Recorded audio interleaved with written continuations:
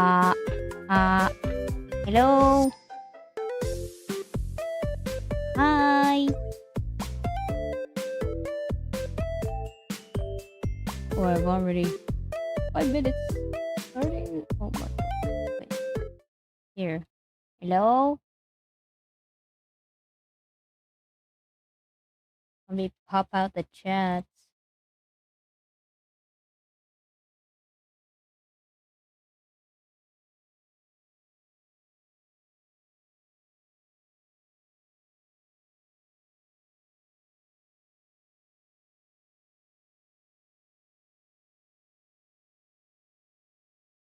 We're playing more of Burn the Midnight Oil, guys. I just really enjoyed what we played through last time. I really wanted to finish up meeting the three uh romanceable characters in Dante's storyline, and then I want to check out Cersei's storyline as well.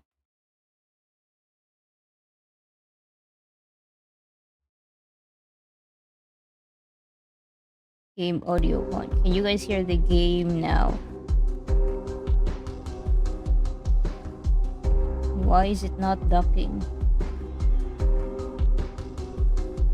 Uh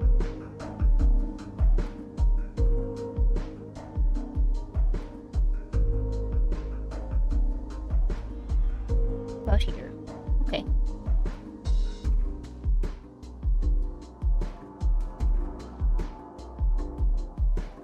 If you haven't checked it out yet, the game link is in the description of the YouTube video, as well as a chat command !midnight in the chat, and you will get a link to the Steam page, the itch.io page, and the Kickstarter for this wonderful game. We will be finishing up meeting the three romanceables for Dante's storyline, and then we will be moving on to checking out Cersei's storyline as well, because I am really interested in how her dynamic with these three are gonna be like. But yeah, right, before we even start, how was how was last week, guys? I spent I had a break last week, so this is my first stream back. Hi. It's good, we chilling. Yeah. Happy Easter. Happy late Easter. Did you guys go on an Easter egg hunt? Also, hello, Valencian.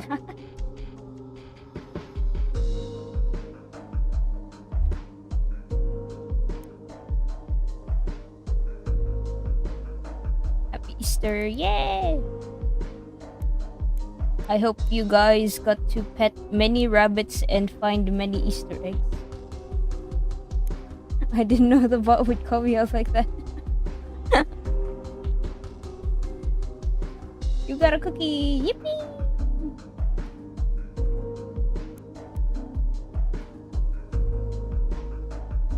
Yeah, I spent a whole week not streaming. Wow. Amazing.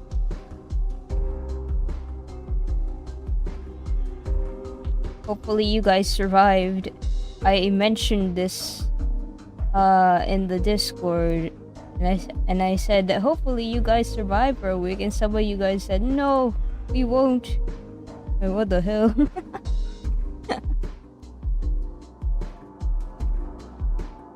Oh, hold on a minute.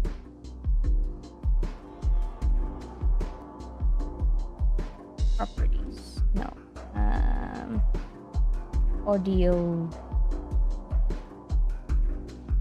There. Okay, it's not being recorded in any track besides this one. Alright. My captions are working again. Yippee!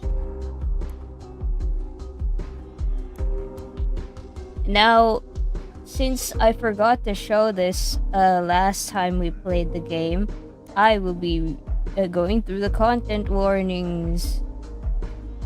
Because yes, this does include horror and some sensitive content that you guys might need to be warned about.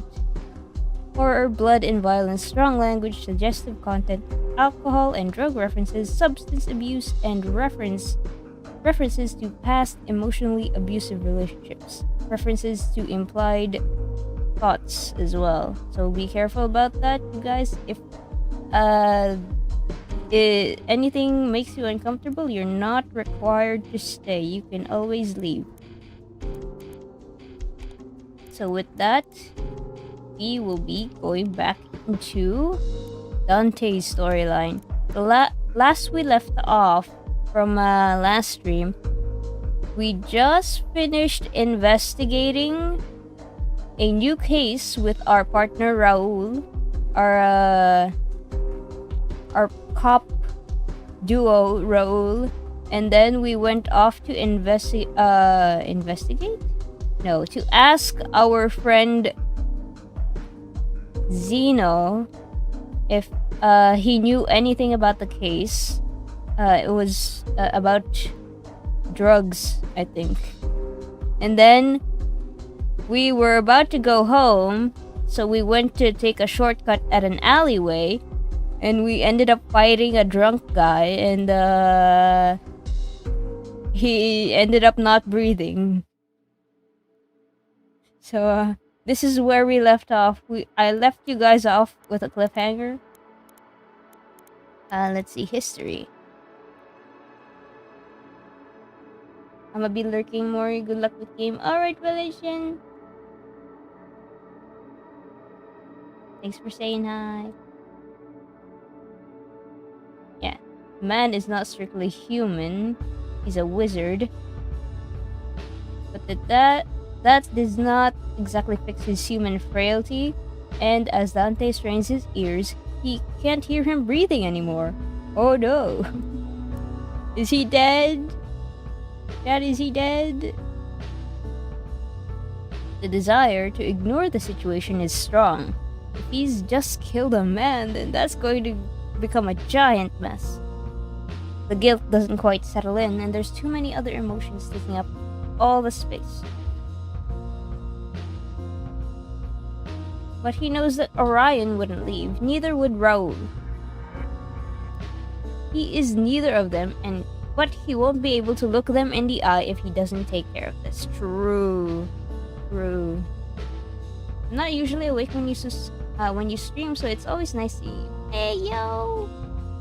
Yeah, it's always nice seeing you too, Valentian. Dante has to take care of this. Dante kneels in front of the body, quickly checking the man's situation. Is he alive? The impact against the wall was not bad enough to kill a person. The punch before that was worse. And even that appeared to have only broken the man's nose, doing no further damage. No, the man shouldn't be dead, but here he is. What the fuck? Throws a punch at me first and then has the audacity to die in front of me. Son of a bitch. Wait. Dante squints at the corpse.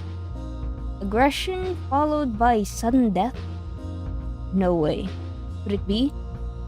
Dante reaches out to touch the man again when Dante whips his head around, staring down the street. Seconds pass, but what he first thought was the sound of a single isolated step doesn't return. This night can't get any weirder. He sighs, returning to face the corpse. He doesn't get to focus on it. This time, it's not an unknown sound, it's a voice, almost right next to his ear. Wasting no time to think, Dante throws himself in the opposite direction, scrambling to his feet and distancing himself to from whoever has managed to approach him without even audibly breathing. It's a vampire. They don't sound like anything. There was no smell to warn him of the stranger's presence. They smelled like nothing. Is it the person that we asked about at the club? They were just suddenly there, looking at the dead person and then turning their attention towards Dante.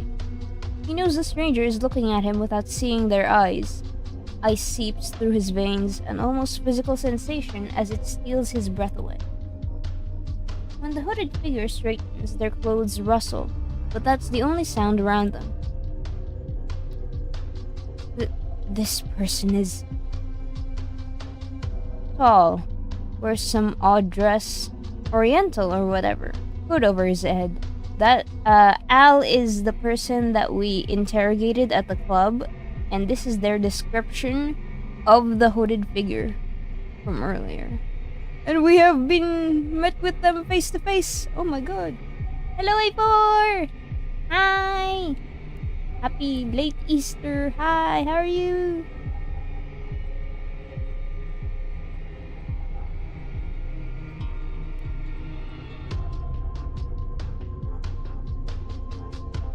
Everyone who's seen him says the same thing. He's scary, intimidating, made them freeze up and want to hide even when he was just passing by. The guy that club owner talked about. The man is as tall as described, and his clothes indeed just as odd. Considering the circumstances, he's definitely someone that needs to be interrogated, but terrifying. He's terrifying. Al's description sounded like an exaggeration. Unexpectedly, he was right. The sheer presence of the man makes Dante want to hide away. I will hydrate.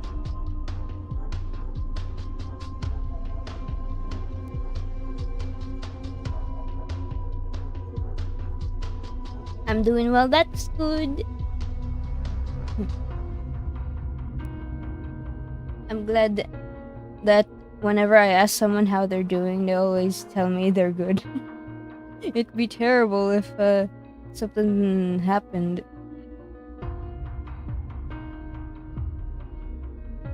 Dante wanted to hide away, but at the same time, how fascinating. I've never met anyone like this. Oh, the curiosity. Remember, Dante, curiosity killed the cat. He doesn't like to bow down, not even when he's as intimidated as he is right now. The different sides of him pull in opposite directions, ultimately rendering him completely motionless. Fight until the hierarchy is established, there is no surrender. A hellhound does not lower their head to someone who does not earn their submission. Submit because a fight is not necessary. This person, being, creature, is far above him. It's stupid not to understand. It's stupid to not understand this, and accepting another's strength is not shameful. True.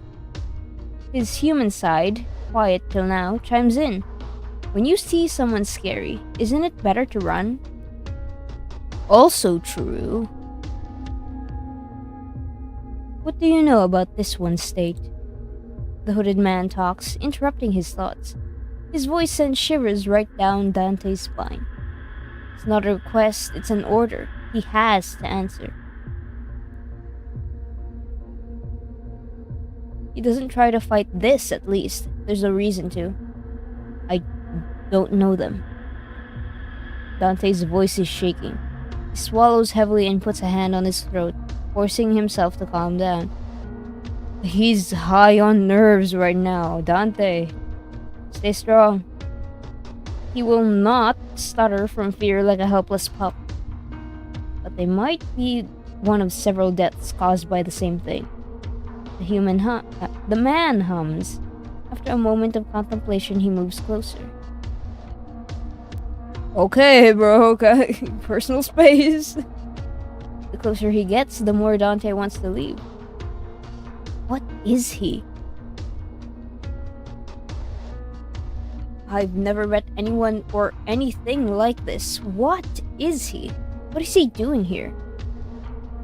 Again? The man towers over Dante when they stand in front of each other. There's a pair of eyes shining under the hood, staring right into him. Caused by what? At this point, it's getting harder to breathe. Dante's instinct is screaming, run away or lower your head. Just stop looking. Stop risking his anger, stop risking your life. I'm not going to run away. Fear is choking his throat, but Dante doesn't move his eyes away. Out of sheer stubbornness, he has run away too often. He's had enough of it, even in the face of potential death. You're not running away? The eyes under the hood narrow. Stay, he's not threatening you. Run, you'll die. I mean, he is intimidating, but there's no, sign that he's going to hurt you. So, we have to stand our ground. Also, I want to know more about him. The thought is like a hand on his shoulder, steadying him.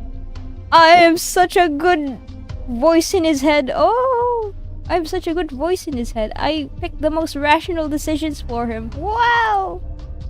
Dante forces himself to assess the situation as objectively as possible. The stranger isn't threatening him, not at all. Compared to the guy who tried to punch him, that's on the floor right now, not breathing. Yeah, he's, I think, much better company. Neither his aura nor what's visible of his facial expression is an act of deliberate intimidation. The stranger is terrifying to stand across from, but he's not made any move to attack. This is his natural aura pushing others down, not a conscious act. True. He's just asking questions. True. A prey that runs gets hunted. Stand your ground, don't give in. It's hard to hold eye contact with a man, but the longer Dante does, the more fascinating his eyes get. He's old. Very old. His eyes are not a lake, they're an ocean.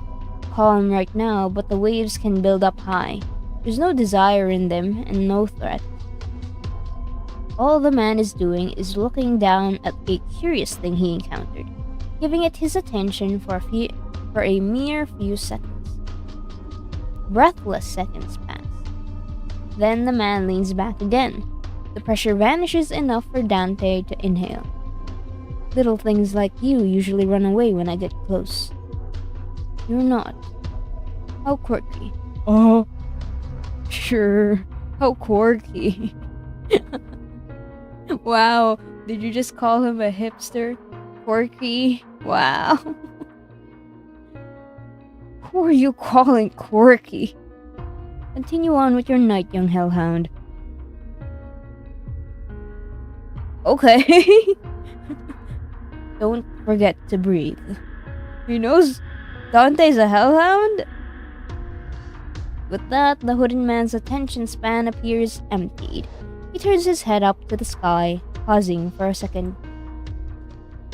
Then he walks off, odd clothes rustling softly with every step.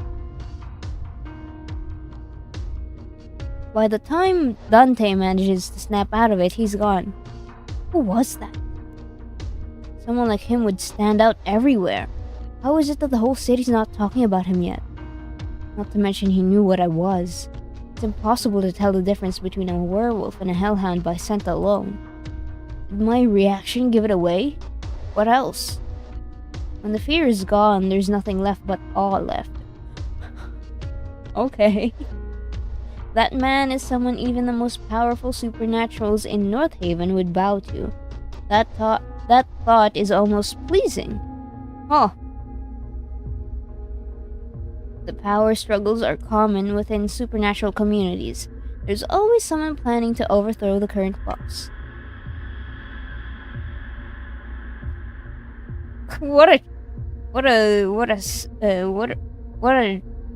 Okay, I can't talk.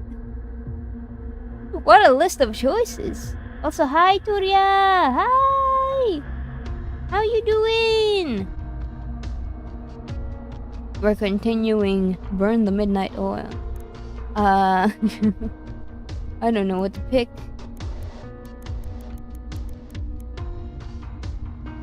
I'm doing good. That's great. I wasn't streaming for a whole week. Hopefully everyone survived. Now that I think about these choices, either this is to submit to him or to defy him. The stranger that we met earlier. It would be fun to challenge him, but he's kinda strong based on Dante's reaction.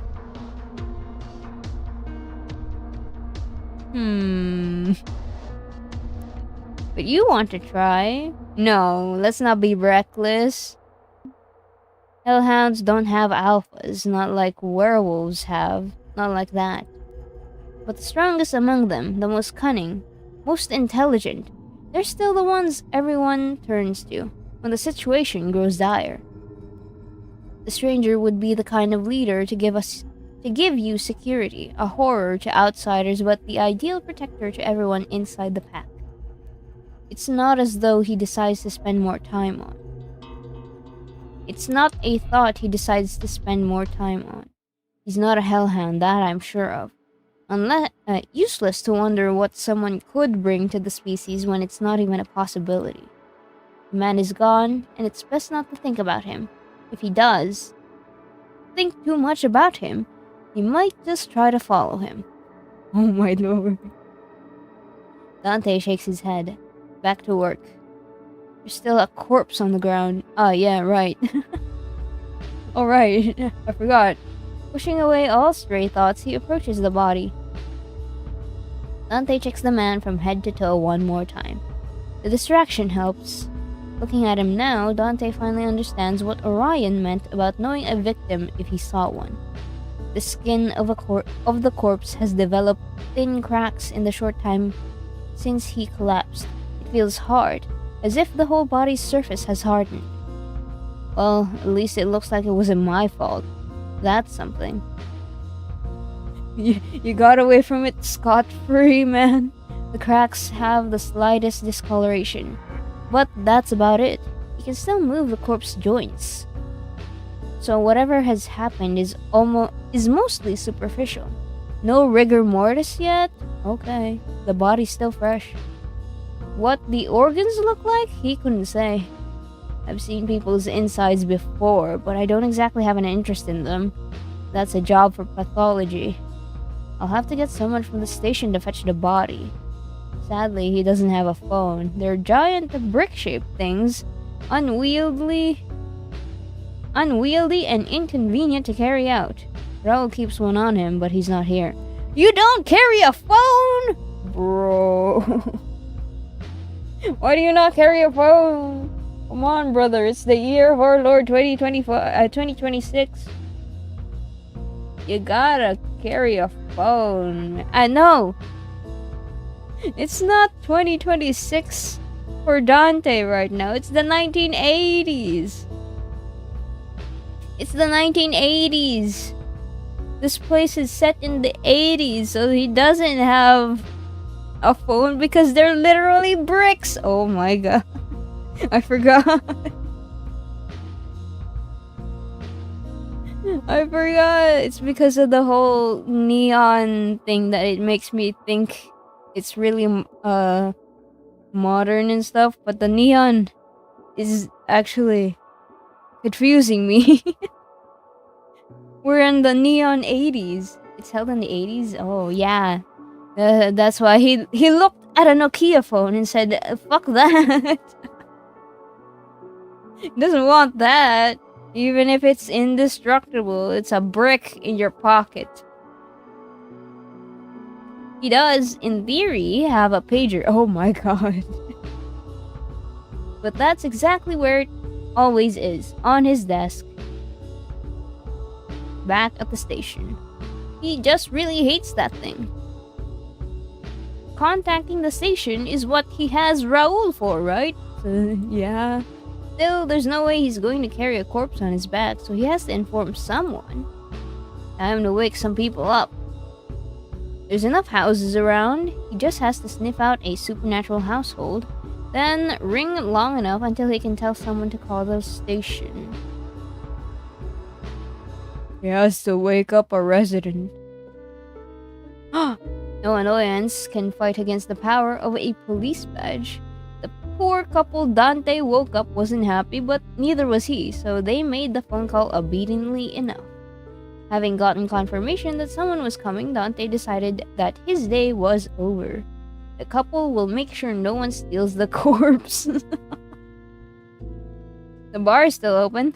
When Dante enters, there's a handful of people sitting here and there. The Golden Cat is his favorite bar. Oh, we're at the Golden Cat? It's a cozy place frequented by both supernaturals and humans in the know, which is perfect for enjoying a beer after a long day or night of work. A bit farther inside, Raul is already waiting for him, sitting with two people Dante recognizes. Raul! Guess it's good he had company while he was waiting. Halfway decent company, even. You could consider Edgar good company for Raul. They're both decent people with morals and all that. Edgar! Oh, we're meeting Edgar, Jew! To recall, Edgar is Cersei's sidekick. The other character that we get to play as, Edgar is Cersei's sidekick.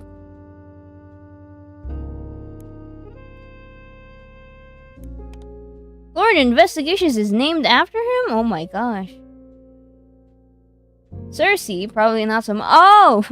We get to meet Cersei too! Yippee! The bar isn't that big, so they notice him the moment he enters.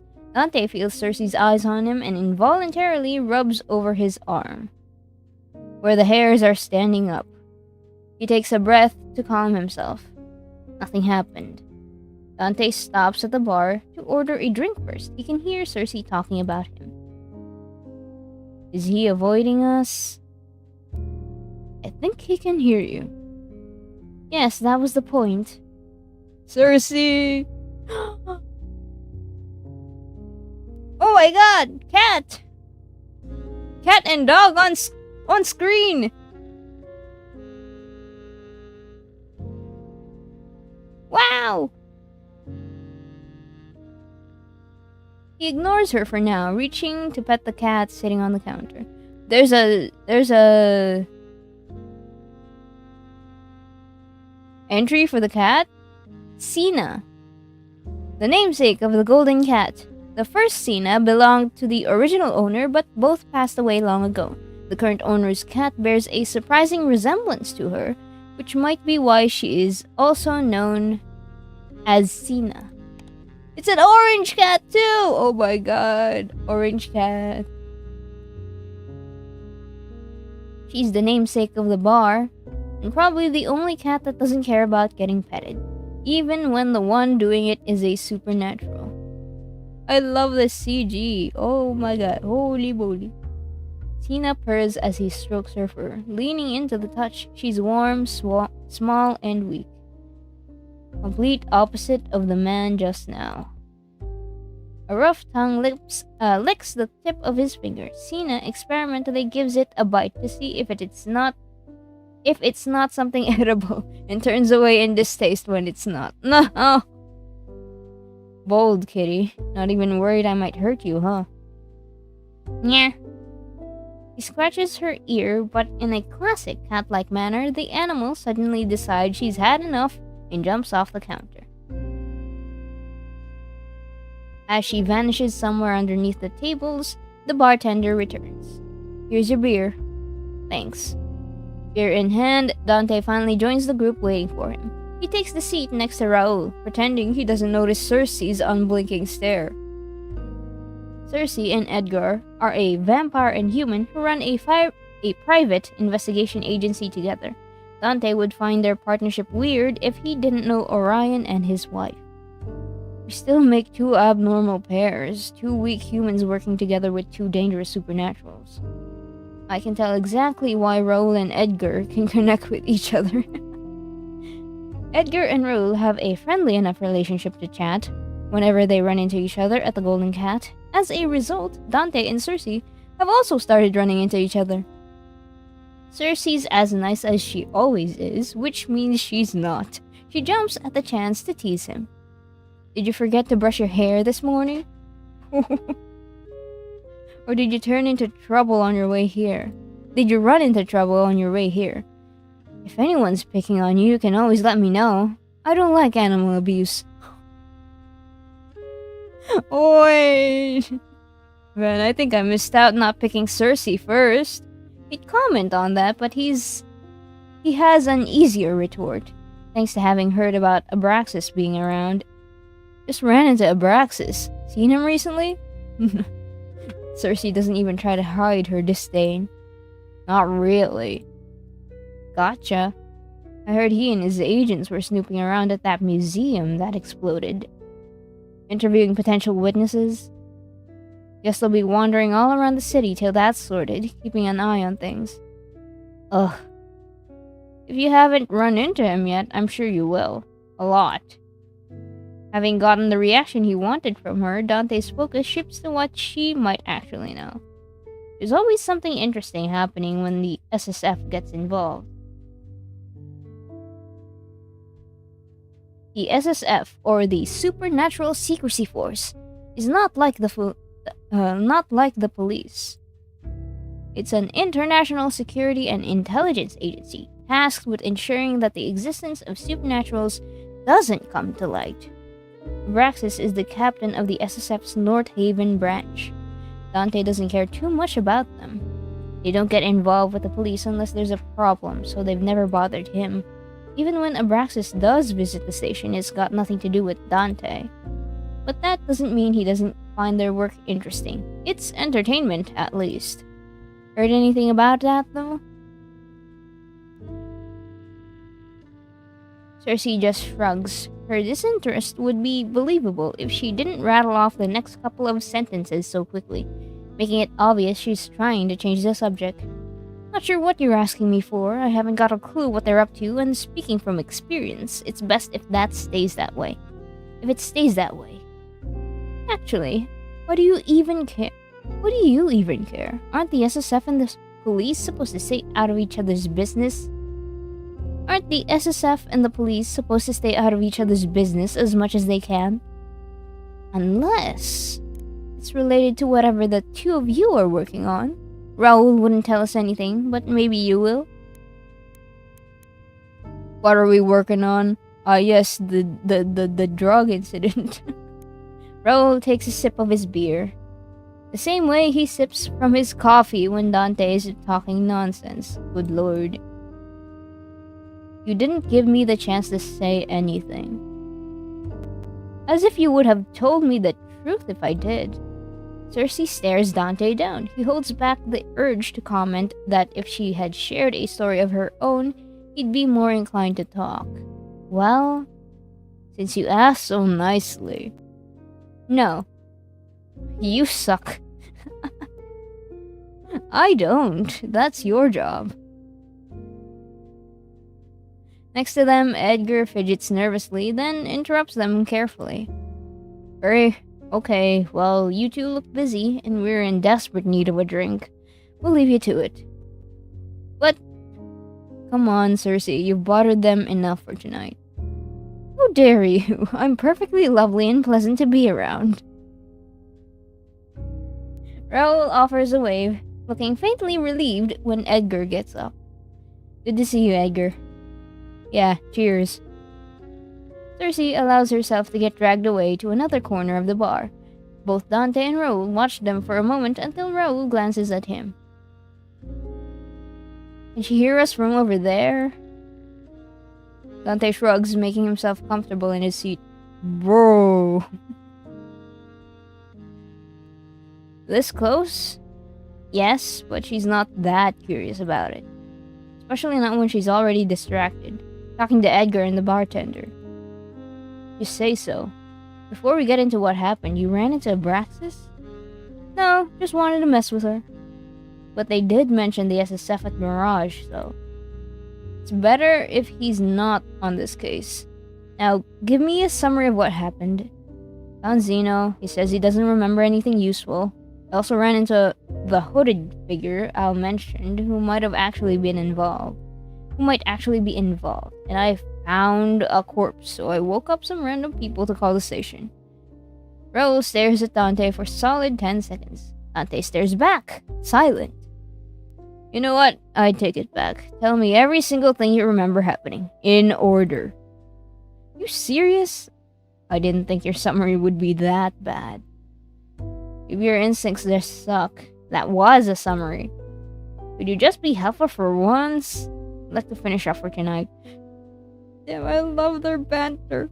I love their banter so much. So would I. Long version then.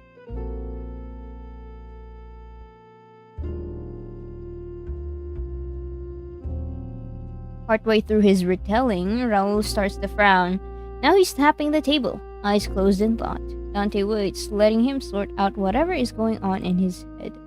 Do I get another drink while he's thinking? Oh, done. Before we talk more about this, I have 2 questions for you.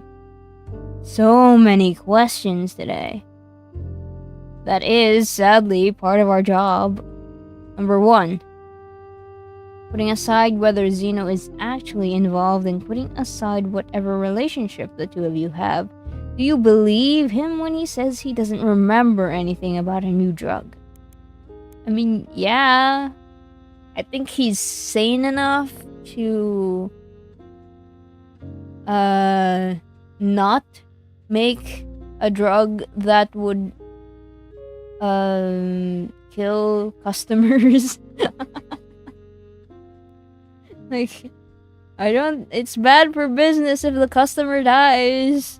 So I don't think he has it in his heart to make a drug that'll kill people. He looked honestly confused when he said he didn't recall hearing about it, and upset when he heard that people were dying. From what I know of him, he does forget things easily. The first 3 times we met, he couldn't even remember my face. But I don't think he would have lied if he did remember. It wouldn't be to his advantage to admit it. Thing is, he doesn't care about advantages or disadvantages. Zeno's been prattling about all kinds of illegal stuff to me ever since we met. Zeno, you're friends with a cop, remember? He doesn't think it's an issue. Raoul nods. Second question. What, accepting my word without complaining? I just want to hear your opinion, nothing else. Doesn't mean I agree or disagree. Okay. That mysterious stranger you ran into, would you say he's on our side or not? As in, does he want the unknown substance gone, or to take it for himself? Or is he just curious? For the record, I'm going to continue calling it a drug because it's easier than talking about an unknown cause.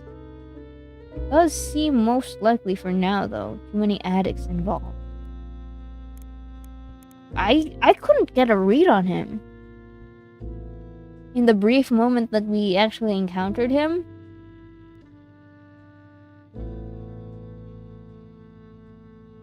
he did ask about what happened to the corpse, right? So there is some curiosity about it, and he's wanting to ask more about it when Dante mentioned that this was something that's happening to other victims as well.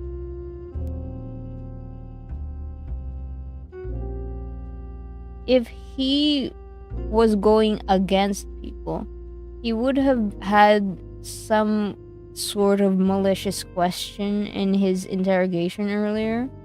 But no, it seemed like a curiosity at the most. I don't know.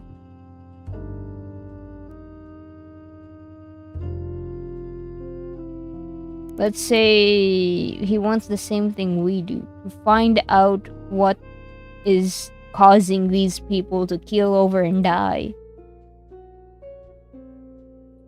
There was something like a feeling that the fact that someone had died bothered him.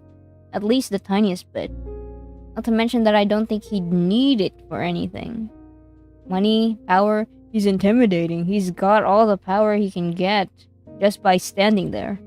You can get money if you have power, and someone like him is strong enough to get whatever he wants. I didn't meet him, so I'll take your thoughts into account for now. What do you think? I think that we should avoid a stranger who might be dangerous, unless we have a decent reason to assume he's part of the situation. I haven't ever seen you worry about another supernatural strength. This is the first time. I don't think we want to run into him again. True. Dante both agrees and disagrees with that. As for Zeno, maybe he doesn't remember anything, but he knows something. The chance that any substance in North Haven passes him by unseen is just too low. It's not like Zeno filters who he works with. If you've got money and time, he will take the job. True. And if Zeno did make a drug and the drug that he made was altered, that would be a likely story. I'd start by tracking down more dealers. If it is a drug, someone has to be selling it. You want to get a say in this? You do. I've said what I would do. What about you? How do you think we should approach this?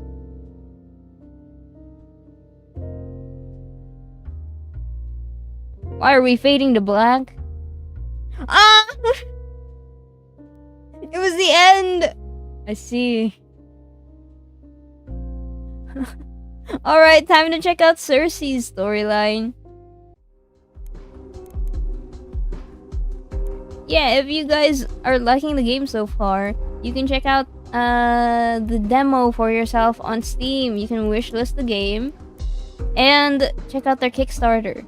They're going to be they're holding a Kickstarter to fund the full development of the game. So if you're liking the demo so far and what we've been playing through, it's a good time to support the game. Let's start with Cersei now. Let's check out Cersei. Hopefully I can get through this within this stream, and I won't have to do too many streams, because it takes me a while to actually get back to games that I've started, because I like playing so many games. Hello Celeste, hi! How have you been? It's been a week! Happy Easter! We're going to be playing as Cersei now, for Burn the Midnight Oil. Cersei, a vampire private investigator. For this storyline, she's going to be on her last job as a private investigator because she's lost the spark. Maybe this will bring back her passion for detective work. We will see. Somewhere. Don't remember the month. 1966. Oh, holy moly. That's wild. Something not quite human sits at the edge of a stranger's bed, leisurely lapping at the blood coating her fingertips, savoring her leftovers. She turns her head to stare at tonight's meal. A handsome man, currently lost inside his dreams. She wants to be certain she's not imagining the steady rise and fall of his chest. The last thing she needs is a trail of body leading them to her. He's alive! Hopefully he's still alive! But even the imprints of her teeth on his fair skin have already faded. When he wakes up tomorrow, his memories of the entire night, of her too, will be gone. He will go on with his life like he's never met her. He'll get married, have a kid or two, grow old, die.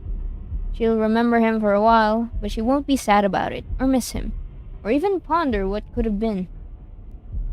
He's not the first meal whose bed she's seduced herself into. and he could never be the last. So pretty. Her eyes traced the stranger's features one last time, searching in vain for a different face. His face. Before your humanity was stolen from you. Could you have been anything like this man? Or have you always worn your penchant for destruction with unbridled pride? Strangers stirring awake! When a stranger stirs in his sleep, she accepts that she won't find whatever she is looking for here. The time has come to part ways. She's so pretty. Chat, not to be fujoing out. No, freaking out on stream, but she's so pretty. This isn't a fujo moment, this is a freak out moment. I got the terminologies mixed up. She's so pretty. Sweet dreams, Arthur. At least she thinks that was his name. Oh.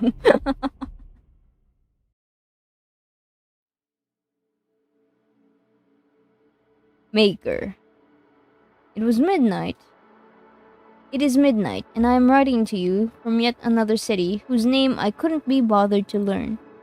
I'm not sure what day it is, or how long it's been since I bid you goodbye for the last time. Maybe it's been days, maybe it's been weeks, maybe it's even been years. Since your death, I haven't had anywhere to call home. I only stay in one place long enough to take shelter while the sun is out, and then I'm back on the prowl.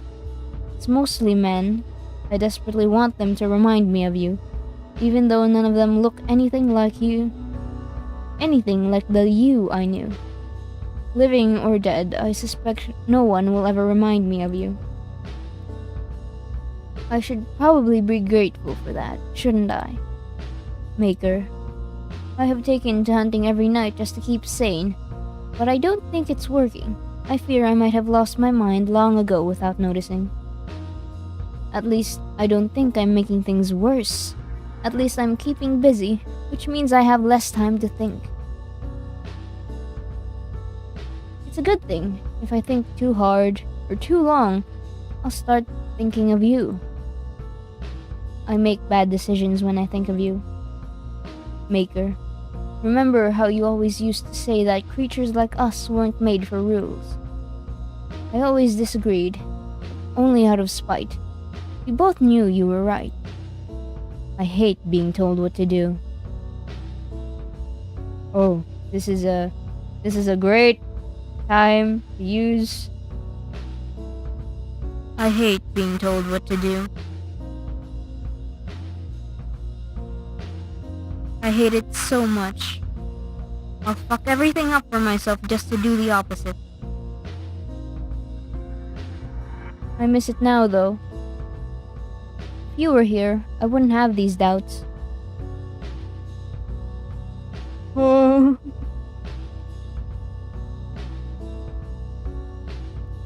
I wouldn't have these doubts. I wouldn't have to worry about right or wrong. You would make all the decisions. You alone would be responsible for the terrible, terrible consequences of our actions. Without you, I find that I'm no longer just lonely. I'm alone. You promised me, even death could never part us. So why didn't you take me with you? Shit. What? What? Oh, this is the mentions of an abusive relationship. These are the mentions of a past abusive relationship, I see. She slinks away from the crowd, seeking shelter in the shadows of the nearest alleyway.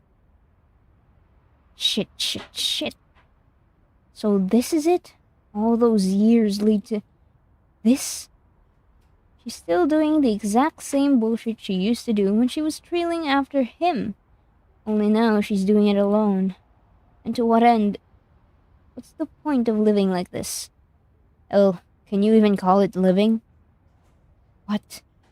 She almost doesn't dare to say it. What if I just ended it? Oh my god, this is the mentions of unaliving. She's already died once. Her second death doesn't even have to count. Some might call it suicide, but Cersei gave up on heaven a long time ago. If such a place even exists, she was barred from entry many murders ago. All things must end someday. Perhaps it's my turn now. That thought brings her a strange sense of peace. Her slow heart She slows her heart down, leans her head back against the brick wall, and just listens. She hears traffic. She hears laughter. She hears music. She hears colleagues stumbling to their next bar, arguing over who owes the next round. She hears couples spilling out of the cinema, giggling and necking and whatever couples do. If she really, really strains her ears, she can even hear a couple of homeless drunks laughing their asses off over a joke that definitely doesn't deserve such unfiltered glee. It all sounds like life. Fuck, fuck. All these years. All these years. She's ready to kick the bucket because. Because what? Because he is gone? She can't even make it a year without him? How's that fair? It's not. It's not fair at all. It's stupid. It's stupid. It's stupid. And worst of all, it's humiliating. She's mourned enough, doubted her decisions enough. She wants to live, so she's going to live. Yeah. Yeah, that's right. She'll keep going out of pure fucking. She'll keep going out of pure fucking spite if that's what it takes. Something drives through her chest, narrowly missing her undead heart. Thump. Thump, thump. Thump, thump, thump, thump, thump. There's a heartbeat. Oh, it's a heartbeat. I thought it was like thuds and stuff. Beating so violently, it has to hurt. It takes her longer than it should to remember that it can't be hers.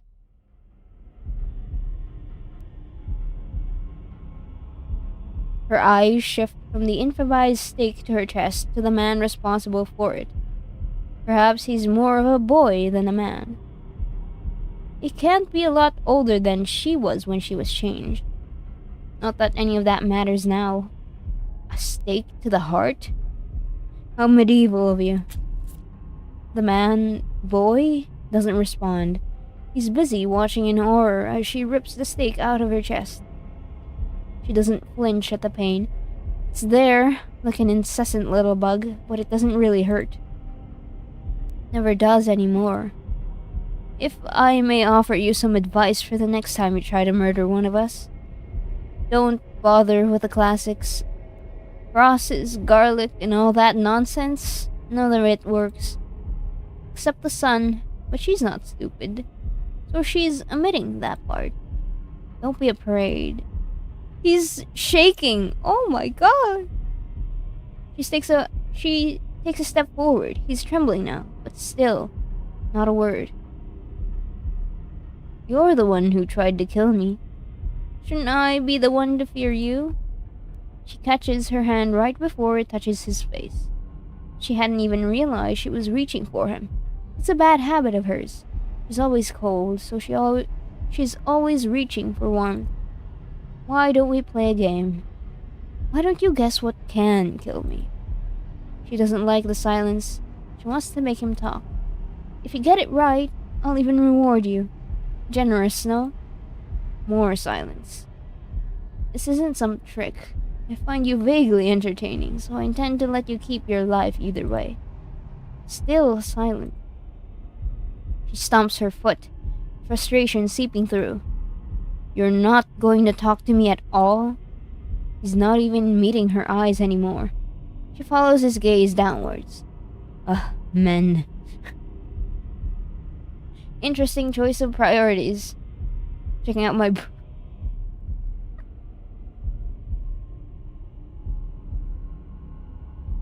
At a time like this?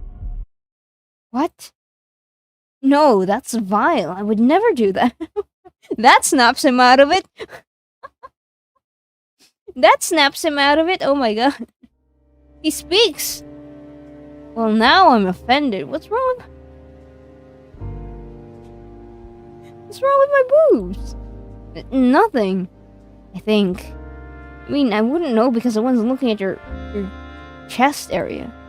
I'm not that kind of man. Then what kind of man are you? He ignores the question. I was looking at that. He gestures wildly at the hole in your chest. Oh. Rather, where the hole used to be, less than a minute ago. It already healed, like it was never there. Another reason luck isn't on your side tonight, I just fed. What?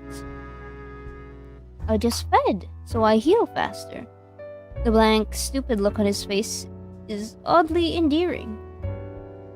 You know nothing about our biology? Idiot. What did you say to me? I called you an idiot. Would you like me to repeat that? He whips out the knife she already knew he was hiding in the pocket of his coat. Don't patronize me. Is this... Edgar, were you a vampire hunter when you were young? If this is the same Edgar that we know is Cersei's sidekick in her private investigation firm, he points the blade at her. Call me an idiot. If you behave like an idiot, I'm going to call you an idiot. Simply smarten up. if it bothers you. You think I care what you think of me, you leech? Damn. Evidently, you're not particularly good at hiding your thoughts.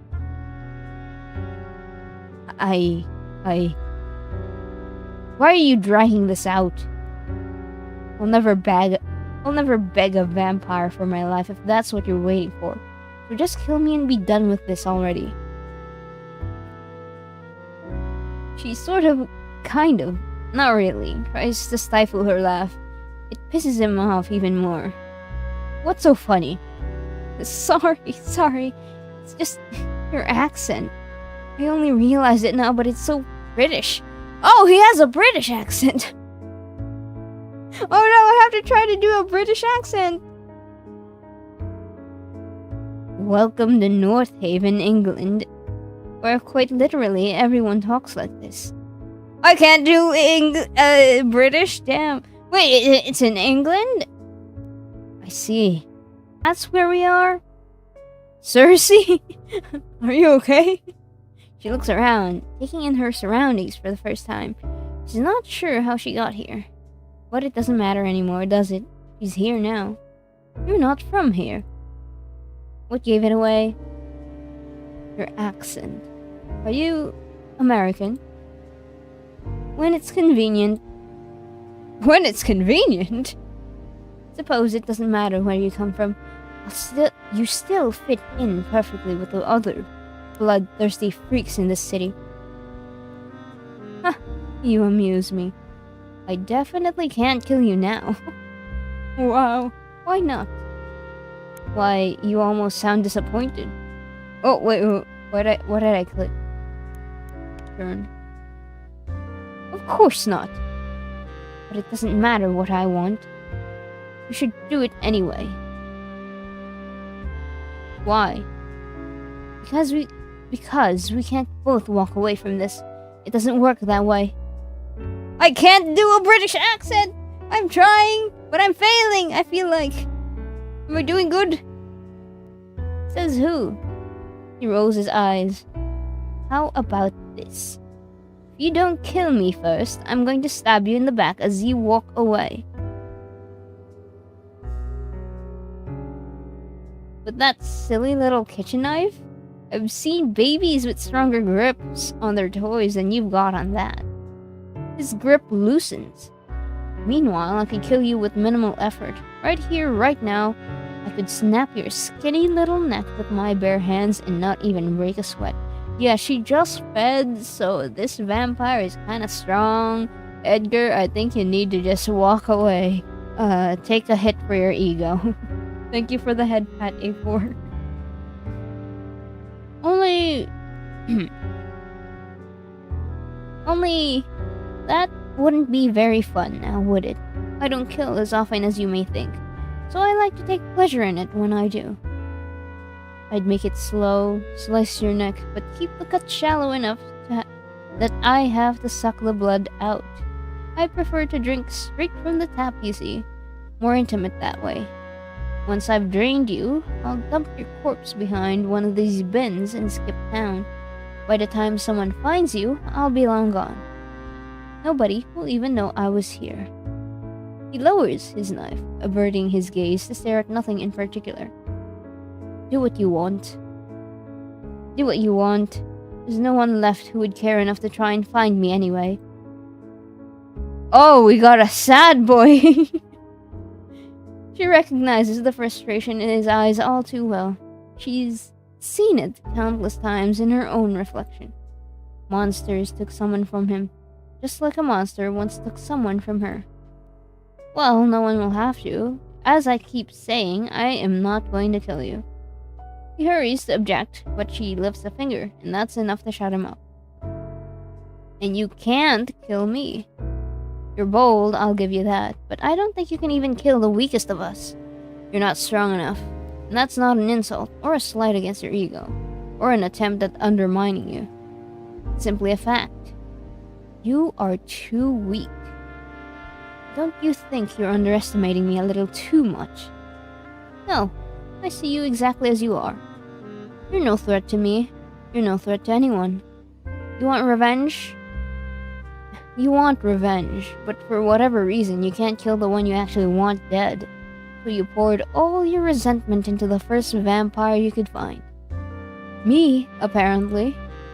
Maybe you thought I'd be an easy kill. Maybe you really thought you could do it. But if I had to guess, I think you knew you would fail. I think you wanted to die. I think that's true. I imagine you've changed your mind by now, staring death in the face. You're no longer so tough. Still, your pride prevails, so even if anything I just said happened to be the truth, you'd never admit to it. Would you? Oh, he's pouting! Edgar. He drops the knife on the ground, and Cersei knows he's got him. He's not weak because he feels fear, or because he still looks at her like she's a person deserving of empathy, or worse, sympathy. He's weak because he was born that way. Cersei was much stronger when she met the one who made her. Her maker had spent an eternity mastering the art of pretending to be something he'd never be again.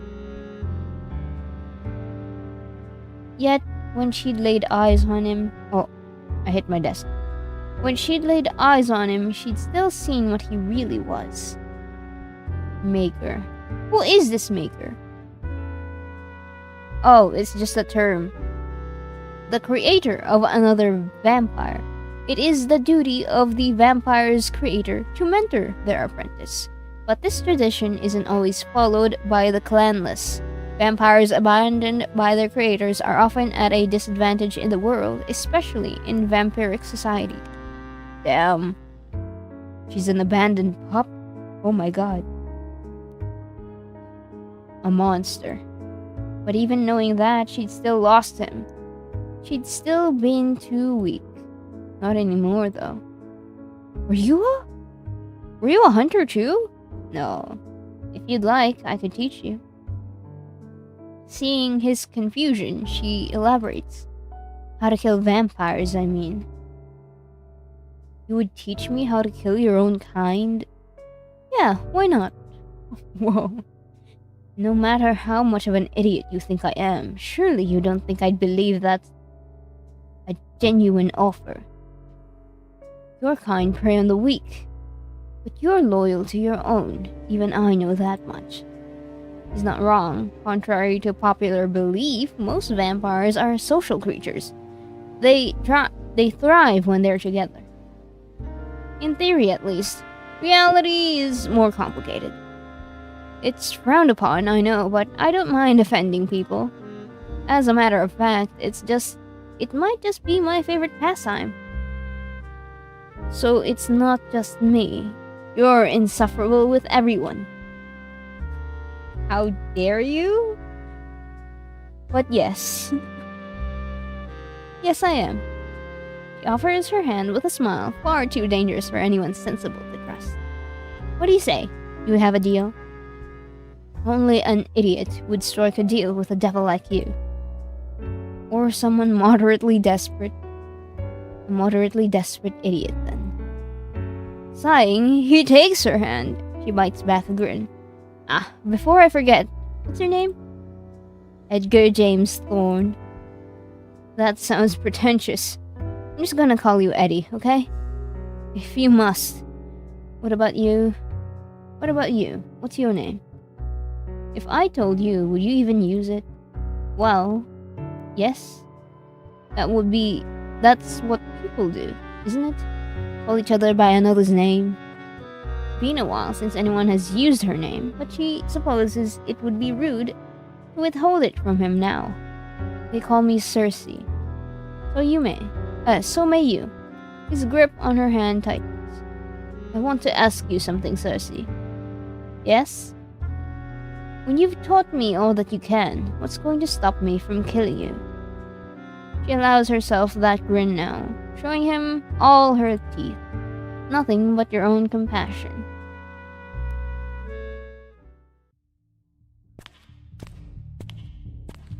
North Haven, 1986. We're back at the present now.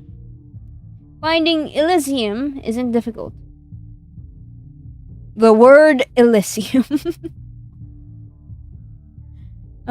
Elysium, founded by the vampire Lazarus back in the 70s. Elysium is an underground music club as well as the only sanctuary in all of North Haven. Sanctuary?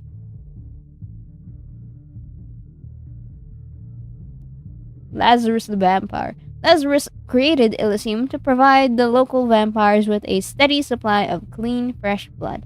Local authorities generally allow Elysium to deal with any conflict internally, as long as their business continues to keep vampire-related crime off the streets.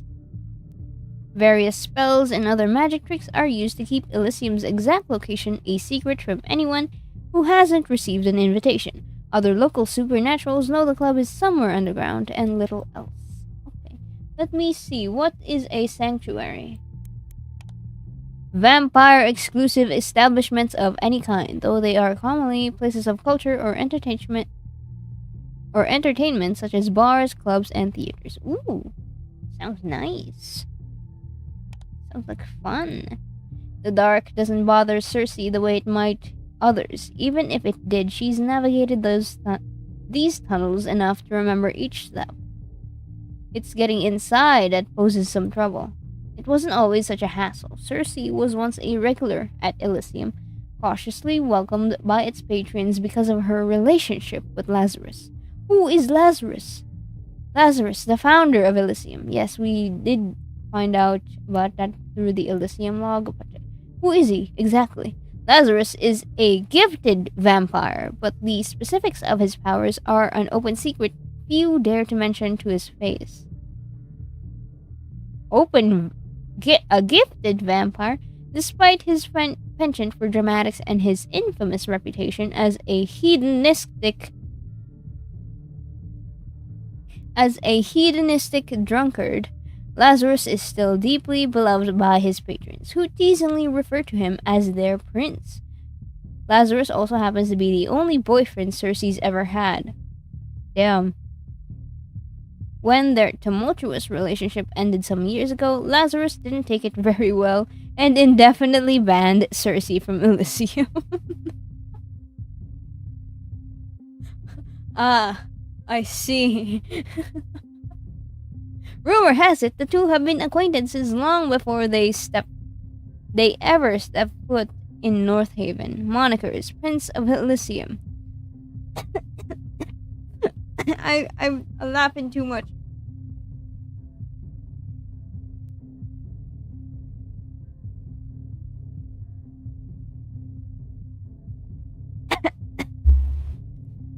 Oh man, you broke up with your girlfriend and you banned them?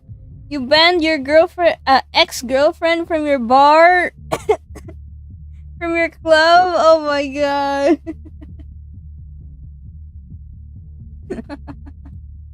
Also, hello to the new followers. Hi. I don't have my Twitch alerts chiming. It's broken. I'm so sorry. Hi, welcome in, everyone. We're finding out some wonderful details about characters. Monikers. Prince of Elysium. Laz. Asshole. Dickhead. Etc. etc. Okay, I need to find out what a gifted vampire is. EF. Nothing? Vampires.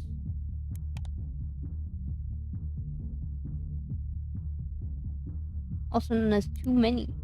Vampire names. When a vampire is born, their maker, sometimes their clan, will grant them a new name. Oh! It is not only a sign that they have been reborn, but also a symbol that they have embraced their new kin. Of course, there have been exceptions, instances where a vampire's creator has allowed them to choose their own name. However, it would most likely be assumed that your kin has decided not to accept you as one of their own. When asking a vampire for their name, it is customary to ask, what do they call you, or what do they know you as? This tradition isn't followed as closely by non-vampires or vampires outside the clans, but in certain circles it is significant. It is a significant faux pas to not do it this way. Ooh, because it is a name appointed to you and not the name that you were given at birth. I see. I suppose this is your new name. Cersei is her vampire name, I suppose. It's been 6 or so 6 or 7 It's been 6 or so years now since she's been warned to never show her face here again. Come on, man. It's been 6 years. Gotta lift the ban. Gotta lift the ban now. Of course, that flimsy ban has never stopped her before, nor will it stop her tonight. The bouncer standing guard cut straight to the point. Since you managed to find your way here, I take it you've got an invite. It's not a question. Lazarus paid a pretty penny for the spells that ensure only those with an invitation will ever reach Elysium. Fortunately for Cersei, no one remembered to amend those spells when she was back. Aw, don't you recognize me? Should I? Yes. But given that she doesn't recognize him either, he's probably new. Lucky me. What do they call you? Ah yes, this is the thing that we did. We clicked on the vampire names. What do they call you? He might not recognize her, but he'll definitely have been warned of her name. She thinks quickly. Donna.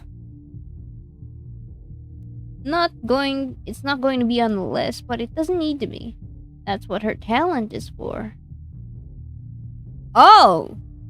So that's... A gifted vampire is a vampire with powers. Extra special powers. Gifts are innate powers passed down from generation to generation through vampiric bloodlines. The further away you are from the primordials, the original line of vampires, the weaker your gift will be. Most modern vampires do not have a gift, making it a symbol of status to have one, even though some gifts might arguably be more of a curse than a blessing. Talents or abilities nearly any vampire can learn, but only if the ability is taught to them by another vampire. Different clans have hoarded different talents over several generations. They are very defensive of the ones they have collected, determined to protect their secrets from other clans and clanless vampires. So gifts are innate powers, but talents can be learned. I see. This is some wonderful world building. Donna, Donna, Donna. He flips through the guest list till he hits the bottom of the last page. Yeah, no Donna. He takes a more aggressive stand, but it's all bravado. He reeks of insecurity. She will gladly exploit that. Huh. It's been a while, hasn't it? I might be rusty. He's insecure.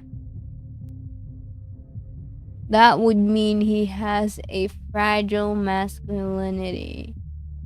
Would he be misogynistic? Why am I strategizing how to deal with the bouncer?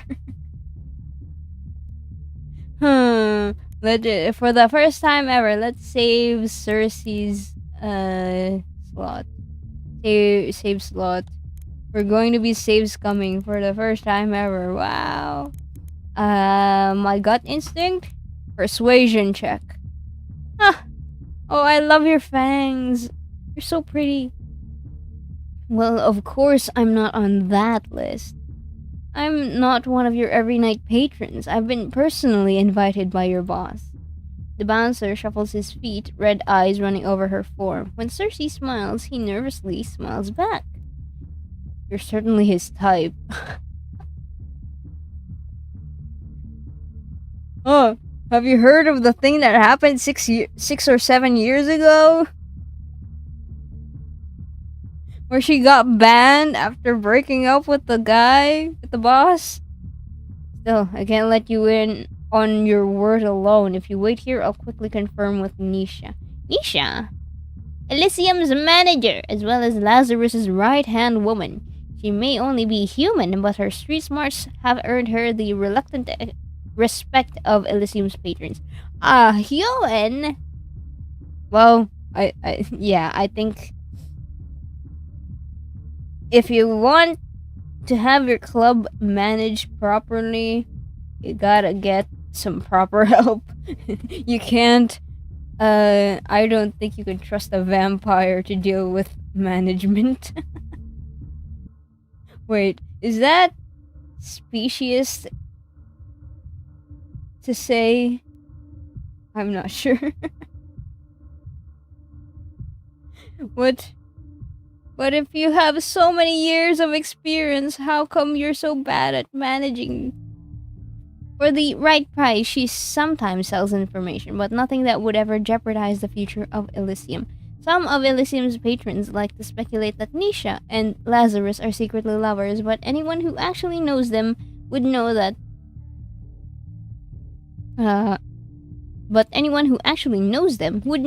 is no more than hogwash. Nisha is like a sister to Lazarus. They bicker often, but he trusts her more than he trusts himself. Oh, I see. That's why she's the manager. They bicker often. Cersei rests a hand on his bare forearm, leaning forward with a dangerous grin. You should trust me. I have no reason to lie to you. Right. Did you... Oh. So there's some delay when there's this special feature in recent visual novels that I've noticed. But when you scroll your mouse, usually you can go back to past dialogue lines. So I've tried scrolling and it does work. However, the response time is kind of laggy, so that's an issue, I suppose. Hello, Neil. Where's Zeno? He's out there somewhere. We're playing Cersei's storyline now, so there's no Zeno here. Was that not a feature for a while now? No, some visual novels don't have that feature. Not all visual novels have that feature, I don't think. like scrolling back to go back to previous lines and not like it's different from the history logs like this where you read through the entire archive. With scrolling, it's like going back to a specific line in the UI. I don't think visual novels had that until like recently. I missed quite a bit. Busy. How you been, Nil? I've only been streaming for like an hour and a half. You haven't missed that much, I don't think.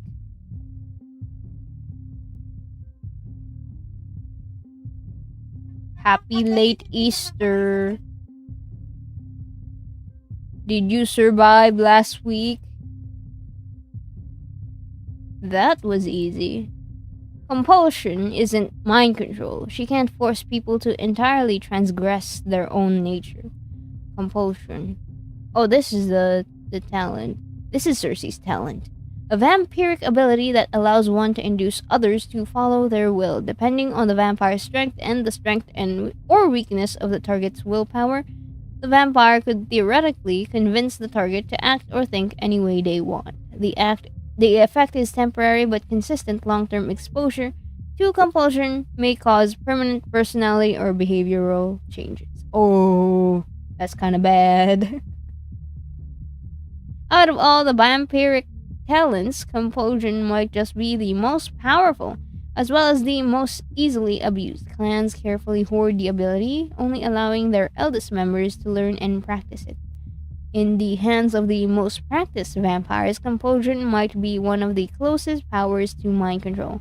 However, this kind of prowess demands a natural inclination, as well as decades, if not centuries, of study. So you really worked for getting to master that. Also, the bouncer was kind of insecure, so he was an easy target for this compulsion.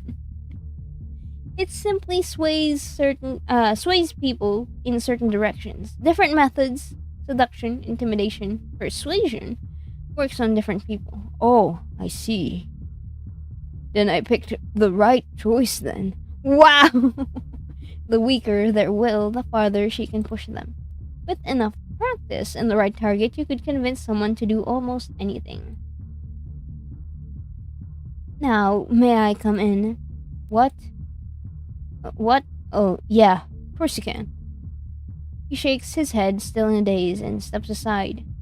Sorry about that. We'll get it sorted with Nisha, so you're on the list next time. How sweet of you.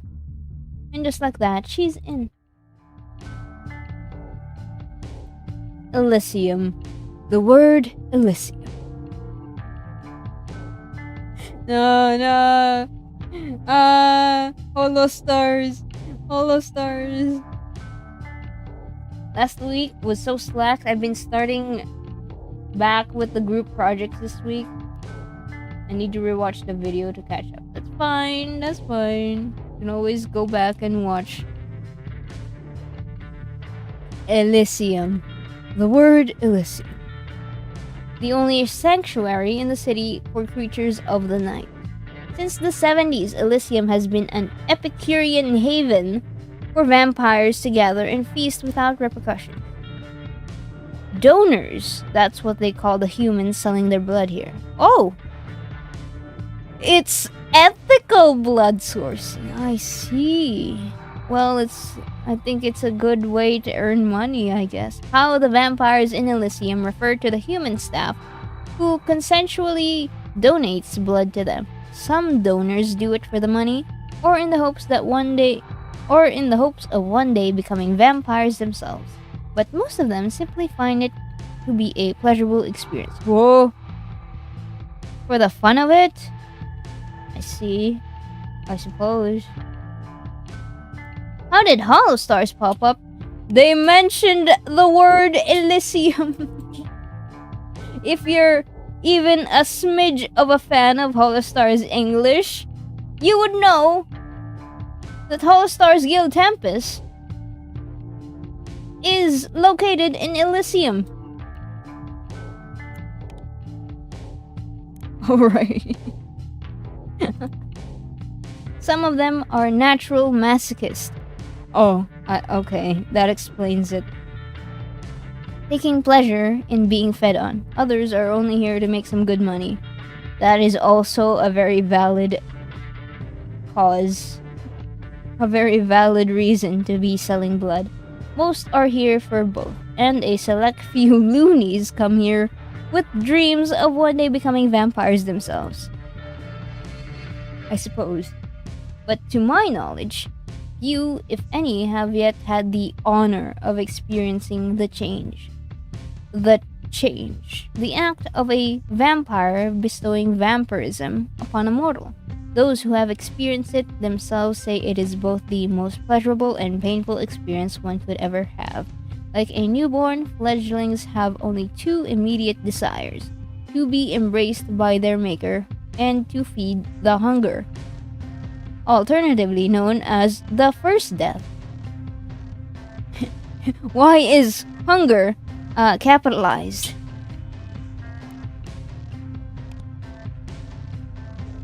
It has nearly been a year since Cersei last set foot in Elysium. So you have been going to Elysium, even though you're banned. You geek? What? I'm a big fan of Hollow Stars.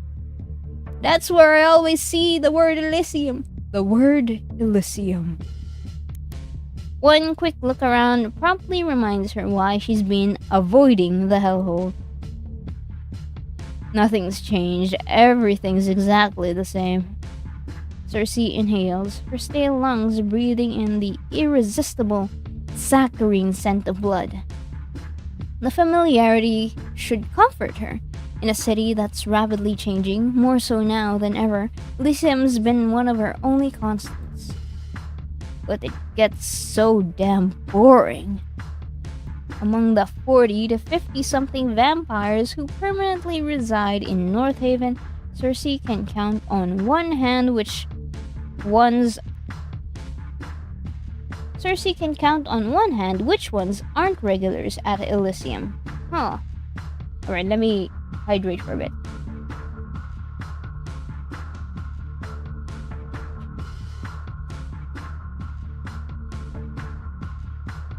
There's only 40 to 50 vampires in North Haven? They're a tight-knit group who come here night after night to dance, drink, and smooch. As for what brings Cersei herself here tonight, the same reason she always comes to Elysium. She's looking for someone. Let's see. She double checks the picture the client provided. I love her pose. I love her sprite. It's an old photograph. A blonde guy, cute enough if you're in his age group, with baby blue eyes and a smile that's up to no good. Basically, I'm looking for a less alive version of this guy. Cool. She scans the dance floor for a mop of blonde curls, but there's no one. Either our intel was off or he's not here yet. Or, like most of us, he's taken on a different look in his new life. It's annoying they don't have a more recent picture, but that is what the client offered, and Edgar couldn't find anything more recent. For now, she should find someone who might have a better idea of where she can find him.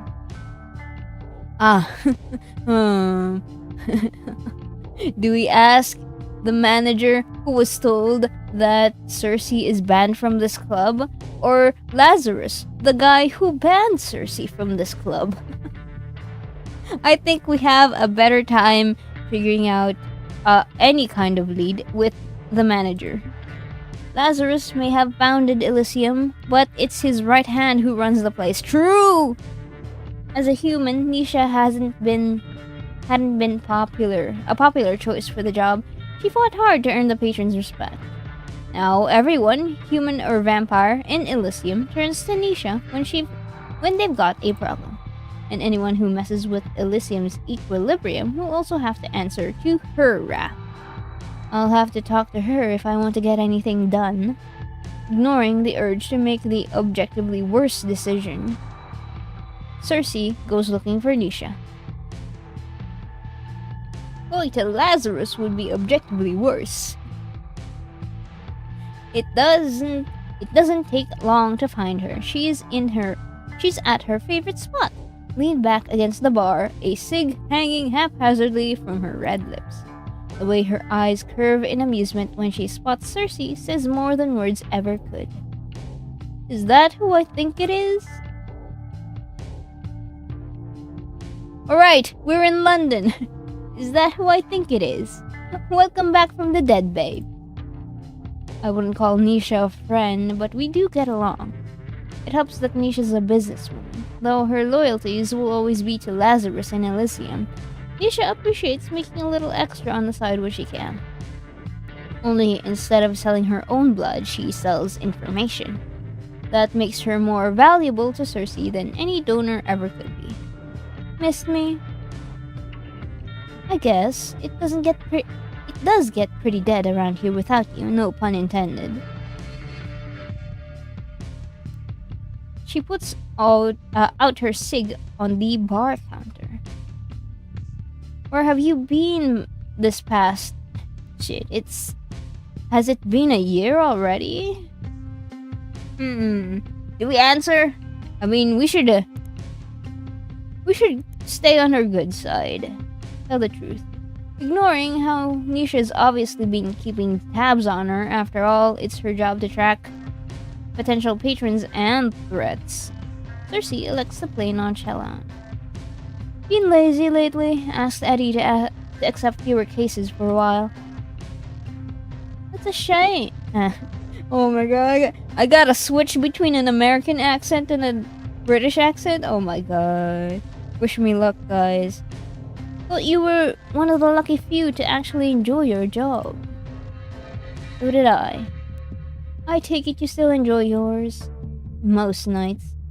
Anyway, who said you're only allowed to break the ban when you've got shit to do? But just show up here for fun. A couple of years ago, Cersei might have agreed with her.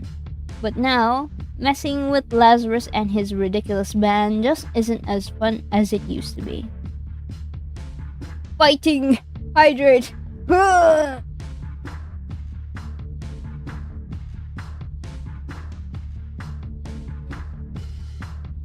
Maybe because I've been doing it for 6 years straight. Honestly, the bigger surprise is that I didn't get bored of it sooner. So you started your private detective agency when you broke up with Lazarus? Am I getting the timeline right? Should you really be encouraging me to break the rules? Probably not. But who's gonna tell? Nisha tips her head towards the bar. How about a drink before you share what brings you here? My treat. I'm good. You're turning down a free drink? Not thirsty. Nisha smiles like she doesn't believe her, and she would be right. And she would be right not to. The thirst is never fully satisfied.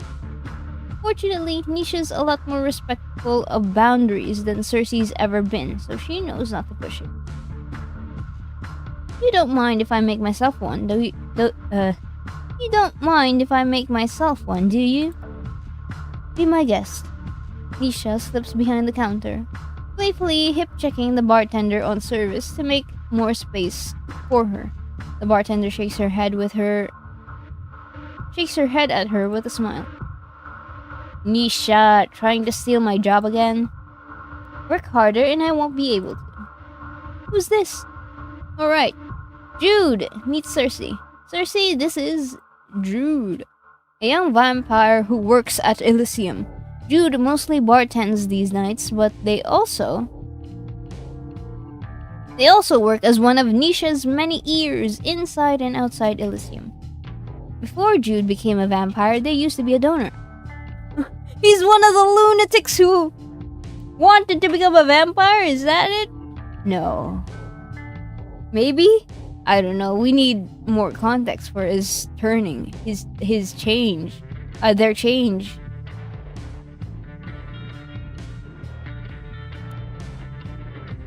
We need more context on who their maker is and why they wanted to change.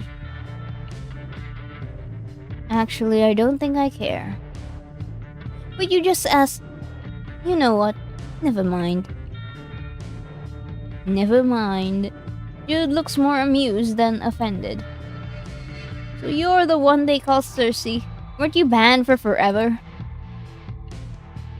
No one actually cares about that, except maybe Lazarus, depending on his mood. Then why do you come to make it a pain in the ass for me every time I visit? Does it matter? You always find a way in, don't you? No thanks to you. Cersei eyes Jude, who's watching their interaction with a strange interest. You're new. Sort of. Jude, you said. Yeah. Like the song. Hey Jude! Their skin can't flush, but they still look bashful. Like the song. Oh right! Jude is their vampire name now. They've relinquished their old human name. Cersei's attention returns to Nisha. Why are there so many new faces? First the bouncer, now this one. Jude isn't new. They worked here for quite a while now. Used to be a donor, actually. Cersei doesn't bother hiding her surprise. Lazarus actually changed one of them? No, not Lazarus. Not directly, at least. Another vampire passing through town lost control of his hunger. Drank too much. You know how it goes. That's how it happens? The hunger refers to the insatiable desire a vampire has for blood. It is a need as much as it is a want. Failing to keep one's hunger in check tends to have lethal consequences. Alternatively, the thirst. Okay.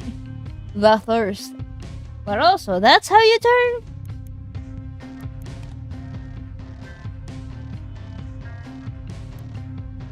That's how it happens? Drinking too much? That you turn into a vampire? Ah, I see. So you would have died if you weren't turned, if you weren't changed. Lazarus made him change me. She's frowning, but then she notices Cersei watching her and fakes a smile. Man, that kinda sucks though. You didn't even... This isn't something you wanted. You were just a donor. You were, I suppose you were, like, being a donor for the money?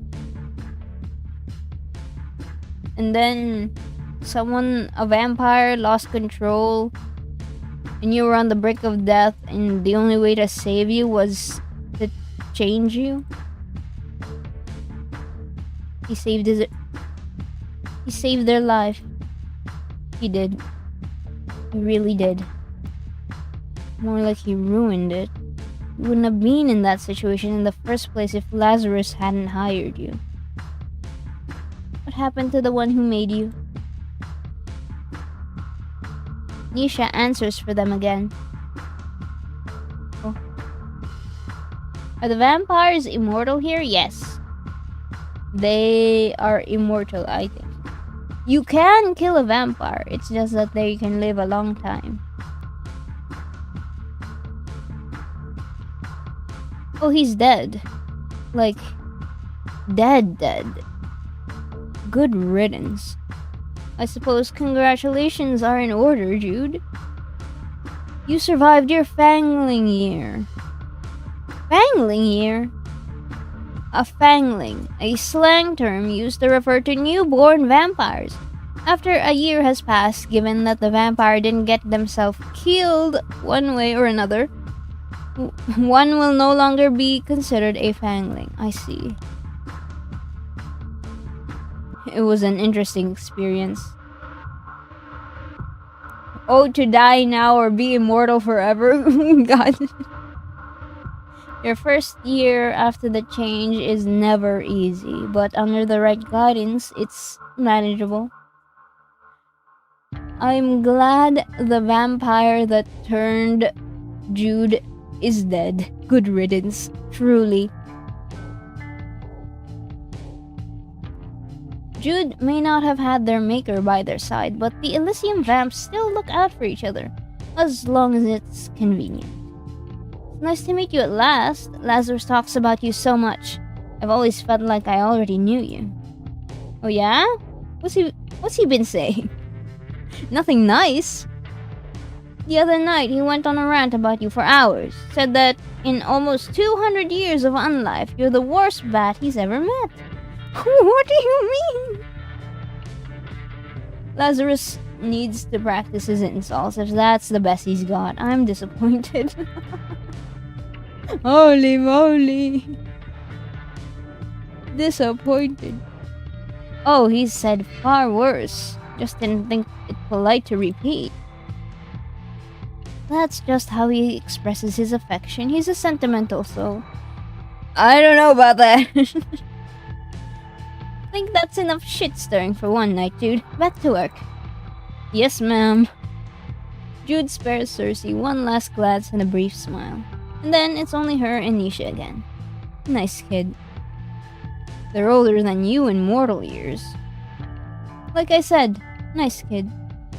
Nisha's eyes never leave the drink she's mixing, but Cersei still feels watched. So if you're not here to keep me company, why are you here? I'm looking for someone. You'll have to be a little more specific. Cersei holds up the target's photo for Nisha to see. He's a fangling. I don't know what they call him, but our client says he's been lurking around Elysium the past couple nights. I'm hoping I'll find him here tonight too. Nisha isn't even looking. Cersei pushes. Recognize him? No one sets foot inside Elysium without Nisha knowing. Nisha knows Cersei knows that, which is why they both know it's total bullshit when Nisha barely glances at the picture before she shrugs. Boys like that are two a penny in North Haven.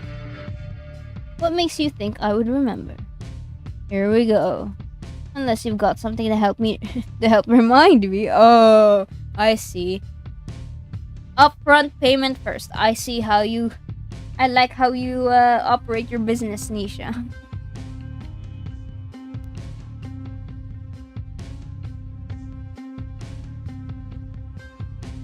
Can't have customers running away with free drinks, right? You only get greedier and greedier. Thankfully, greed is easy to work with. Cersei slides a few pounds over the counter. Nisha is quick to tuck it away inside her pocket. Suddenly, she's got a bounty of information to share. They call him Seth. Your intel's not wrong. He's a fangling and a fairly fresh one too. Maybe a couple weeks dead, give or take. Seth. Already built up an unsavory reputation. An anonymous client paid Thorn Investigations to slay him for reasons unknown. He has no one. Whoever made him, they're no longer in the picture, which doesn't spell great odds for him in this world. He's only been here twice before, but he should be here tonight unless he's too scared. Why would he be scared? He's been on trial so far. If he wants to stay on the list, he needs to start paying. He ain't got no money? This guy a broke bitch? Oh my god.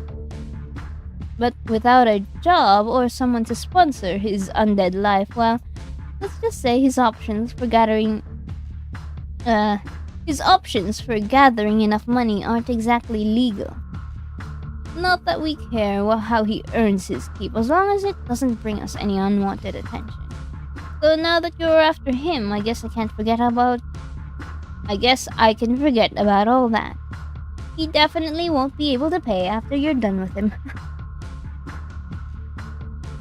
Yes, Nisha, you are talking to a vampire who offers vampire slaying services. I'd say I'm sorry, but you're not, I know. Nisha strains her drink into a chilled martini glass. Can I ask what he did? I'm sure you already know. Why pretend you don't? Nisha sips her drink. Cersei waits. If I let you do this, I don't need your permission. Nisha rolls her eyes. Fine, you're right. I do know Set's a piece of shit and doesn't deserve to exist. Wild! But most of Elysium's clientele, including yourself once upon a time, are pieces of shit who should be dead. That doesn't mean you can kill all of them. I'm only allowing it this time because Seth isn't a regular piece of shit. He's a piece of shit whose body count is going to lead the pigs to our doors. And I really, really, really don't want to see Orion's holier-than-thou mug more than I absolutely have to. You know Orion? Oh my gosh. It's all interconnected. Yes, Orion Walker. The vampire who miraculously had a daughter. A biological daughter.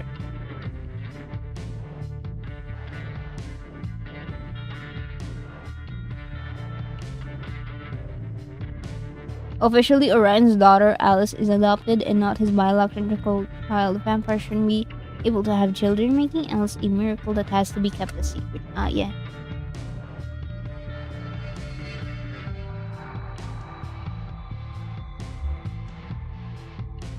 Right. Alice is biological, but on the records, she is adopted.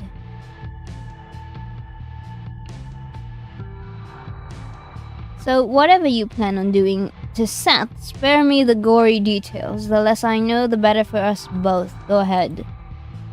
Just don't do it anywhere near Elysium. We have a zero tolerance policy towards violence between vamps here, in case you forgot. How's that going for you, by the way? Just asking, since your zero tolerance policy towards me is hardly being enforced. You're already banned. What are we supposed to do? Ban you again? You could unban me if you're not going to put any real effort into keeping me out. Nisha attempts a weary smile but ends up sighing instead. You act like it was my decision. Oh right, I almost forgot. No matter how much you like to pretend otherwise, you're still Laz's little minion. Fuck off. You don't even like it here, babe. Every time you come, all you do is complain, complain, complain. And you should know better than to take this personally.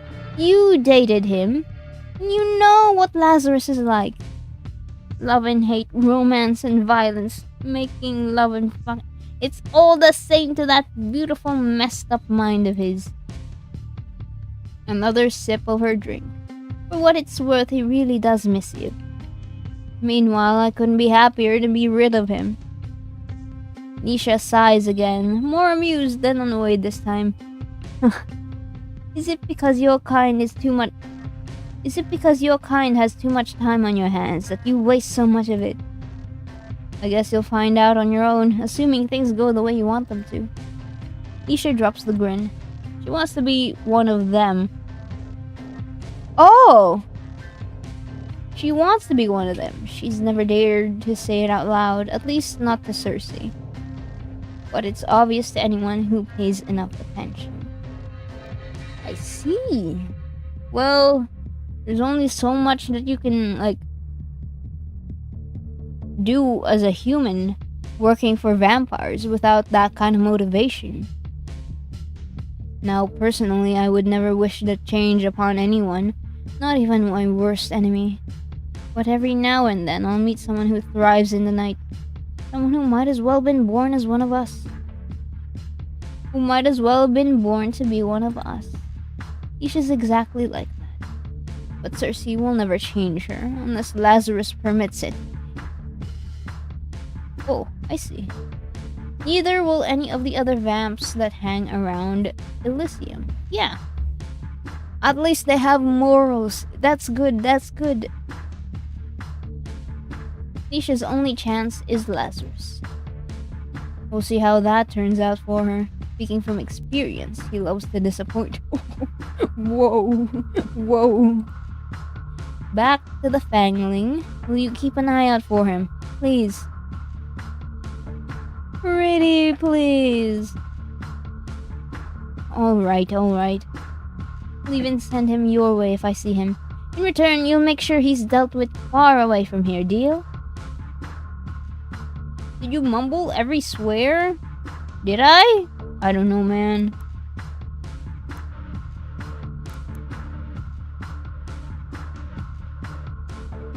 I'm serious, Cersei. Unless you want Lazarus to learn of our little partnership. Cersei couldn't care less if Lazarus learns that Nisha's been working with her detective agency for years now. It's not her who's going to get into trouble. It'll be Nisha. His right hand who gave away intel on his clients at his club. But it'd be inconvenient to lose our best informant. Also, Eddie would nag about it for nights. I'll be discreet, don't worry. That's all I ask.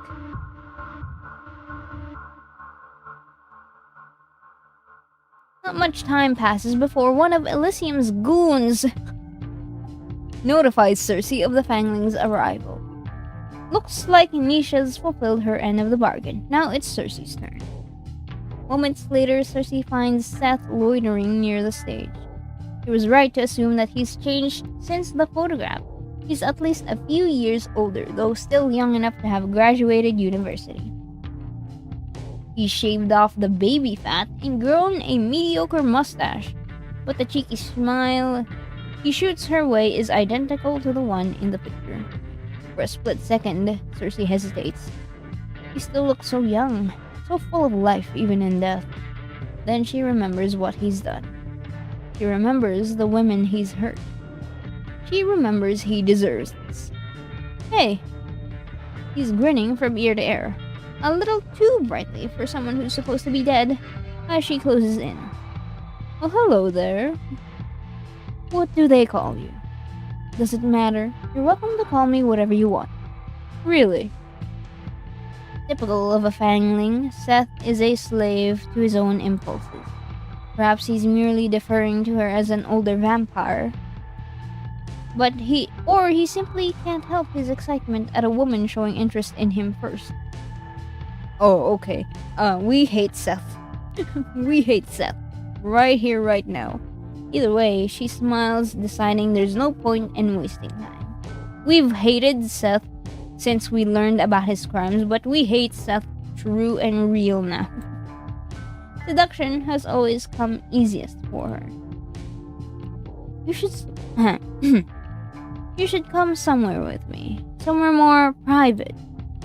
Seth lunges at the opportunity without reservation. Oh, this is a dirtbag. This is an asshole. Sure, when? I can go anytime. Now? Where to? Oh my god. This is a dirtbag. She hides her disgust behind a well-timed giggle. Come with me. She slips a hand into his and guides the overly eager vamp through the crowd. God damn.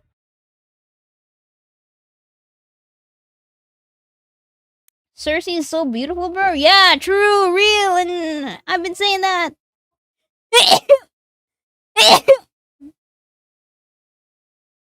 I've been saying that all this time. Cersei is so pretty, so beautiful, so gorgeous.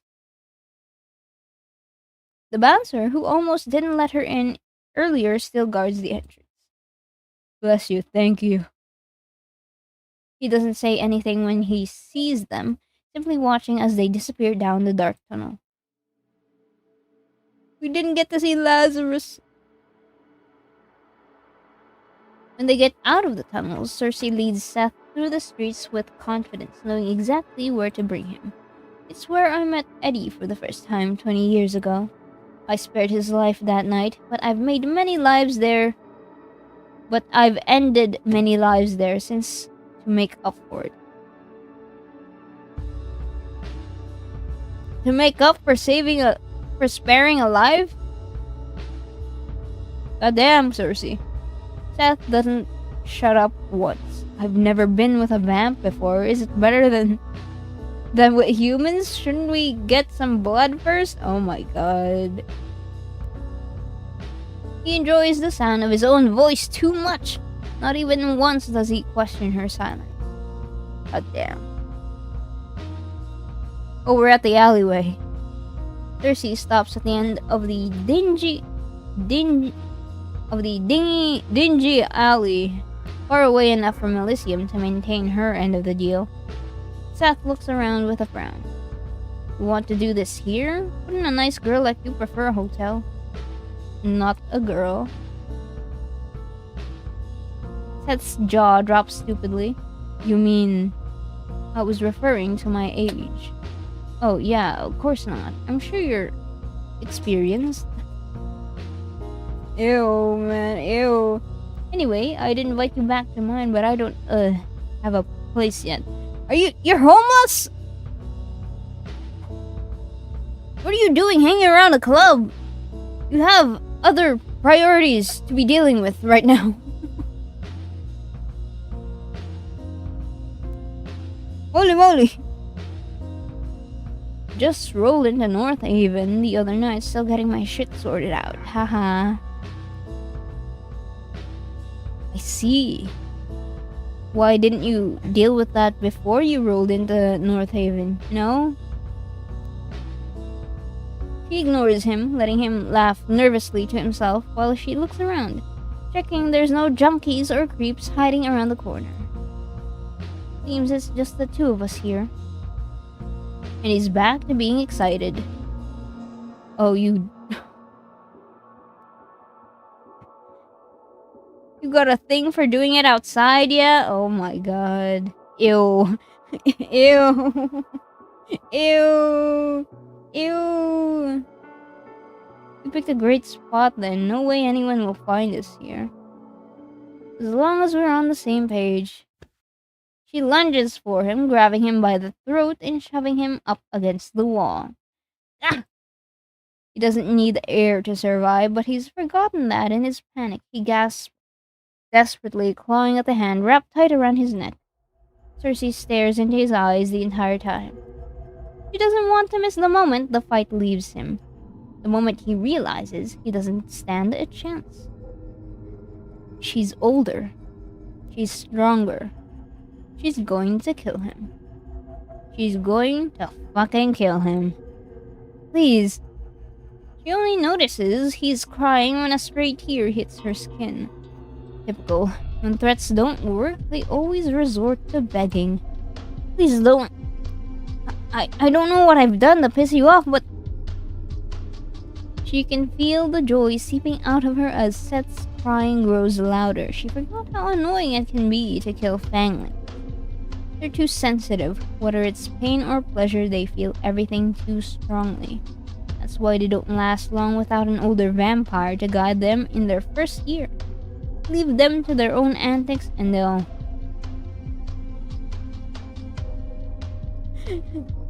do like rabbits and die like cattle. Why are you doing this to me? Quit wailing and I'll get to that part. It's a little hard not to wail when you're about to kill me, but sure, I'll be bloody quiet. Alright, he's British. I'll be bloody quiet. She lifts her chin, daring him to speak another word. I'm waiting. Perfect. Listen, I think we both can agree you've been stupid. Least you could have done is be more careful with where you take your meals. Not eaten as many sheep from the same pen, then maybe no one would have noticed. But no, on top of that, you were childish enough to play with your food and leave evidence behind. She sees the exact moment her words start to seep into his dumb little brain. The games you like weren't very fun for your playmates, weren't they? Of course, you liked that they didn't like it, didn't you? That's what this is about? They were fucking into it. And you talk like I've been touching them. I haven't. I never said that. I'm not sick. My mom taught me better. I see. So she warned me. So she warned you not to stick your... not to stick it where it's unwanted. But she forgot to tell you not to eat people. I'll drink to that. Oh my god.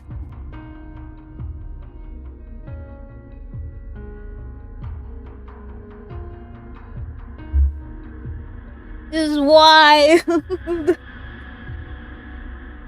Oh, compared to Dante's introduction, Dante seems pretty tame now.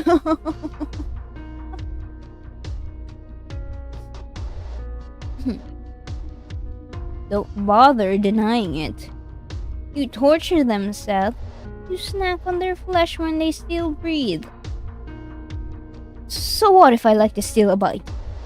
Their blood is good enough to drink, but their flesh is too dirty for us? Every vampire's tried meat once. Yes, even you. I bloody know you have. And like I already told you, I fucking enjoyed it. Her fingers twitch, her grip on his throat threatening to tighten. Did they tell you that before or after you drained and defiled them? Oh my god. I'd ask them personally, but last I checked, the dead don't talk. Was Dante here earlier in the stream? Yeah, we finished up Dante's storyline, or like, as much as the demo allowed us to play. So, we went and played Cersei's next. Well, with the exception of us.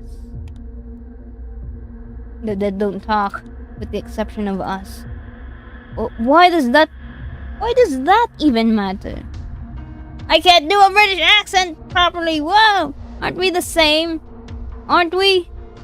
Then you should know.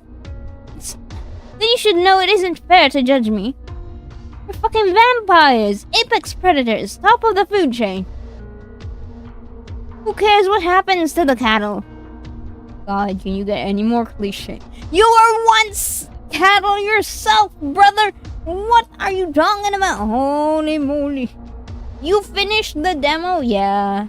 We finished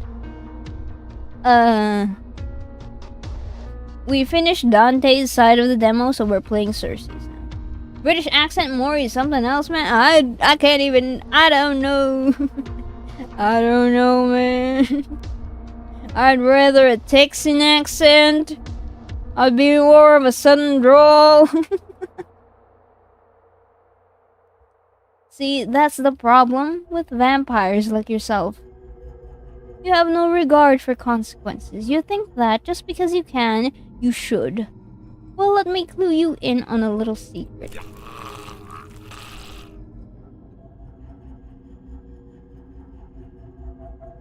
She squeezes hard, strangling him. You shouldn't have. Even when she's angry, she's really, really pretty. Release him. You've got to be kidding me. Release him, and I will not repeat myself. There's only one vampire in the city who would dare order Cersei around like that. Abraxas. It's Abraxas! Holy! We finally get to meet him! He was only mentioned in name in Dante's side, but here he is! This is your final warning, Miss Cersei. I strongly recommend you heed it. I heard you the first time, Abraxas, but I'm not one of your lapdogs. You should ask nicely if you want me to do something for you. As if playing nice with you has ever done any good. Anyone any good. How would you know? You've never tried. You're trying to distract me, but your efforts are in vain. Tonight, I have even less patience for your antics than usual. Seth is under the protection of these supernatural secrecy foes. If you harm as much as a hair on his head, you will be in defiance of the North Haven's supernatural law. Surely, out of childish spite, she considers plucking a hair from Seth's head, just to prove a point. It'll grow back in seconds after all. Release him. Let me handle him. It's not as if it would be my first crime. I've broken at least 2 laws just tonight. This is a serious matter. How serious? I cannot say much. Just know that Seth is our only witness to an important investigation. I am? There's thunder with no rain. Gotta prep for a storm. Alright, Nils, stay safe. You're gonna miss out on some wonderful banter between these two, though. He is? In her surprise, Cersei drops Seth on his behind. Seth scrambles to his feet, running to hide behind the Praxis's imposing frame. It's hard to tell, but beneath that thick jacket, Abraxas is hiding almost 6 feet and 5 inches of lean muscle. He's 6'5". If only he'd use all those muscles for something productive, like throwing me a...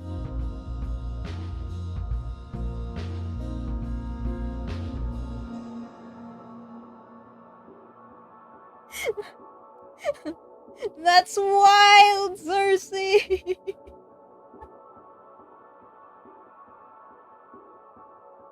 No way! But I digress. Normally, no self-respecting vampire would run to an SSF agent for help, but Seth either doesn't know that or... Yeah, no, he definitely has no respect for himself. Follow me. Follow me. One of my agents is waiting for us around the corner. Hey, where do you think you're going? I'm not done with you. Abraxas answers without pause. I am. I'm not. I fail to see how that's my problem. Whoa. Whoa. Hit gem.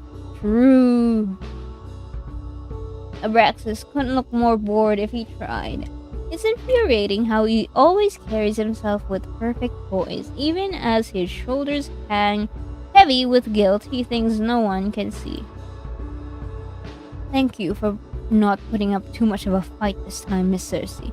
I appreciate it when you're willing to collaborate. Unlike the rest of his good-for-nothing squad, Abraxas has never, not even once, flinched at the face of her wrath. But there's always a time for firsts. Collaborate? You want me to show you how I collaborate? It's a CG!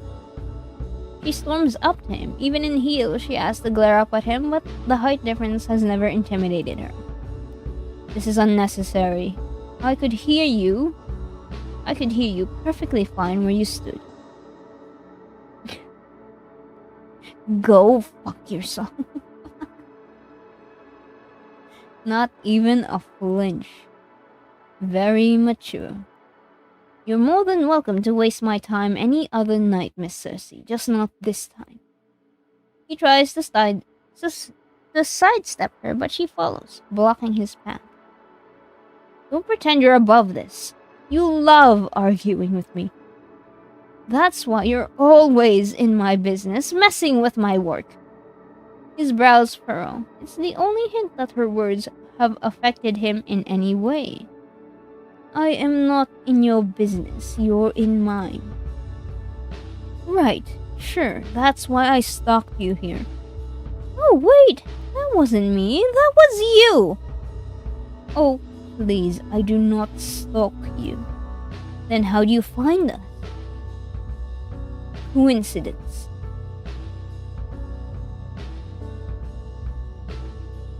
Alright, man. That's a wonderful response. Amazing. Wow. Coincidence. Seriously? That's the best you could think of? It isn't the first time you brought prey to this alley. I was in the area looking for Seth and figured it would be worth a look. So yes, it is nothing more than a coincidence that I found you. Damn. He moves to pass her again, but she moves again to block him. Do you even know who you're protecting here? Do you know what this bastard does to his victims, he doesn't just drain them, he tortures them. He deserves worse than death. You're one to talk. You just tried to kill me.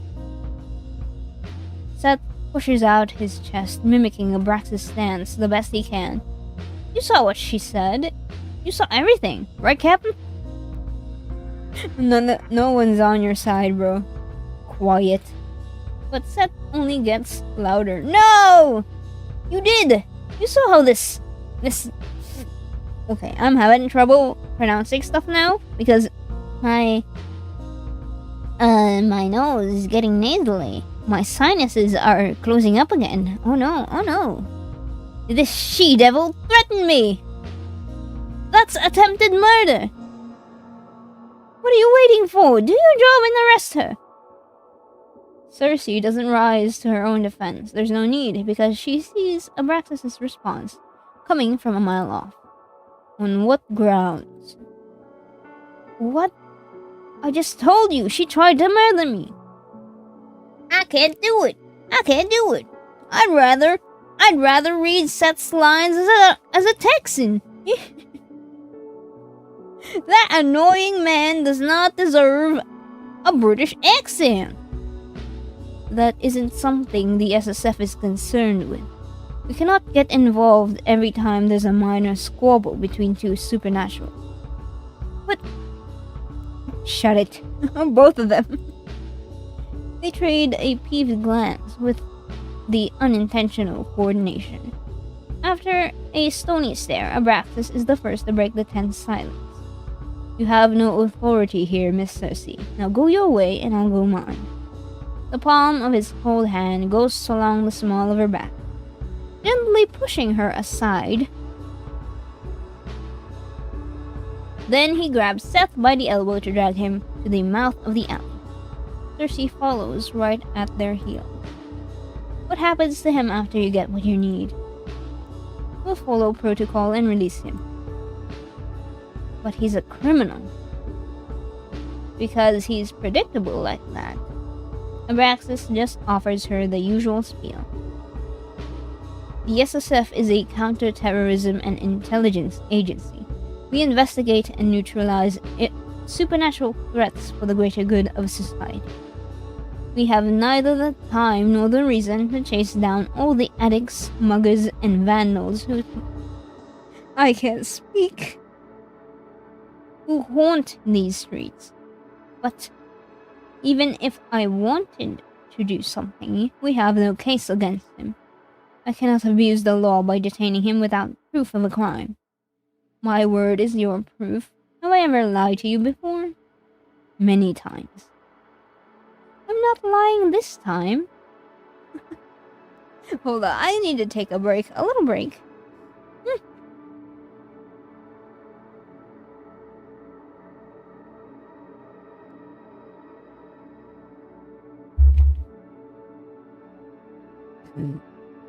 We've yet to meet Edgar, present day Edgar, and Nocturne though, so I might be extending a little bit for the stream, so stay tuned.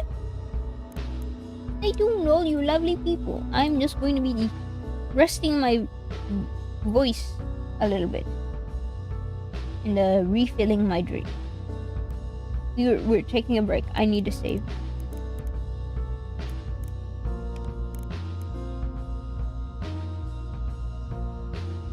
Again, the save slots are taking a while.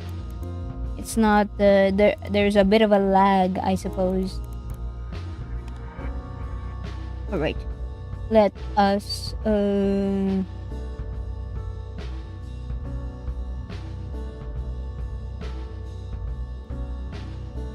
where's the PNG? Over there. I'm going on a break.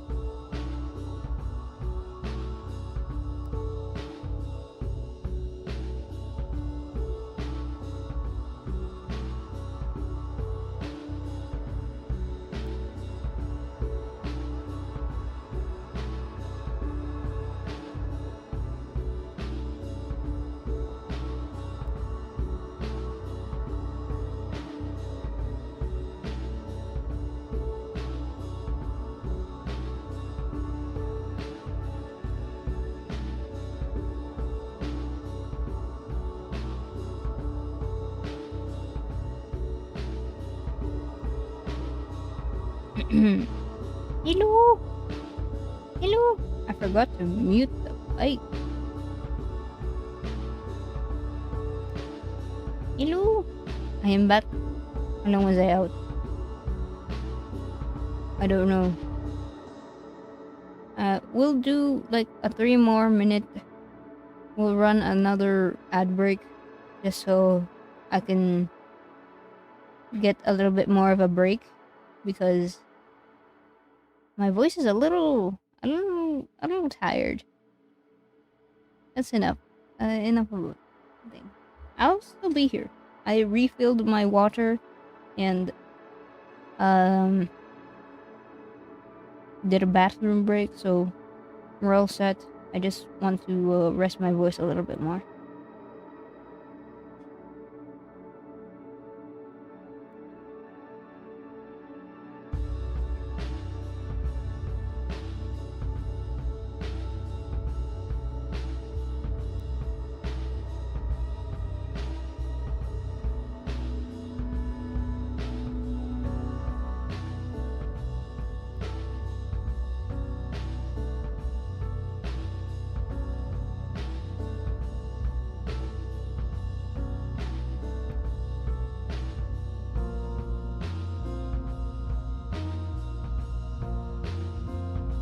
Maybe I should do a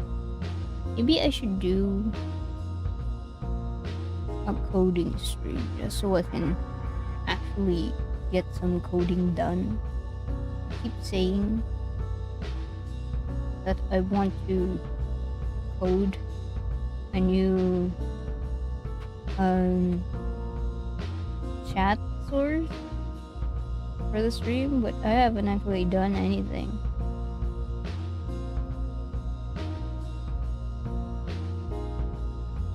Would you guys even watch a coding stream? I don't think so. I'd kind of just have that playing in the background if I ever did encounter a coding stream. Usually my streams are intended for playing in the background. That's my ultimate goal with this. Something you could play while you work on stuff. Like, you aren't missing out on anything, but you get to hang out while I play something and you work on something else.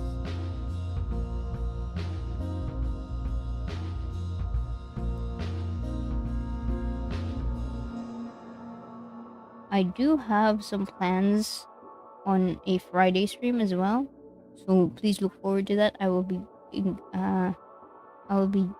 saying more details about that at the end of the stream. While you're at it, if you are enjoying the game so far, the demo that we're playing, Burn the Midnight Oil, if you would like to check out the game, the link is available in the description of the YouTube VOD, the YouTube live stream, and also it is available as a chat command, !midnight.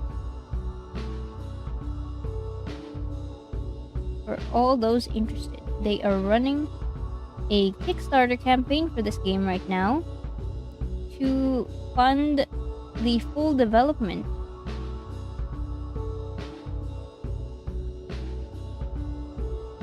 And according to the Kickstarter, they are looking at a 2028 to 2029 potential completion release date. But that is also depending on how well the Kickstarter goes and how much of the stretch goals get met. But yeah, I think I have rested enough now, and we can finally head back into the game. Yippee! Yeah. I hope you guys are enjoying the game as much as I have been, because it's really fun. Really, really fun. And I am particularly Uh, particularly really happy about how wild Cersei's side of the story is because Dante, when we played Dante, he was just this grumbly hellhound who's getting put up to work as a cop against his will, and his freedom is being stifled because it's dangerous for a hellhound to be out in society, even in the midst of supernaturals. And then, compared to the angsty dog boy, we have this very feisty vampire woman who I have fallen in love with. Alright. Braxis is going to be taking Seth away. But I'm not lying this time. Abraxas pauses, turning to look at her. She meets his assessing stare with confidence. Hmm.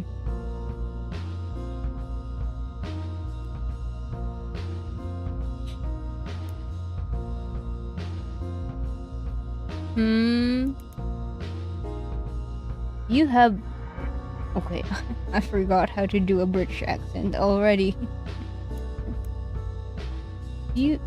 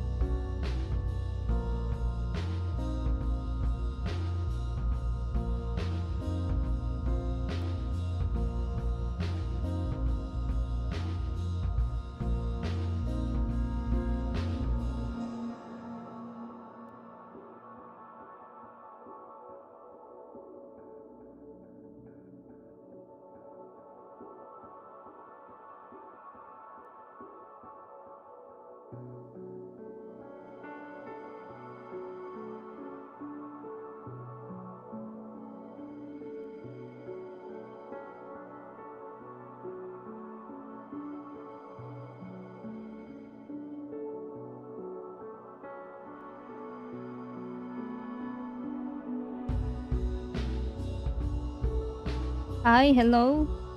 I apologize for the interruption. Uh, I got called. I got called to do something, so I had to step away for a bit. But hi, hello. Actually, I need to check. Is my audio like doubling or something? My mic? I am going to check myself because I don't trust any of you guys.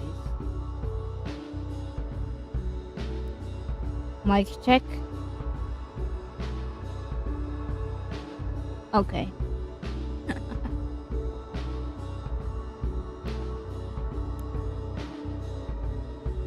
Alright.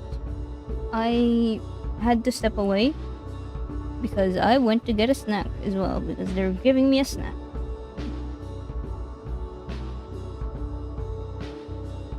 I now have a snack while I enjoy some of this drama unfolding in front of me.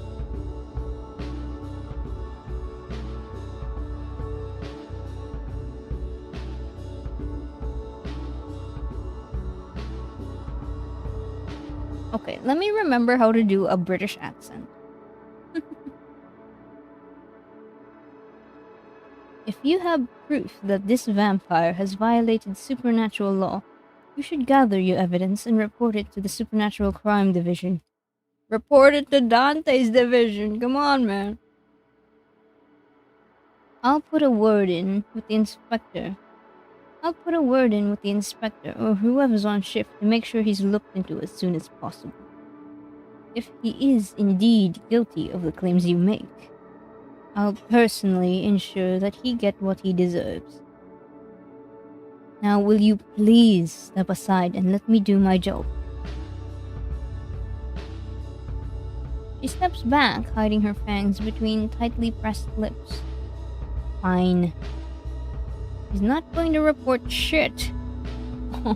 By the time they get through the backlog to his file, Seth will already have fled the city. She'll surrender him to SSF custody for now. There's no other option, but as soon as he's out of their sight. Seth snickers under his breath. Serves you right, you stupid guy.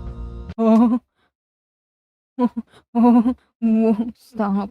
1 second, Seth's taunting her.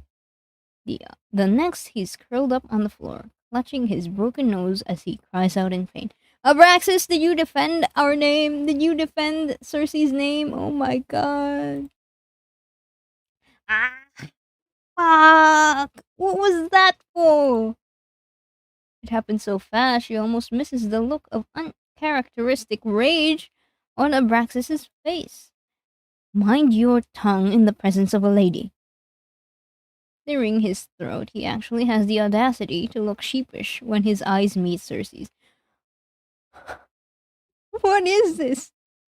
What is this? Chat, what is happening? I love it. I actually love it. Wild. We'll take a detour. The nose will heal before we reach the office. Hope your car crashes on the way. For a split second, she thinks she sees the ghost of a smile grace his lips. Holy moly! This is some amazing banter right here. We're witnessing some amazing. He defended.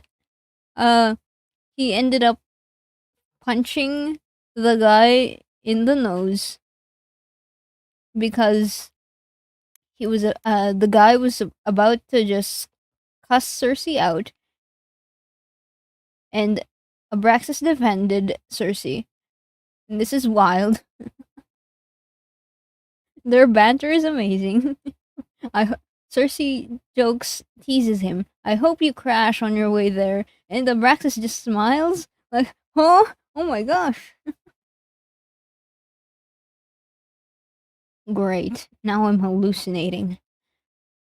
Good night to you too, Miss Cersei. He grabs the back of Seth's hoodie, effortlessly lifting him with one arm and carrying him out the alley. He's a big man. He's 6'5". He is 6'5". I wish I was that height. I wish I was that height. No, I'm 3 inches tall.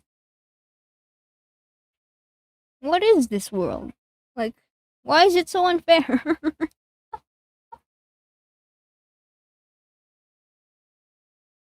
She doesn't watch them leave. She's too pissed to spend another second here.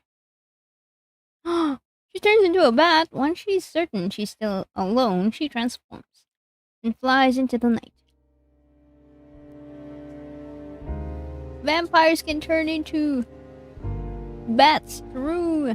Cersei flies through an open window to her flat.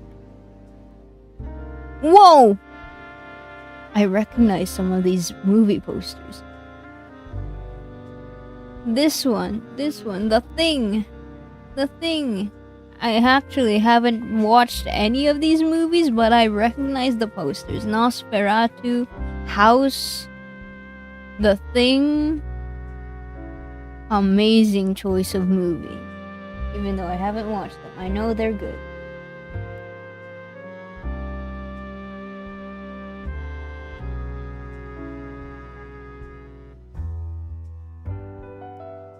Miss Cersei.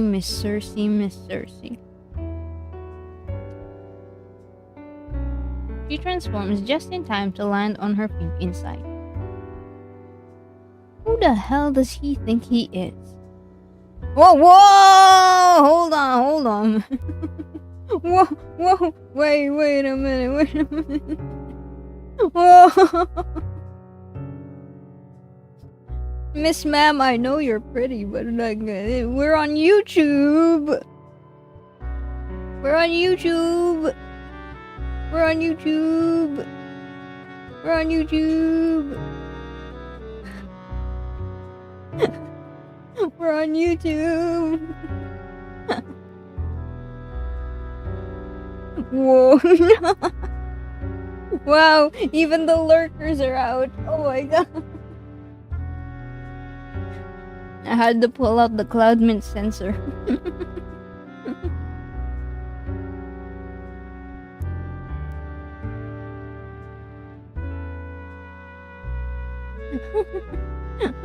Cloud mint sensor. My trusty cloud mint sensor. She stalks around the tiny space, tearing off her clothes while cursing Abraxas in every language known to mankind. She's never known anyone more frustrated.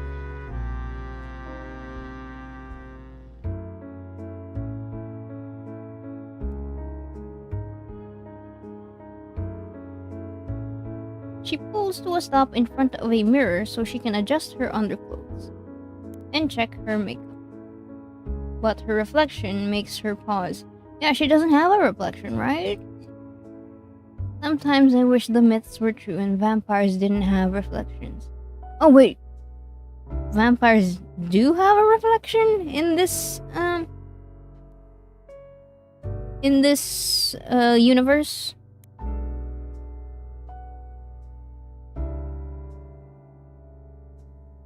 When she sees herself in the mirror, she can never resist picking her appearance apart. The red lips, painted that color so her mouth would match her eyes. The black hair she frantically restyles with every change of the season. The body that stopped aging the year she thinks she turned 22, only a few days short of 23. She tries to carry herself to show how she's older than she looks, but staring herself down in the mirror, she can't help feeling hopelessly young. An old lady in the body of a 22-year-old? Is that what you're implying, narrator? I think in the near 100 years of her experience, she's reinvented herself dozens of times. So why do I still look so alike the girl I used to be? I wish I could forget her, but every time I see myself, there she is. At least she's beautiful. A small mercy. I'm too old to mope around like this. Cersei picks her clothes back up, slipping them back on. Okay.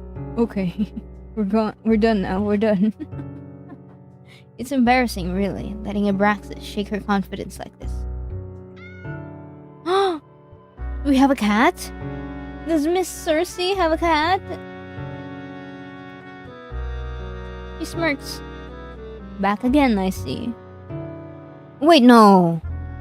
Is this Nocturne? She quiets her steps, sneaking around as she searches for the little intruder. Come out, wherever you are. She catches the culprit under a haphazardly discarded bra. I mean, this flat is so full of life and decorations. And amazingly decorated and wonderfully lived in. Not compared to our male living space of Dante, our hellhound. I'd rather live in a disheveled woman's flat than some kind of male living space that Dante has going on. Her neighbor's cat. Ellie? How did you manage to escape your owner this time, Keeps at Ellie, luring her to from her hiding spot. She's not sure the sounds actually make a difference. The cat just seems to really like her. Cat.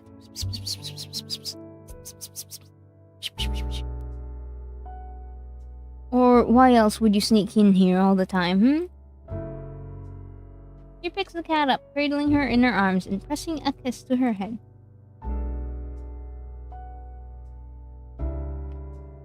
Poor Mrs. Harris has to be worried sick about you. Wait here, I'll have Eddie take you home. Meow. I'll take that as a yes, ma'am. Good kitty. Oh, we're in the office. Wow. Your office is downstairs. He finds Edgar hunched over his desk, nose buried in mountains of paperwork. Oh. He's grown old.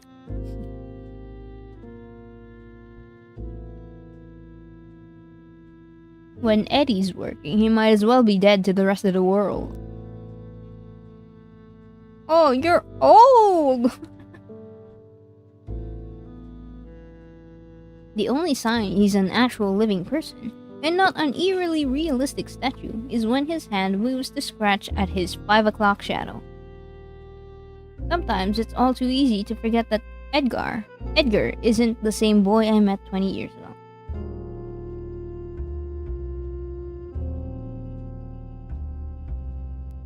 Edgar is the only human companion she's ever had. She knows their relationship isn't conventional.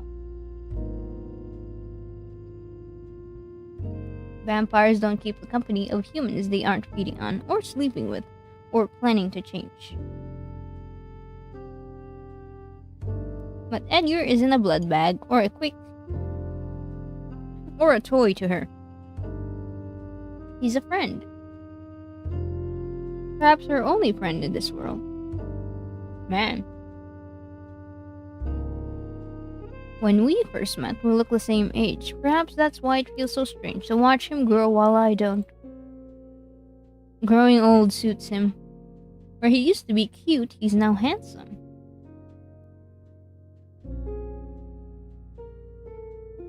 What? At least in her opinion. Oh, what are these choices, man? What are these choices?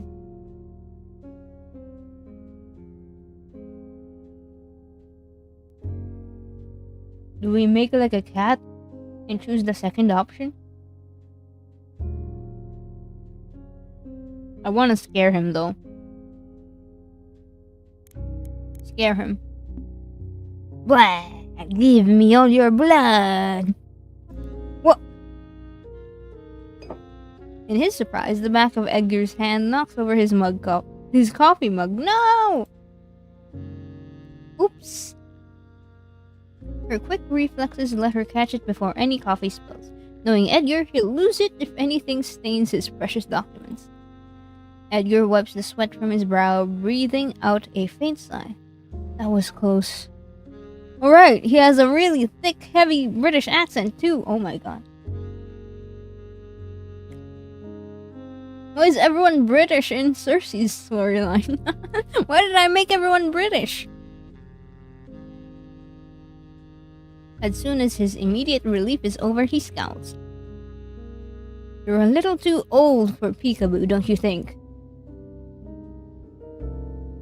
I'm a little too old for most things. If I let my age stop me, I would have a very boring eternity ahead of me. She sits down on the edge of his desk. You'll never guess what happened again tonight. Abraxas messed up on the job, didn't he?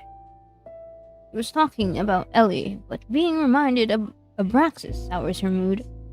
How'd you know? Heard you cursing up a storm upstairs. Alright, thin floors. Edgar doesn't ask for details, well aware Cersei will supply them regardless. I don't need to ask what happened, she'll tell me eventually. Oh, to have a blabbermouth as a friend. You'll have a surplus of tea.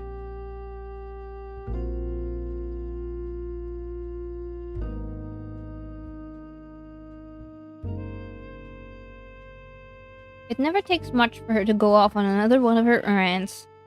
about Abraxas and the Supernatural Secrecy Force. They've been a thorn in their operation since the very start. Separate from the Supernatural Crime Division, the SSF are an intelligence agency specialized in so-called counter-terrorism. Bluntly speaking, they've been ordered to do whatever it takes to ensure that the existence of supernaturals remains a secret from the larger world.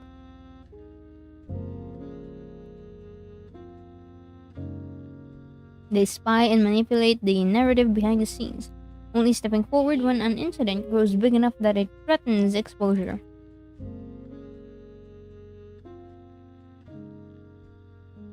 On occasion, they will directly eliminate assumed threats. The SSF higher-ups are all mortals, but they send supernaturals like Abraxas to do the dirty fieldwork for them. Many would insist that the SSF are a necessary evil, but everyone still thinks supernaturals who join up are sellouts. Man.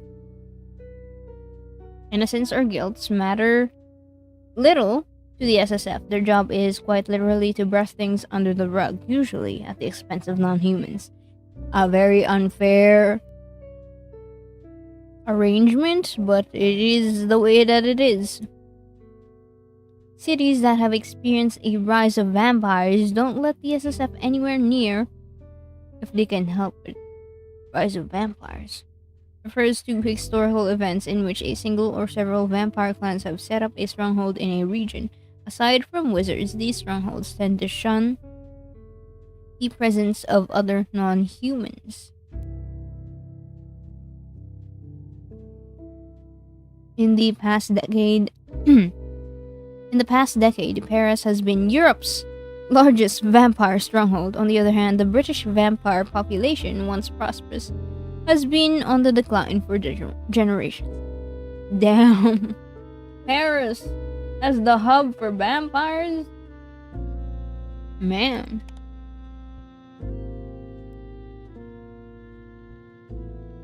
But in places like North Haven, it's hard to get all the different non-humans to agree on anything,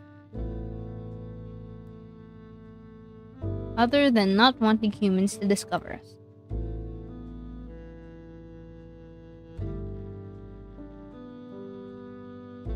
I'm not surprised they intervened again, but I am surprised they haven't shut foreign investigations down yet, given our egregious list of violations.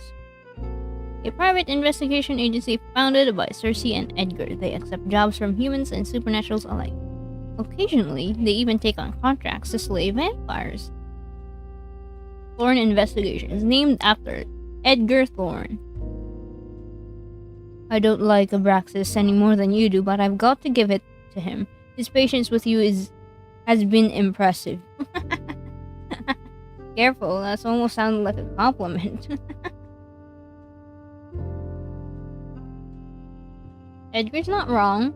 Cersei should be a major liability in the SSF's books.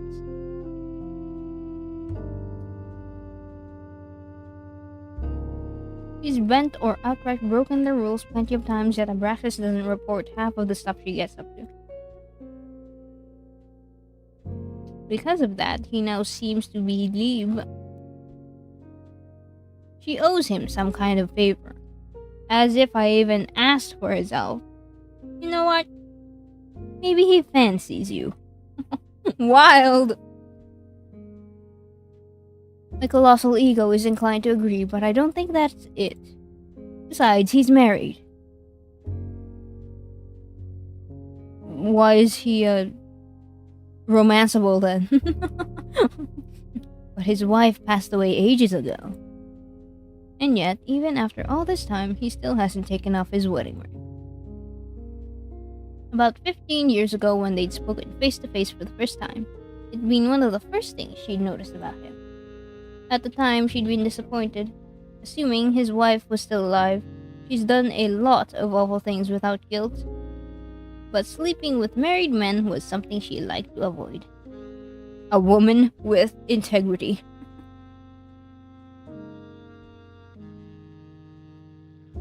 In hindsight, she recognizes she dodged a bullet, even if only barely.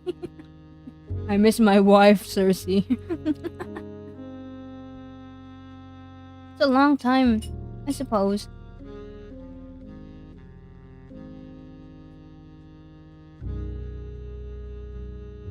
Edgar scratches his nose bridge, giving away how nervous he is. It never fails to assume, amuse her, how easy he is to read.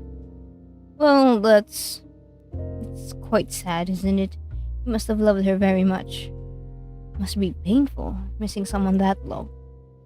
I guess. They've all lost someone. Cersei knows far too well what it feels like to mourn someone you'll never hold again. Doesn't have to mean that you love them. But Edgar wouldn't be thinking about her experience in this moment. He must be thinking about his sister. Oh, your sister is the one that you lost? On to more fun matters. Remember what day it is? With everything going on tonight, she'd nearly forgotten herself, so she can't say she blames him when Edgar pulls a face that he definitely doesn't remember. Of course I remember. It's February 1921. First of all, it's March. Is it really? I can never tell when it's raining all year round anyway. Oh fine, I'll tell you. It's our anniversary! Or what? It's been 20 years since the night we first met. Damn. That's something to celebrate? Wild! You've been with her 20 years. You don't want to celebrate the first night you met? I guess. I don't know about you, but I'm surprised we made it this long. True. Now that we can agree on. Wasn't one of us supposed to kill the other by now?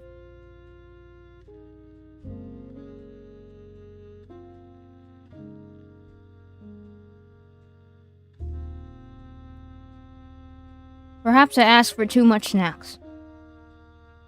This is too much snacks. Hold on, guys.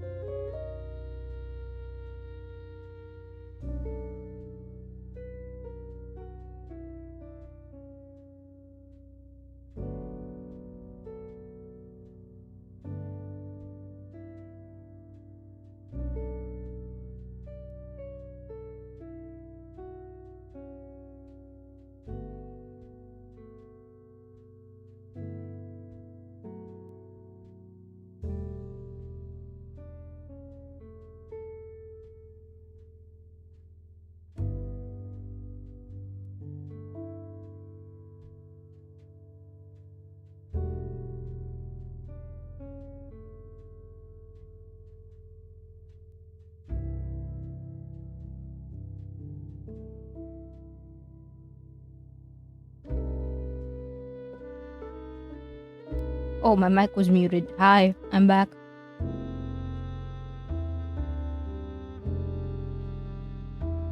Your mic is off. True and real. You could see the captions like running, right? While I was muted. He says it lightly, but he's half serious. One of them should be dead by now. Edgar lights a cig, barely hiding a grin when he shoves it between his lips. Cersei smirks back at him. This guy smokes? Oh my god, no. No, you smell like cigarettes then? No. This kind of banter has long been part of their daily routine. She provokes him. He retorts with some snark. They laugh or roll their eyes, then rinse and repeat. A routine. It's taken a while to get here, of course. When they first met, Edgar was so angry with the world, he took everything as an insult. Oh. I guess the way he mourns is by being angry? He's mellowed out over the years, gotten better at reserving his anger for when it's actually warranted. Ah, he's just a very angry person. I see. I am too. I can understand you, Edgar, most of the time. I should let our client know that we didn't get the fangling. Bleh. It's annoying, but they don't have any other option. Their anonymous client was clear in their instructions. Seth must die tonight, or else no reward. 5 p.m. reminder. We're going to be finishing up the entire thing, so we're going to extend. With Seth in the SSF custody, there's no way they can get to him before the sun's up. I just realized. We'll have to return the deposit, won't we? It's the right thing to do. Can we afford to do that? Per your request, we've taken fewer jobs as of late, so we're stretched even thinner than usual. If you want to feel more secure about keeping the lights on, you can take a few more cases. Or spend less on clothes. No way. You're asking a woman to spend less on clothes? Wrong move. Why would I do either of those things when you're always working so hard to make sure we're a month ahead on rent? I've only got so much hair, Cersei. I've only got so much hair, Cersei. And I've only got so many dresses. Wild. Thought you might say that. I'll take it out of my own pay then. What? You wouldn't? No way. She nods, pleased with his quick thinking. Anyway, that can all wait tomorrow. Let's go to the Golden Cat and celebrate our 20th. You don't need to use our anniversary as an excuse. We go there every night. But tonight will be special. Drinks on me. Well, technically, it's our rapidly depleting business funds that will be paying, but the sentiment stands. We sure know how to spoil a bat. So that's a yes? Yes. Alright, just let me fetch my coat. Why do I feel like I'm forgetting something important? The cat! Cersei, the cat! Knock, knock, knock. They share our knowing look. I only know one person who knocks like that. You take it. But I always answer the door. Knock, knock, knock, knock. Only because you're so good at it. Edgar puts out his cig and walks over to the door, opening it to reveal Mrs. Harris. Edgar! Cersei! Thank goodness you're still here. Mrs. Harris, their next-door neighbor, rushes inside. She's a kind old woman who thankfully never complains about the suspicious people going in and out of Thorne investigations at all hours. Helps that her eyesight isn't what it used to be. Same goes for her hearing, actually. Oh, I'm so sorry to bother you. I know how busy you are doing your detective work, saving the day and all that, but I can't find my baby anywhere. Her baby being her cat, Ellie. I feel awful bringing this to you at this hour, but would you mind having a look for her? I couldn't sleep knowing she's somewhere out there, cold, alone, and lost. Shivering to death. Oh, my poor baby. Don't worry, Mrs. Harris. We've got her. Her wailing's loud enough to wake up the entire building. Edgar starts to sweat. It doesn't look like he's in the mood for a cat hunt. Luckily for him, they won't have to. True. Good news, we already found her. Her bawling immediately stopped. You did? Yes, she's upstairs. She is? Edgar guides Mrs. Harris to the sofa. She sinks into it with relief. Oh, how lucky I am to have the city's finest detectives as my neighbors. And it's not that hard to find someone who's hiding inside your own home. So she retrieves Ellie from upstairs, hesitantly returning her to her owner. Edgar watches the exchange with amusement. He's been nagging for ages that she should just stroll down to the shelter and pick up a cat of her own. She wants a cat? Does she not want the commitment? Oh. Sadly, I lack the confidence to keep something living alive.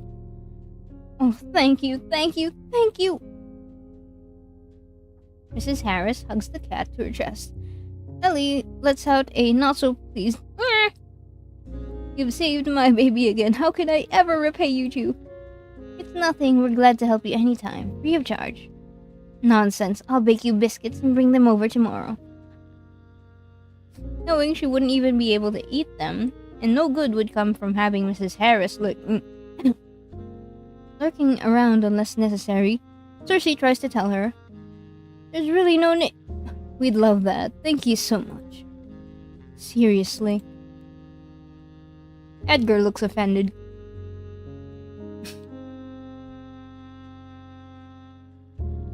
I'm always serious about dessert. Very good then, Mr. Thorne. It's important for growing boys to eat help plenty. Growing boy?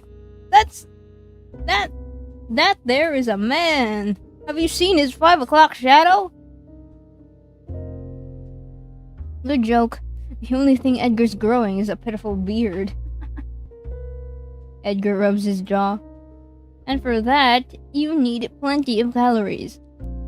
Sure.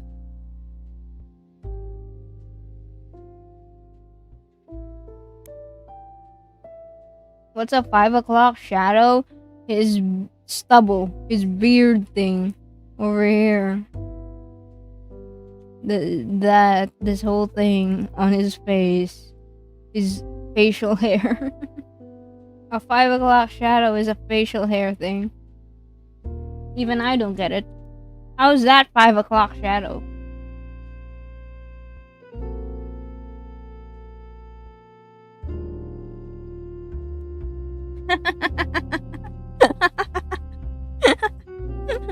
Okay. If you say so. If you say so, Neil. So she gently gets Mrs. Harris up out of her chair and guides her to the door. Oh, wait there! Mrs. Harris rambles on about what she's going to bake tomorrow. So she almost has to shove her out of the door. When it's finally shut behind her, Cersei turns to glare at Edgar. What? It'd be foolish of me to turn away free food. Anyway, with Mrs. Harris gone, there's the only one thing left to do. Drinks. Oh, we're heading into the Golden Cat Cafe. And the Golden Cat.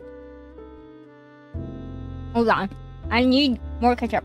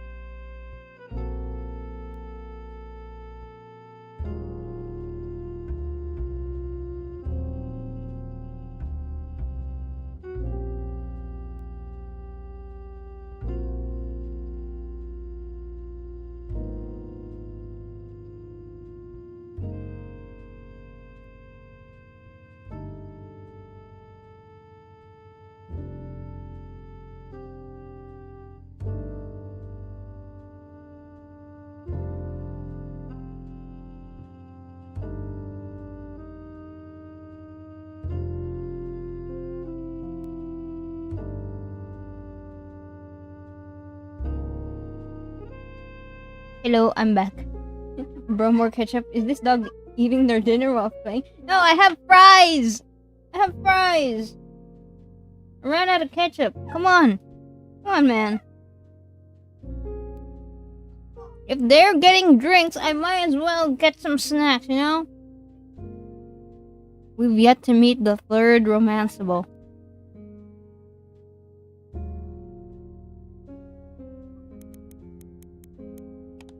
What was it? The golden cat is almost the polar opposite of Elysium. All supernaturals and even a few humans who are in the know come here. As long as you keep your fangs, claws, wands, whatever you've got to yourself, you're welcome to pop in for a drink.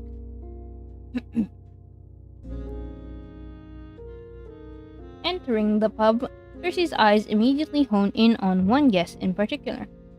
Oh look, it's your little friend. Raul! Raul, a local cop with muscles that aren't just for show. He's seated near the bar, nursing a beer in one hand. Oh, he was drinking a beer while waiting for his for Dante. Don't call him that. Don't call him that. The way you phrase it makes it sound indecent. But he is your friend. Last I check, your only friend. Damn. I have other friends. There's Richard, back in my hometown, though I haven't spoken to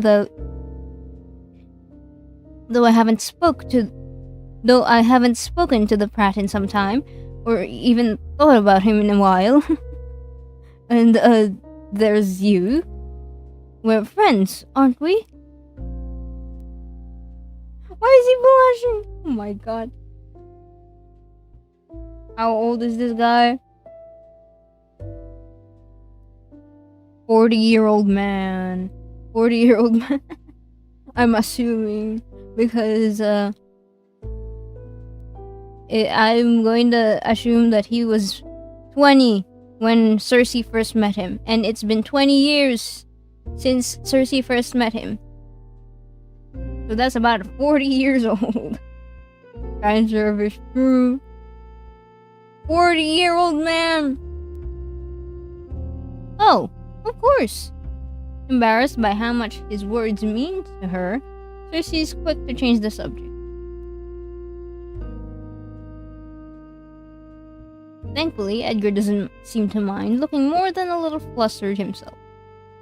By the way, Raoul's like gay, right?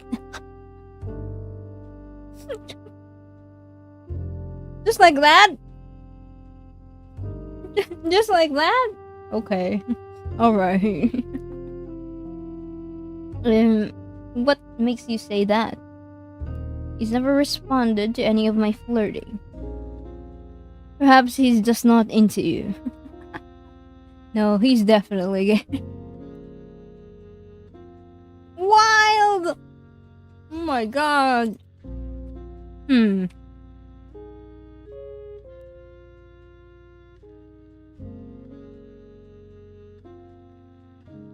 only flirts with Raoul to mess with Edgar, but it still surprises her Edgar hasn't noticed his friend's not into women. He might be a little dense. Come on, gotta help him. Is he really so oblivious, or is Raoul just that private? Maybe it's easier for her to tell because she also enjoys the company of her own sex. Wait. You've been flirting with him? You've been flirting with him? That's what he was mulling over? They walk up to Raoul. Edgar greets him first. Evening, Raoul. Did you get off work early tonight? Edgar and Raoul have an interesting friendship, if you can call it that. I'm not going to be speaking with a British accent for Raoul. I'm not going to subject myself to that. They meet up every few weeks, but it's never a planned thing.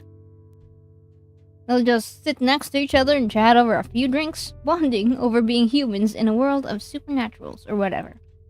Boo! I do not want to. Hello, Edgar. Unfortunately, I'm technically still on the clock. Good to see you as well, Cersei. Have you been well? Raoul nods to Cersei, acknowledging her too. He's smiling, but she can't tell if it's out of politeness or if he's genuinely happy to see them. Sure. But what about you? Are you here on official business? Anything we should look out for? Well, she takes a look around. Where's your pup, by the way? Rare to see you without him. Where's your pup, by the way? Rare to see you without him. He's out looking for Zeno. He's investigating. Actually, maybe he's busy with the dead guy. Barely a moment after he mentioned, Cersei watches Dante, Raoul's police partner, step inside the bar.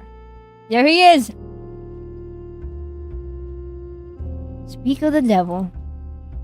Or werewolf, I guess, if we're being technical.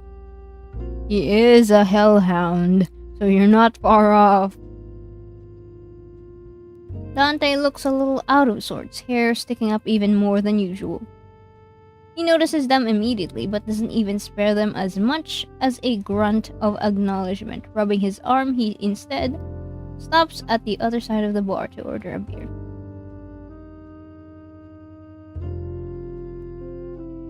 I've always thought of him as a loose cannon, waiting to burst, but he looks especially on edge tonight.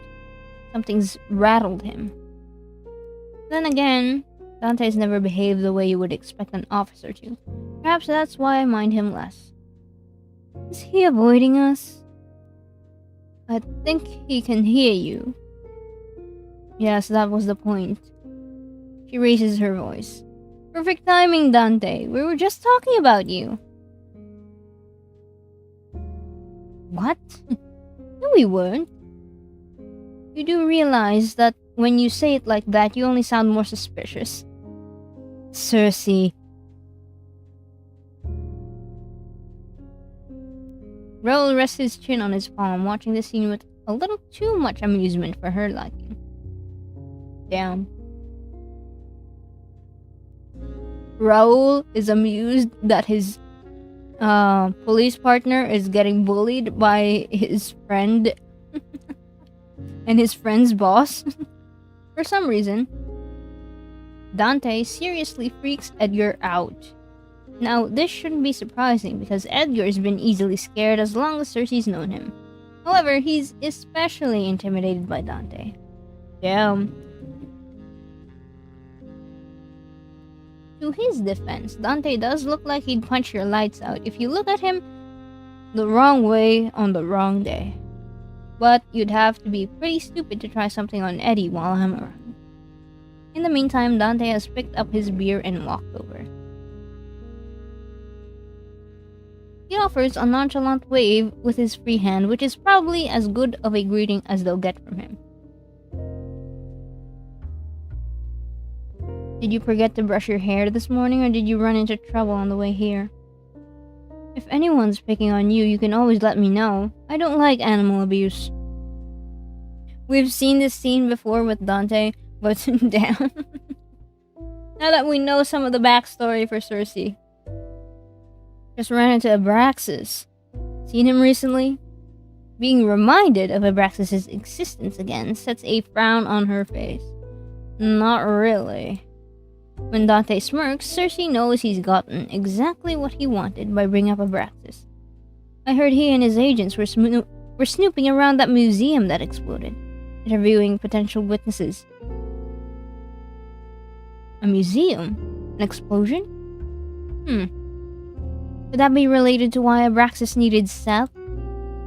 Guess I'll be wandering all around the city till that's sorted, keeping an eye on things. Ugh. If you haven't run into him yet, I'm sure you will. A lot. His smugness shifts to curiosity. Heard anything about that, though? Not sure what you're asking me for. I haven't got a clue what they're up to, and speaking from experience, it's best if it stays that way. Actually, do you even care? Aren't the SSF and the police supposed to stay out of each other's business as much as they can? Unless it's related to whatever you two are working on. Raoul wouldn't tell us anything, but maybe you will. You didn't give me a chance to say anything. As if you would have told me the truth if I did. She couldn't have forced him to. If she really wanted to, she could use compulsion on either of them right now, and there wouldn't be much they could do about it. Dante's trickier because he's about as stubborn as one gets, but Raoul's only human. She wouldn't, though. Not because she's squeamish about compelling either of them. She's just not curious enough. Still, if Dante will tell her anything, she'll take it.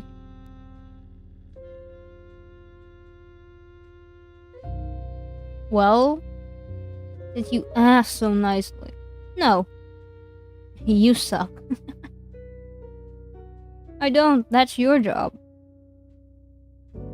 Edgar, itching to get away from Dante, interrupts. Okay, well, you two look busy and we're in desperate need of a drink. We'll leave you to it. But, come on, Cersei, you've bothered them enough for tonight. How dare you? I'm perfectly lovely and pleasant to be around. Raoul waves to Edgar. Good to see you, Edgar. Yeah, she is. Edgar takes her arm and she begrudgingly lets him pull her to another corner of the bar.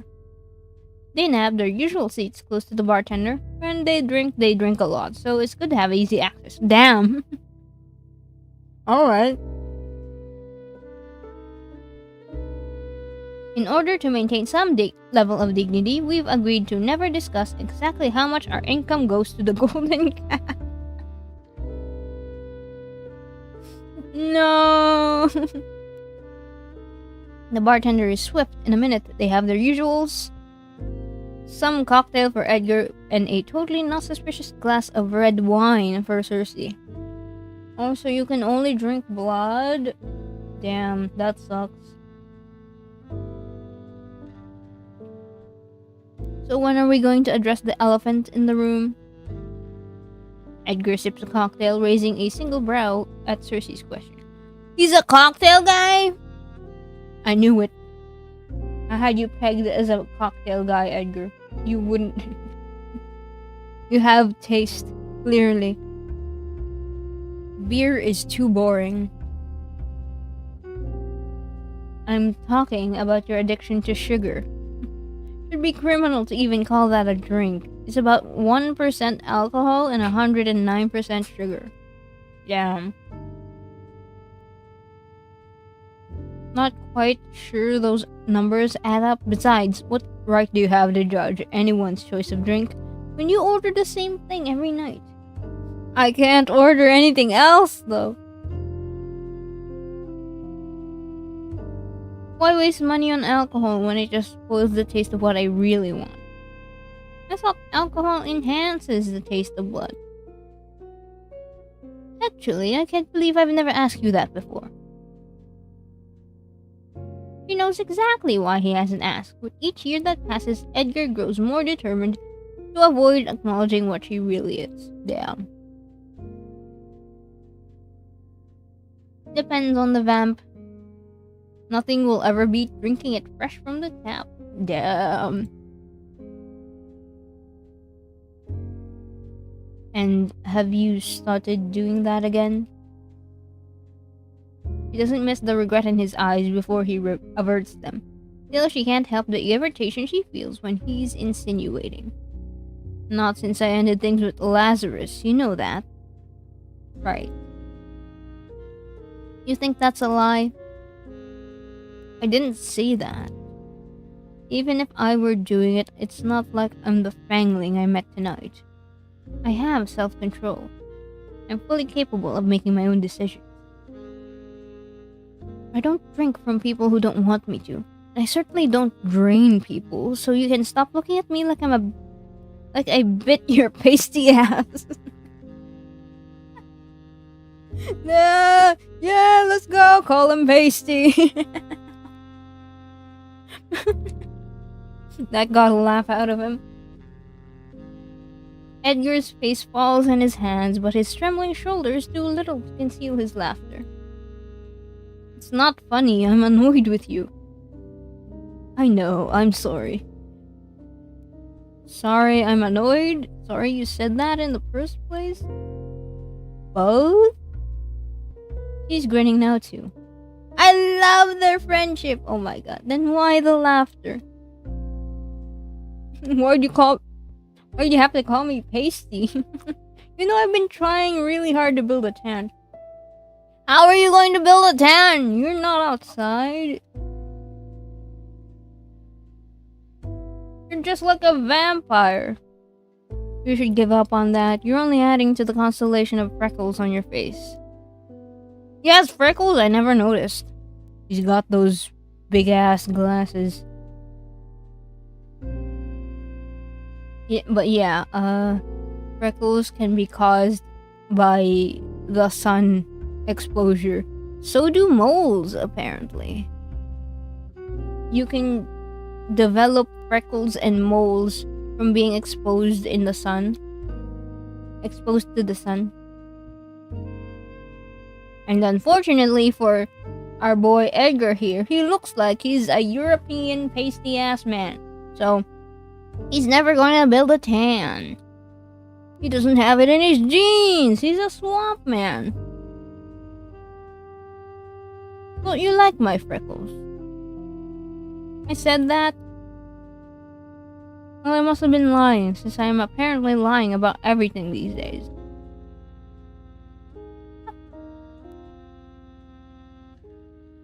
He grimaces. Seems he thought she was going to let that one get swept under the rug. I'm sorry, Cersei. I didn't mean to accuse you. I know you're not like that. I know you wouldn't. It's just hard to forget the shit I've seen, the things I know you're capable of if you weren't held back by your own morals. It always comes back to this, huh? Edgar only likes the Cersei who stands up against her own kind and looks out for the weak. Kind of a difficult dynamic, I see. That's, I think, the pivotal conflict for this route. Not the Cersei who lures strangers into her bed and sucks her blood. Their blood.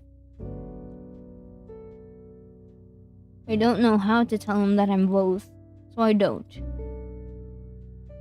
Nobody's holding me back. You make it sound like I'm forced to do this, but I choose to. It's not an easy choice. She's been like that Fangling. She's been worse. And it was fun. But she doesn't want to know how Edgar will look at her if she confesses that to him. I understand. Except he doesn't. Therein lies the problem. Edgar clears his throat and puts on a smile that trembles at the corners. We're here to celebrate. We should talk about happier things, shouldn't we? Courtesy of decades of practice, the smile she puts on herself is a lot more convincing. Right. Like your girly choice of drink. God damn! And you have blood! I don't know, girl.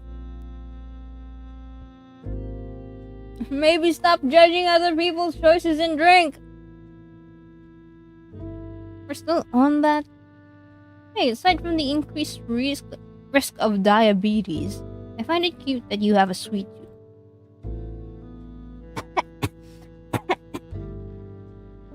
Okay, even man. 40-year-old man.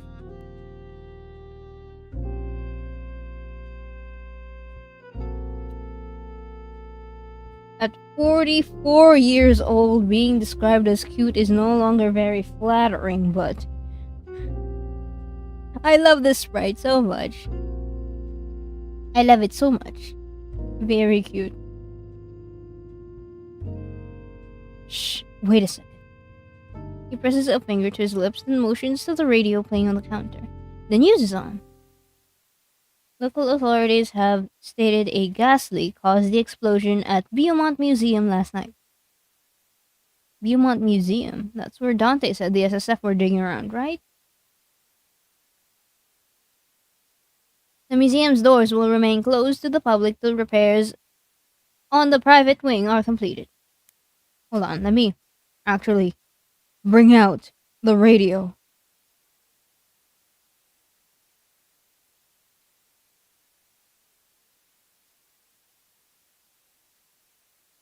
I don't have a radio. I'll just do it bit crunch. Blah blah blah. Among other news, the body of 23-year-old Jane Stewart was found last night. Earlier this month, Miss Stewart was reported missing. My god, has human news always been this boring? Damn. It's always the same thing. Someone was robbed, someone was murdered, someone was kidnapped. Oh my god, something fell on the floor. I need to find it.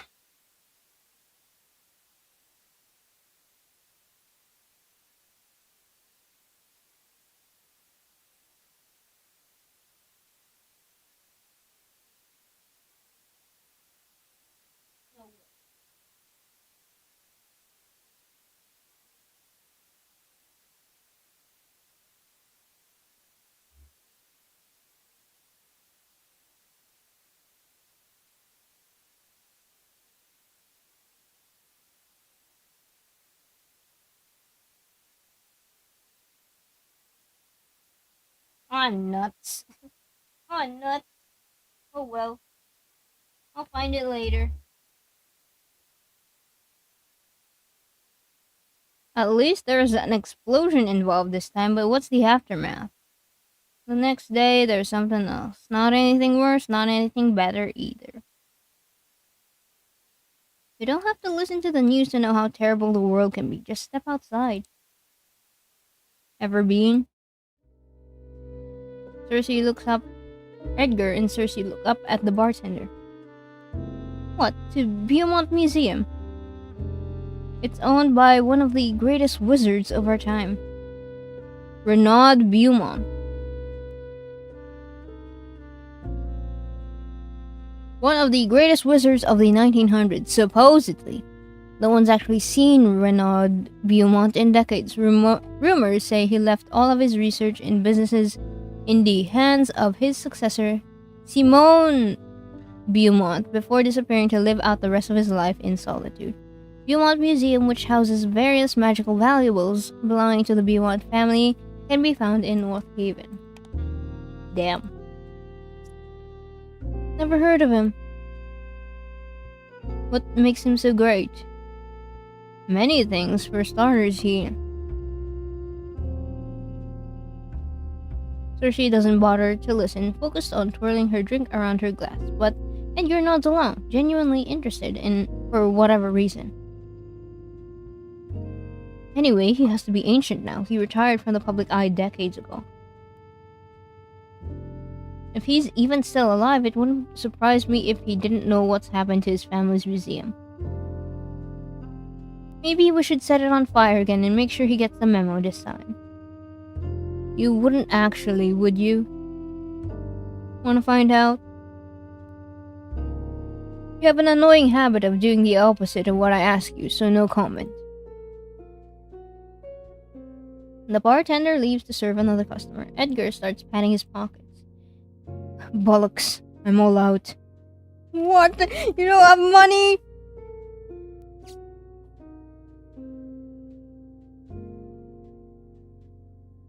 Don't hold yourself back on my account. The corner shop could still be open.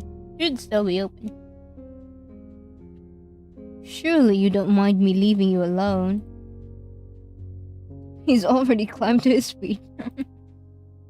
Oh wait, no. He's not all out of money, he's all out of cigarettes. God damn it, 40-year-old man. I think I'll live, or at least not die. Again. I'll be back in no time. And he's gone. Do not smoke, guys. It can develop into an addiction that's hard to manage. Sugar, coffee, cigs. Oh, he's got too many things happening. He's lived out for so long. He's trying to die. He's trying to die of diabetes, of caffeine overdose, of nicotine addiction. Oh my god. What's the thing that you get when you smoke too much? Lung cancer? She stares down at her drink. Not that mine are any better. She sips slowly, letting her eyes roam the room. She's not sure where the compulsion comes from. It's not as if she'll discover anything new. It's always the same old faces. No, wait. She is definitely new. We get to meet Nocturne! Cersei meets eyes with a woman at the far end of the pub. Beauty is no stranger to Cersei. She's seen it in many faces, many bodies, and even a few hearts. But this woman isn't just beautiful. She's... The woman smiles. Oh! Whoa! Her allure is so strong.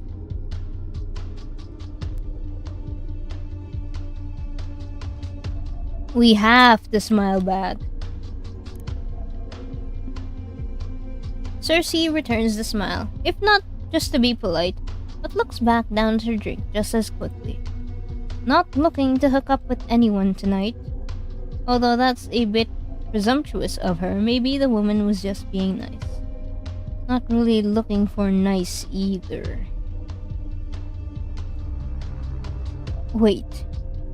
Cersei's head snaps up, but the woman is already gone, nowhere to be seen.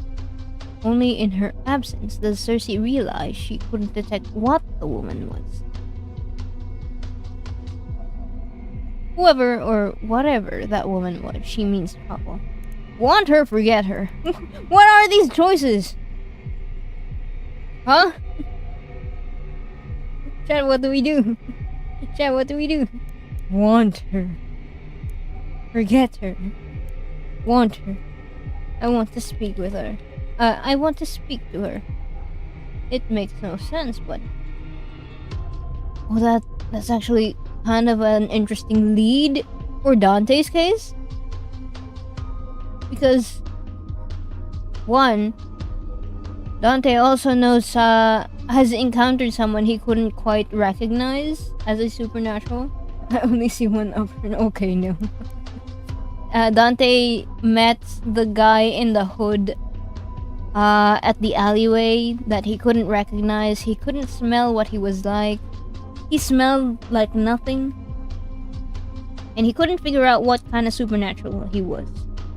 And then this woman, Nocturne, Cersei also doesn't recognize what she is. I want to see her again. I want to know her. I want her. Wild dialogue. Not her blood, not her body, not her heart. Cersei wants the mystery she offers. It's exactly what she's been looking for. A mystery, time-consuming enough to end the perpetual boredom eating away at her. Preoccupied by her thoughts, Cersei barely notices Edgar's return. He slips off his jacket, slides back into his seat, and gestures for another round of drinks from the bartender. What took you so long? Ran into some trouble. Don't be stingy with the details. What kind of trouble? He lights a cig, angling his body towards her. Their knees brush, but neither move away, used to the lack of personal space. Used to? Wait, what does any of that... Okay, sure. What do you have? So, you see... No, never mind. Are you blushing? My god, you are. Not on purpose. Unfortunately, I don't think it's me having this effect on you, so it must be something else. Edgar twists and squirms in his seat. Or someone else? Was asked out on a date? What? What? Was asked out on a date. He spits the words out so fast, Cersei would have missed them if not for her supernatural hearing. You're messing with me. I wish I was. It's stressing me out. You just went out for cigarettes and now you got asked for a date? Goddamn. Wait, you said yes? What? Obviously I said no. Would it be obvious? Was something wrong with her? Why would it be obvious? Was something wrong with her? No, she was pretty and nice and smelled good. Wild. Why? Too many details now. You just said not to be stingy with the details. Sorry, I just thought she had a nice perfume. You'd like it, actually. You're only making it weirder. No, I said no because it would never have worked. She's human. As are you. But I don't live like one. Excuses, excuses. Think about it for a second. I run a supernatural detective agency. How do I explain that to someone outside this business? Not to mention how I'm up all night, asleep most of the day. No sane, normal person would want to be with someone like me.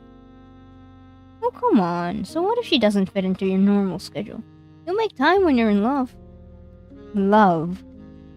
God, I definitely don't have time for that. Not when there's clients to be managed and bills to be paid and you don't have to work all the time, Eddie. You can take off one night of drinking to get laid. You could take off one night of drinking to get laid. What if someone hears you? Oh, come on, you're a grown man. You can't possibly still be embarrassed by the word sex. I'm not, but we're in public. I'm not saying that out loud. We're on YouTube, Cersei! We're on YouTube! Jesus Christ. Is that what you Brits say? Cersei is cackling like a madwoman while Edgar hisses under his breath. Cersei, I'm begging you to stop. Edgar looks about ready to explode from embarrassment, anxiously glancing around to make sure no one's heard her. Cersei doesn't have the heart to remind him that they're at a bar for supernaturals. Almost everyone is guaranteed to have overheard. I wonder if they mentioned that with Dante's storyline, because Dante's storyline for the demo cuts off at the Golden Cat Cafe, like as they were discussing something, and way before this discussion happened. So I wonder, have they long since left the bar, or maybe they're still there and they could hear Cersei? Anyway, wouldn't it be nice to be with someone, even if only for the night?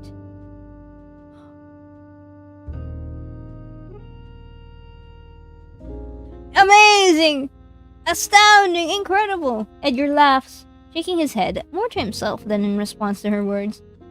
Somehow, I prefer to be here. Wild! Oh, with me?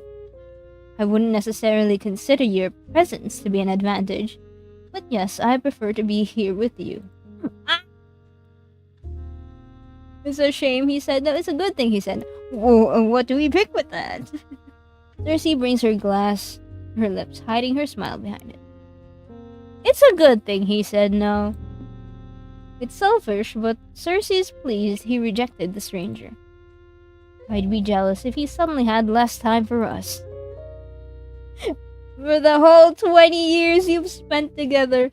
Man. The relationship isn't romantic, so it's not like he'd be cheating on her. But she likes the routine. It's the only stable routine she's ever had, and she doesn't want that to change. Besides, he's got a point. It's not like he could still work with her and lead a normal life. That's just not how it works. Of course, there are people like Raoul and Dante's superior, Orion, who have human families and try to live as normally as possible. But Orion's an anomaly, and with time, vampires like him learn the hard way that rejecting your nature never works in the long run. Edgar's different. He could pack his bags, move cities, go back to living a normal life whenever he wants. As long as he remains here, though, he'll never be able to pull the wool back over his eyes. Edgar taps out his cig to the nearest ashtray. Enough about that. Did I miss anything around here? Nope.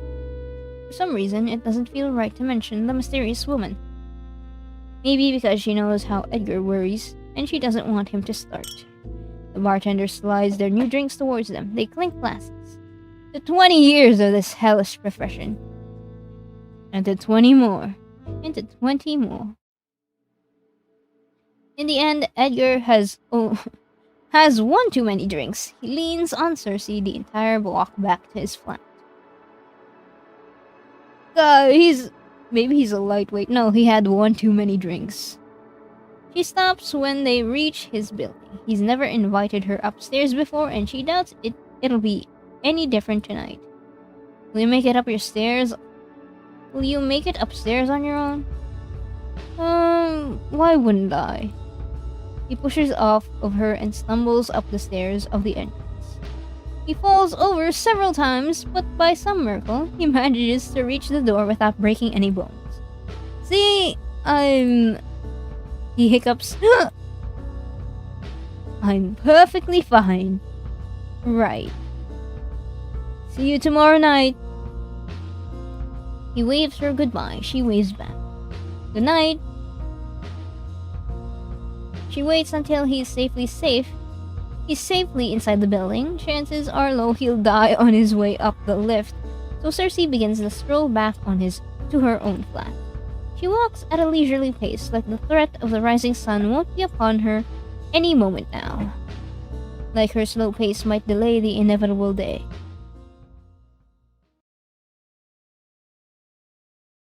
Whoa! Wait a minute, I didn't think... Don't jump scare me like that, we're on YouTube! Wild! Cersei strips down to her underwear. Her one-bedroom flat has no bed, only a sofa, so that's where she lies down. Your one-bedroom flat has no bed. Okay. I guess our male living space. Outside, the sun slowly rises, and the world Cersei will never get to be a part of wakes up again. She stares up at the ceiling and trying not to think about the growing resentment she feels every time she has to hide away from the sun. I didn't always hate daytime. When her common sense returned after her fangling year, Cersei had found that the day offered endless opportunities for self-improvement. She read novels, she meditated, she brushed up on her history, learned the martial arts, studied different languages, read some more. Slept with all kinds of people, men, women, people who didn't really identify as either. Half of the time, she didn't even feed on them. She liked to cuddle in bed afterwards, basking in their heat. When films became a thing, she found herself obsessed with cinema, lived hundreds of different lives through the stories of others. But like everything else, it soon got dull, hiding herself in escapism to distract herself from her own thoughts. Lately, she can't be bothered to do much of anything anymore. Is this all there is to eternity? An endless cycle of wanting and no longer wanting? Forever falling in and out of love with what once meant the world to you? She's going to sleep. If she shuts her eyes, if she pretends hard enough, she can almost imagine she's dreaming. She can't sleep? Where do her dreams bring her today? Oh my god, we can pick! Hello, Ahmed. Welcome back from school. Wild. This isn't a stream for those in school. Okay, who do we pick to dream about? The mystery woman? Abraxas? Edgar? Which one, guys? Which one do we pick? The mystery woman. Okay. Wait, hold on. Let's actually save. It's been a while. Right, you missed out on a Abraxas. Wait, no, not really. The mystery woman.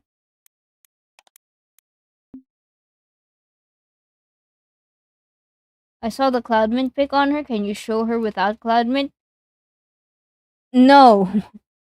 No. No. Those are not for your eyes to see. Not on YouTube. Who was she? More importantly, what was she? Every person has a distinct aura.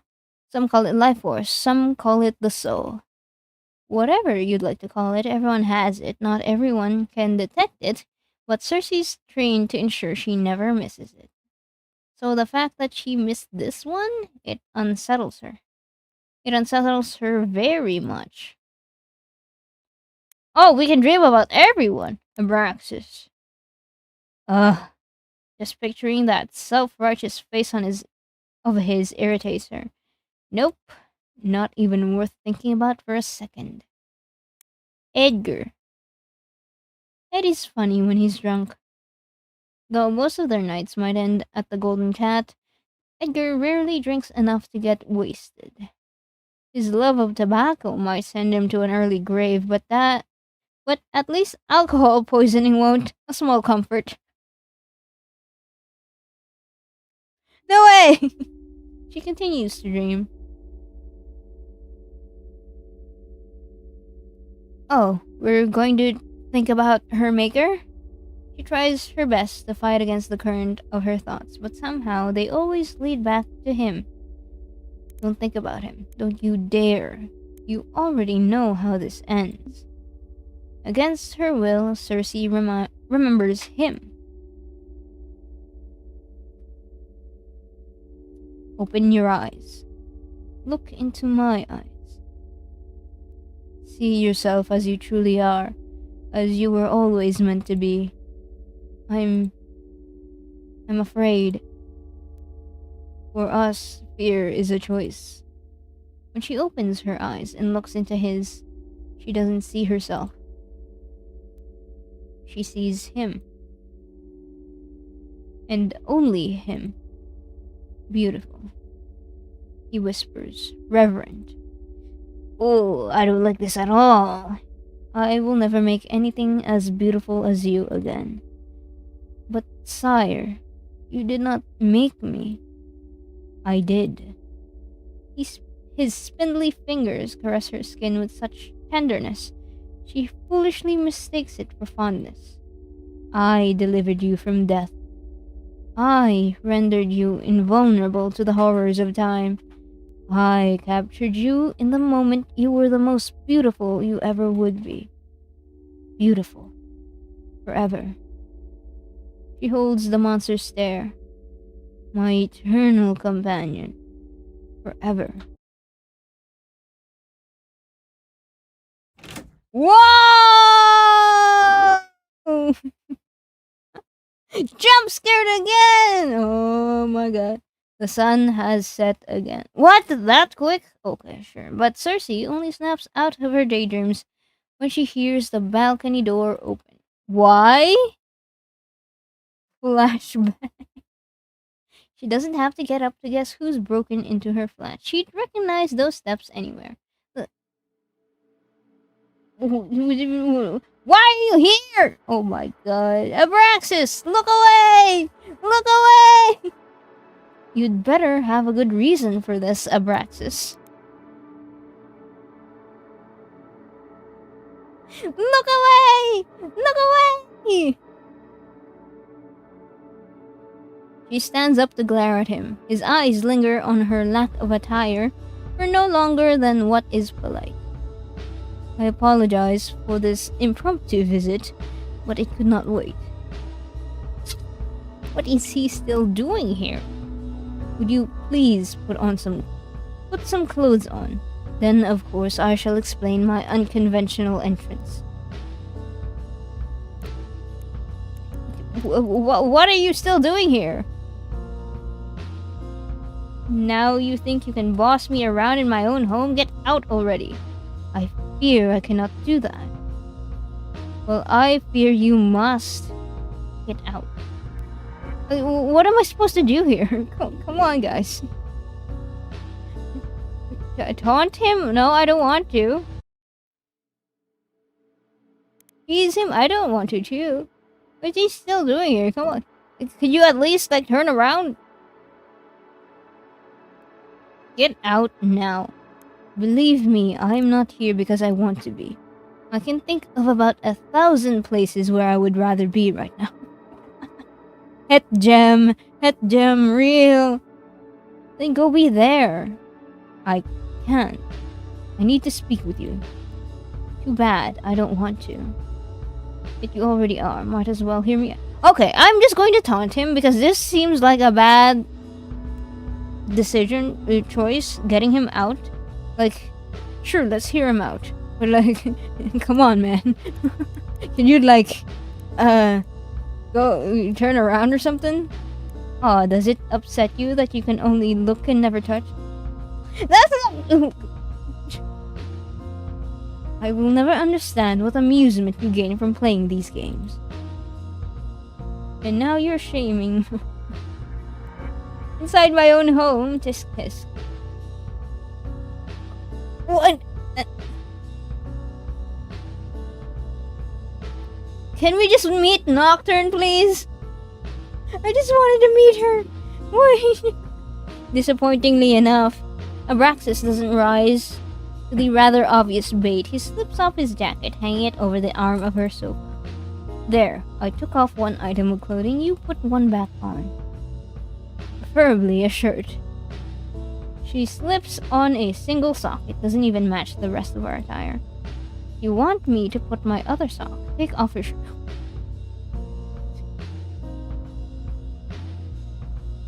Miss Cersei, come on. Come on.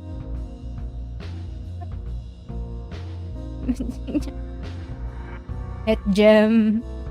Have you always been such a brat? Probably. May God have mercy on the poor soul who raised you. As a vamp, shouldn't you know better than to enter a stranger's home without invitation? We are not strangers. We're not friends either. Acquaintances. Are you seriously trying to negotiate our level of familiarity? I'm trying to voice Abraxas the way Silent Salt is. Am I doing well? I don't know. Am I doing well? He eyes the balcony he sneaked in through. I didn't mean to cause you any distress, but I had to make sure no one would know I was here. And you felt that creeping in through the balcony was the most discreet way to accomplish that? I can never, like... Oh, what a random link. No, I'm just trying to give him a voice direction, man. Not like I want him to have Silent Salt's voice. You know how Silent Salt is kinda British? His accent is kinda British? That's what I'm trying to do with Abraxas. Like the characteristic of Abraxas' voice, I feel like would be similar to Silent Salt. God damn it, you guys will never be good at being a casting director. Like, terrible casting directors. I'm the only one qualified for that. Because I'm a voice nerd, and I like listening to voice actors and how talented they are. Yee-hee-hee. Ha-ha. I guess, bro.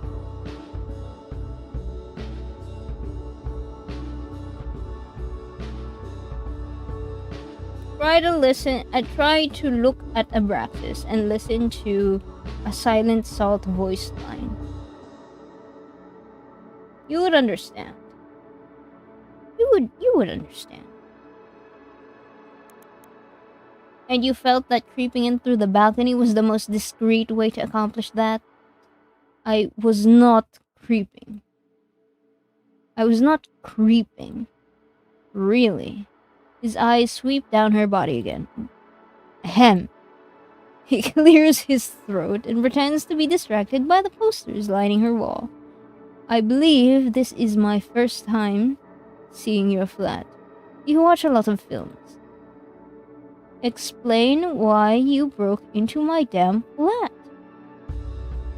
Sneak in. Don't be childish. It's not cute when you're like 200 years old. It's about the case that Seth was witness to. Did you release him already?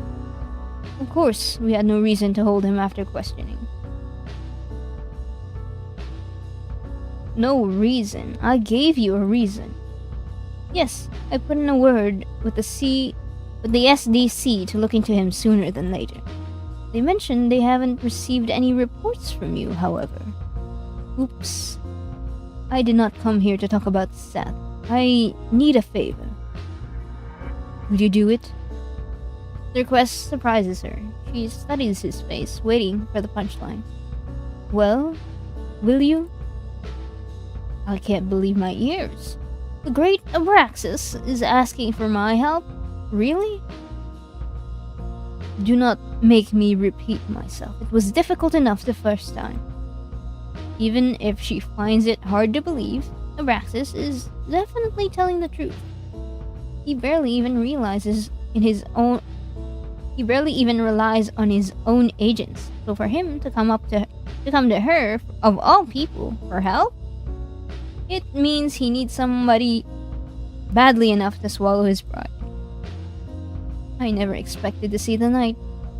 She's already set on not doing it, because why would she, in her right mind, ever help Abraxas? But that doesn't mean she's not curious. You're going to have to share more details before I decide.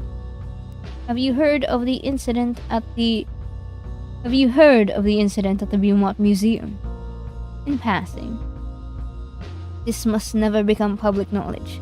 But the gas leak was a cover-up coordinated by us at the SSF. Wow. Who could have ever imagined? Magic triggered the explosion. The burst of energy was so powerful that should our culprit have wished to, they could have destroyed far more than a single wing. At worst, I fear they might have even been able to burn down half of North Haven. My agents and I have determined it cannot be a mere accident. It was an intentional attack. I see. Unfortunately, it gets worse. The wing that was destroyed harbored several magical artifacts, one of which is now missing. You should be grateful then. They could have stolen all of them.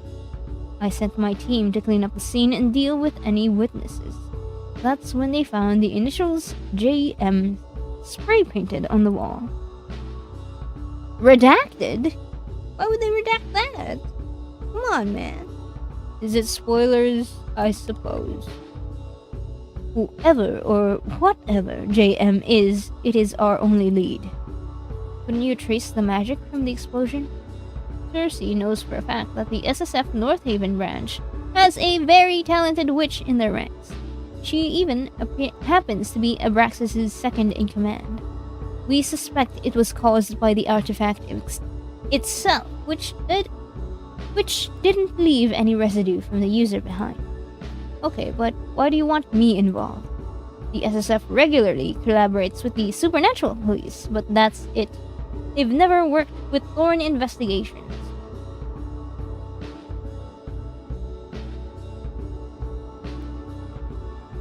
While Cersei's not opposed to the challenge, she's no witch hunter. She knows vampires. She knows werewolves, she knows demons, but messing with the wrong wizard can have deadly consequences. It's common sense to not get involved in their affairs. With wizards? Damn. We're going to launch a full investigation into JM when we're explicitly told by the people higher up the ladder to drop the case. Apparently, an outsider being sent from elsewhere to continue the investigation. An outsider is being sent from elsewhere to continue the investigation. I take it that's unusual. Not necessarily. There have been cases where we've collaborated with external parties. The key word is collaboration. Never in all the time I have worked for the SSF that I have been locked out of a case in this manner. Oh, come on, you've lived long enough to know there's a first for everything. I know. Still, I am suspicious of their intentions. I have no real reason to be, no actual evidence, nothing to work with but a presentiment. But I cannot shake the feeling that something is wrong. Wild. How do I do this? There.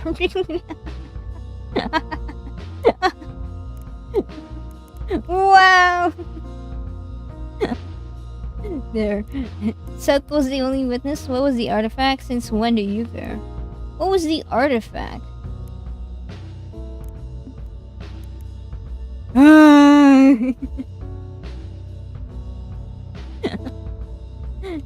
There, okay, there. Cersei, come on, where's something? We're on YouTube! You said an artifact was stolen? What exactly was it? If I knew, I would have told you. I doubt that. I mean it. I know no more beyond the little that I have already shared with you. Which is like nothing. It was hidden in plain sight inside Renaud Beaumont's private collection. We had planned to contact him about it before we were ordered to drop the case. So all we know is that it can make stuff go boom. Not the exact words I would use, but essentially, yes. Who's to say that power didn't come from the person wielding the artifact?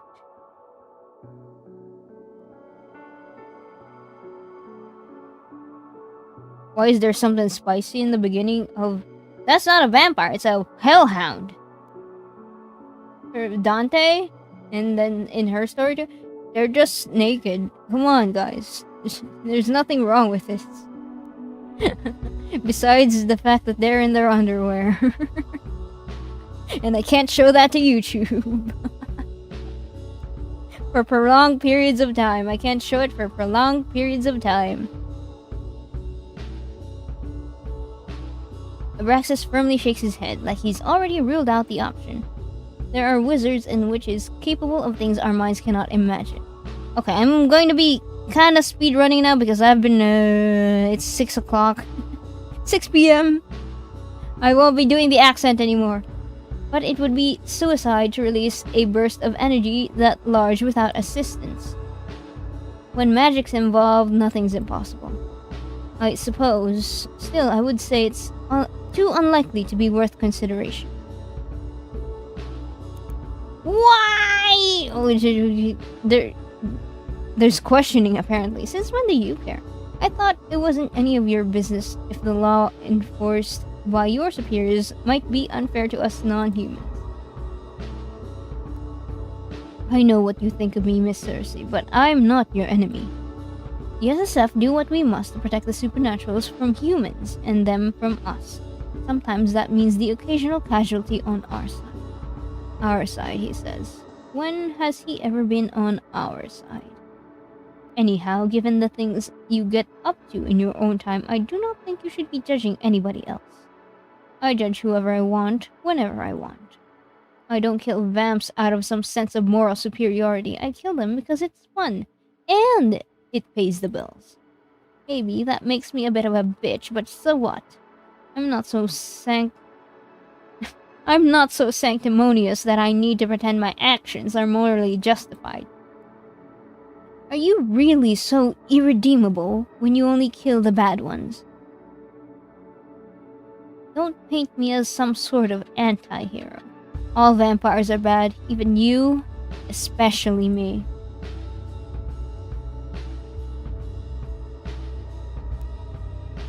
Yeah, but there's something when it's on YouTube, something wrong. With magic, everything is possible? Yeah! It means we can turn VTuber Mori into a cat? I don't know. I don't know about that.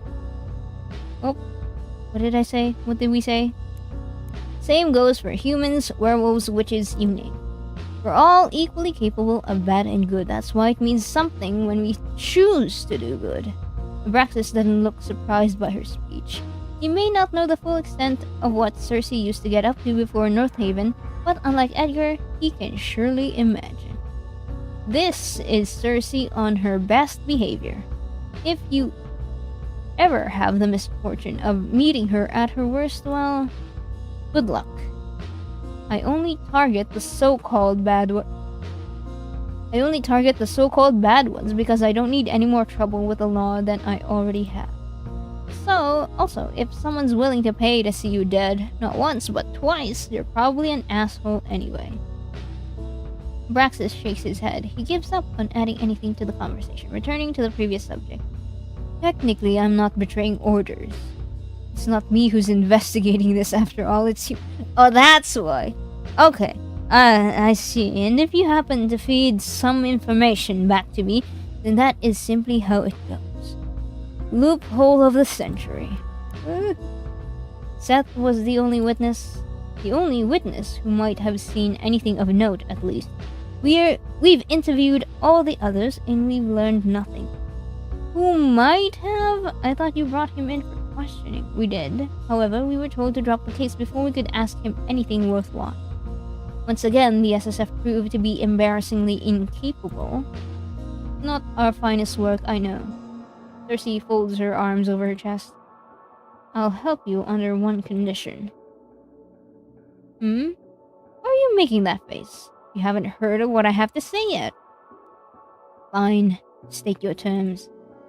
It's quite simple. If you're so desperate for my help, beg for it. Whoa! No. He moves to leave, but she blocks his path.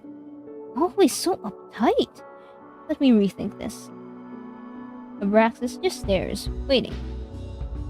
She takes her time, hemming and hawing, simply for the amusement of keeping him in suspense. Oh, alright, I'll do it. His glare softens, only barely, but enough for her to notice. Thank you. Don't thank me, I'm not doing it for you. Sounds like a compelling case, far more interesting than anything I've worked on lately. Maybe this is what will fish her out of her slump, keep her running Thorn investigations for another 20 years. You'd better pay us though, and provide a generous tip. Everyone knows Abraxas sits on a monstrous amount of generational wealth from his previous life. Sure, something she might as well use to her advantage here. That can be arranged. Perfect. Now give me a moment to get dressed and I'll get you out of here. There's no need, I have my own way. Balcony again? Absolutely not, Romeo. His eyes shift to the floor, brows drawing together. He's that conflicted about this? Perhaps it's because he's never broken the rules in the past. He fears the consequences should anyone learn that he's disobeying orders. Reassure him. I mean, he's uneasy right now. Come on. You aren't that mean. Come on, Cersei. The SSF has no reason to monitor your every move. Even if someone does find out that you came here, surely you're quick-witted enough to think of an excuse on the spot. Yes, you're right. There are plenty of reasons why I might come to see you. Sure. Plenty, you say? Such as? He rolls his eyes and any previous hints of vulnerability vanish. Never mind that. Get dressed. I do not have all night, and neither do you. Just for the attitude, I'll make sure to take my sweet time. Wild, wild. There we go. You're finally dressed, ma'am. Cersei leads Abraxas downstairs so he can leave through the front door like a normal person. Normal person. Normal. In their office, the freshly shaven Edgar made himself comfortable behind... Freshly shaven! Oh! Smooth like a baby's bum. Wow, you cleaned up nicely. Edgar. Wow, wow. In their office, a freshly shaven Edgar made himself comfortable behind his desk. He's mid-bite on a biscuit when they enter. Come on, you interrupt him in his biscuit eating time? Damn. Take that out of your mouth so we can understand. He swallows. Why is he here? Good to see you too, Thorn. Pleasure's all yours, prick. I have to do 2 British accents? Oh my god. Edgar's nasty glare softens, only slightly when his eyes shift to Cersei. Just let him enjoy his cookie, goddamn. I repeat, why is he here? And why was he upstairs? How did he even get in? I've been here over an hour. The door's been shut the entire time. Did he show up during the day? Did you spend all... Before you let your imagination run to places I don't even want to imagine, how about you shut up and let me talk? Lie because it's funny. Because it's funny. Okay, I'm so curious. I'm saving that, but I want to progress the story, so I'm just going to be honest. Let's save here, then just be honest. You broke in earlier, tried to ambush me. What? Again, I didn't break in. I sneaked in, and I did not ambush you. I don't see the difference. I give up. 2 British men. God damn it. God. 2 British men. That's what I said. I had a good reason to do so. Full offense, I still think you could have used the door. Alright, but what did he want? I'm standing right here, Thorn. You could simply ask me. Or I could not. What? Why do I want to see Abraxas and Edgar make?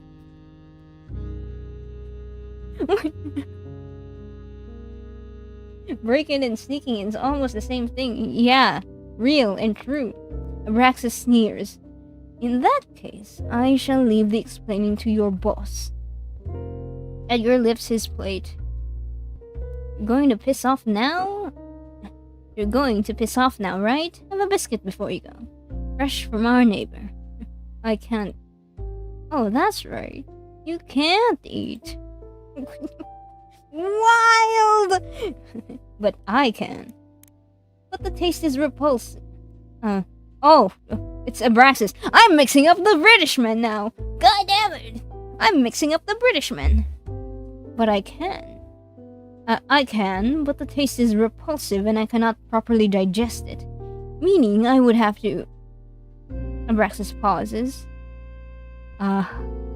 You're mocking me. Kinda late to the joke, I guess. Edgar stuffs a cookie in his mouth.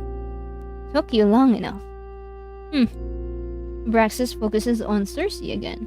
Report to me as soon as you find something. You know where to find me. Yes, sir.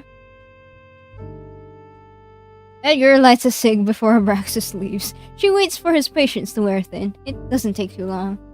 So... he wants us to look into something. She explains everything to Edgar. Same as her, he's baffled that Abraxas would ignore a direct order from his superiors. It doesn't make sense. I know. That's why it's interesting. Some measly initials aren't much of a lead, though. JM could be a person, an organization, or a movement. How would we know? The only way to find out, let's split up and check in with our contacts around the city to see if they've heard anything. You know which side is yours. Right. Enjoy your biscuits. I'll head out first. She walks up to the window. She's moments away from transforming when Edgar calls out. Cersei, be careful, please. Worry about yourself, old man. Wild! 40-year-old man, by the way. 20 years ago I was a boy. Today I'm an old man. Give it another 10 years and I'll be dust and cobwebs in your eyes. It's a compliment. I like older men. Wild! It's not a compliment. You have extremely questionable taste. Don't downplay your sex appeal. What? Your creaky knees and back issues especially are oh so attractive. Enough. Don't you have somewhere to be? Try not to miss me too much. Goddamn. Cersei! Cersei transforms, encircling Edgar once before she flies out the window and into the night. Is she okay? She's fine. What makes you think that? She's back right now. She's fine. Florin Investigations has established a trusted net of sources around North Haven over the past 2 decades. From small business owners to working girls to regular everyday people oblivious to the supernatural world. You never know who might have the intel you need. But tonight, none of their usuals have anything useful for Cersei. No one's heard of the initials before. For her last stop, Cersei catches Nisha away from Elysium on her smoke break. Rare to see you 2 nights in a row. Don't get used to it. Wouldn't dare to. Nisha takes a long drag of her cig. She blows the smoke away from Cersei. How'd it go with the Fangling last night? She would really prefer to forget the whole thing, but it seems the universe is intent on not letting her. SSF showed up. Nisha rolls her eyes, getting exactly what's happened without Cersei having to explain. Another reason Cersei appreciates her. They share a dislike of law enforcement. Although, you'd be hard-pressed to find a supernatural in North Haven who doesn't dislike Abraxas. I'll let you know if Seth ever shows his mug around Elysium again. Since he couldn't pay his fee last night, he's on the shit list. Wild! I mean, technically it was out of his control, but we're not meant to know that, so... Thanks, but if he knows what's good for him, he's left the city. I wouldn't underestimate how stupid that idiot can be. Anyway, you're obviously not here to talk about Seth. What's going on? Have you seen the initials JM anywhere before? Nisha shrugs. No, is that someone important? Another dead end. I don't even know if it's a who or a what yet. But if you hear anything, Nisha tips her imaginary hat to Cersei. You'll be the first to know, of course. Thanks. Nisha butts out her cigarette to the nearest wall. If that's all, I should get back inside. Elysium doesn't run itself. Lazarus still leaving all the work to you? He pulls his weight. Sometimes. Kick him in the balls for me when you see him next. Wild! I quite like this job, so I'm not doing that. But you have my respect for your commitment to hating him. It's a lifestyle at this point. Huh. Nisha waves her goodbye and disappears inside the abandoned building. Cersei sighs and returns to the street. Let's see if Edgar had better luck. Can we meet Nocturne now, please? I'm an hour and a half past my... I'm speedrunning. The lights are on. Edgar must have gotten back. You're already here. I guess you didn't find anything worthwhile either. She stops at the doorstep. Oh, you can't be serious. 2 break-ins in 1 night. Is it Nocturne? Yippee! Yippee! Edgar's nowhere to be seen. Standing behind his desk is the mystery woman from last night. Finally, Cersei can see the woman for what she really is. Okay, I need a drink.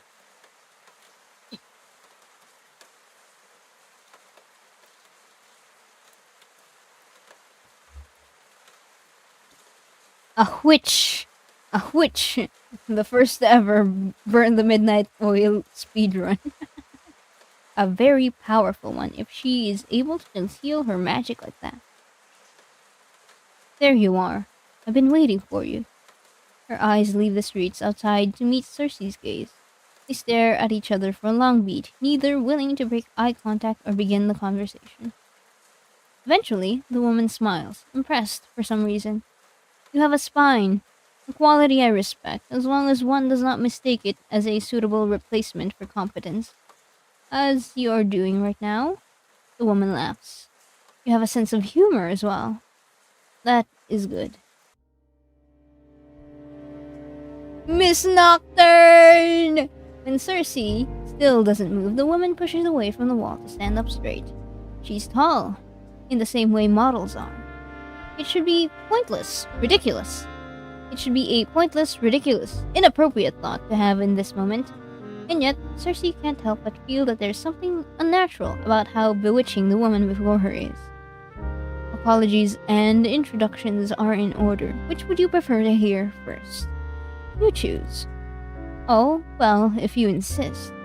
My name is Nocturne. I'm not a local, but perhaps my accent gave it away already. Yes, right! Oh, she has a French accent? No! No! A subtle French accent. That means there's no French accent at all. I'm sorry to ambush you like this in your own office, but you're a busy lady. It's not so easy to catch you alone. I can't do a French accent! Please, do not worry. I truly mean you no harm. Am I expected to believe that?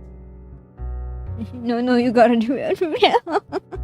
Please, spare me! Apparently so, because Nocturne continues talking like nothing's out of the ordinary. It's really a pleasure to meet you, sirs. I don't know how to do a French accent.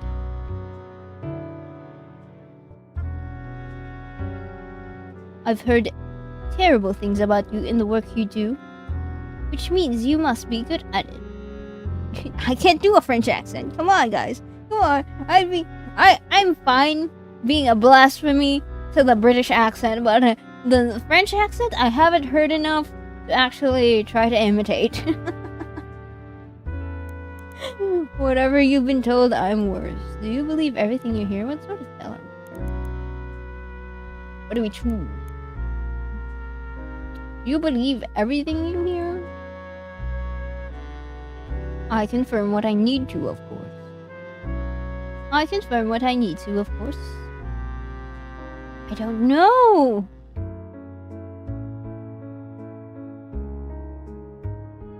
S'il vous plaît. I do not... Alright, I just need to reach down to the recesses of my mind and remember. Ratatouille.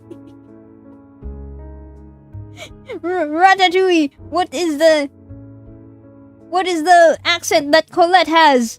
The girlfriend of Linguini. I'll give you star candy deal. I run the star candy economy. I can make as much star candies as I want. So no thank you, Ahmed.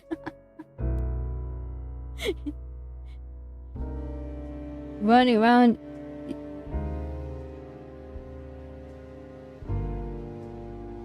I thought you'd be different. I thought you thought I was different. I'm trying to recall Colette's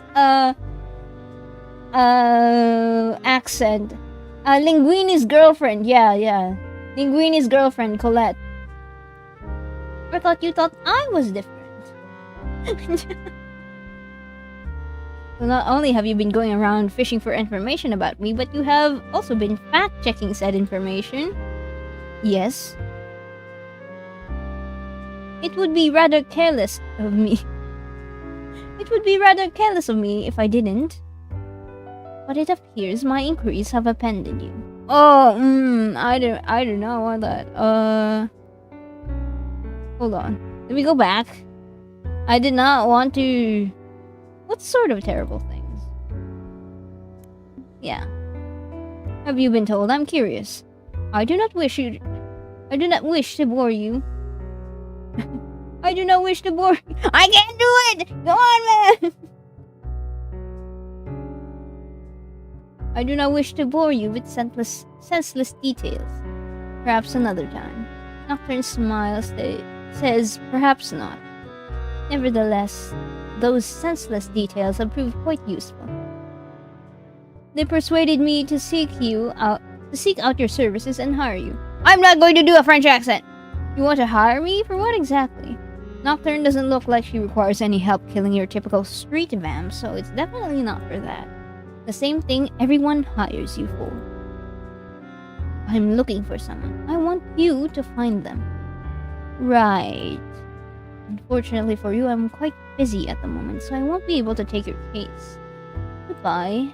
Nocturne's voice is firm, even as her perfect smile stays painted on. You're already looking for them. Who? JM? So JM is a person. I presume so. The person they're pretending to be, the real JM, is a brilliant young witch. But who knows, when it comes to this imposter. They could be anyone, for all we know. How do you know it's an imposter?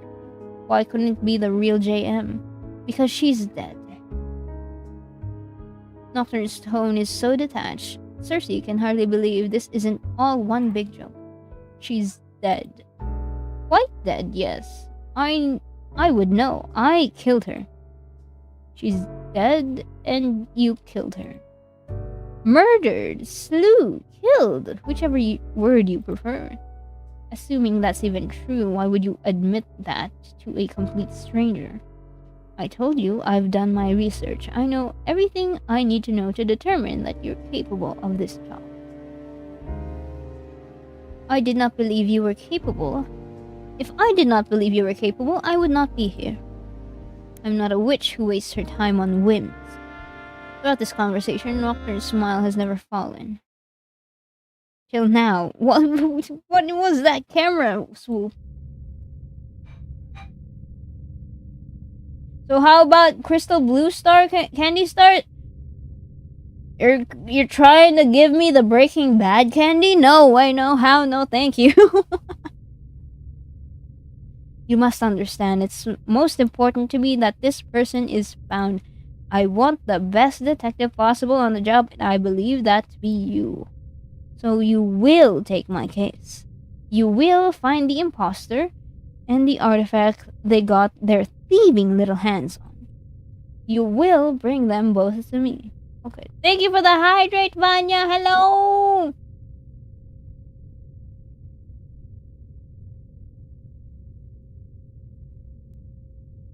Oh my god, I've been going on for 4.5 hours. Holy moly. And you will not disappoint. We are playing Burn the Midnight Oil, a horror mystery romance detective novel, visual novel, where you play as 2 different characters. We're currently playing as Cersei, the vampire private detective. She smiles again. Money is of no consequence to me, so you will of course be well compensated for your efforts. Good luck, have fun with your game. Alright! Huh. For once, Cersei is genuinely at a loss for words, but Nocturne doesn't seem to mind. I'll take your silence to mean you accept, yes? That's how it ends! Ah! That's how it ends! Oh my god, we didn't even have to get the last word with Edgar? Okay, sure. Holy moly! Yeah, okay. Alright, that was fun. I really loved Cersei's storyline. It's a lot more unhinged compared to what we had to go through with Dante. I think Dante was kind of a little angsty.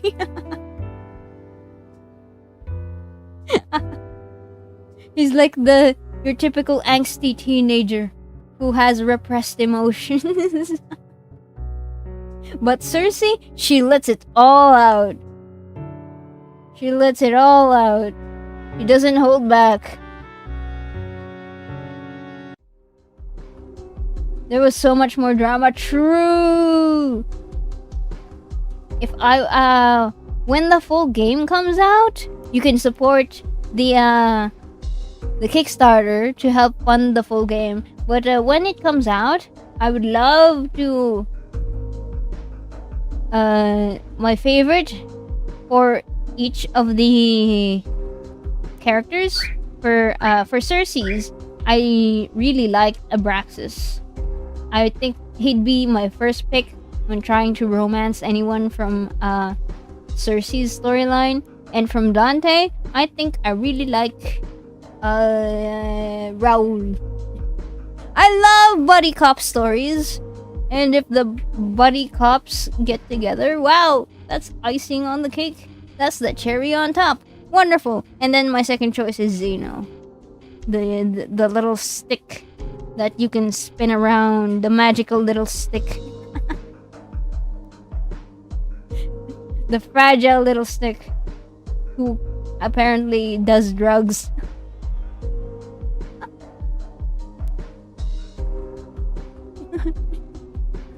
Zeno mentioned, oh my god. Are you normal? Are you being normal? You're not. You're not. That means you're not being normal. You're not being normal. That means.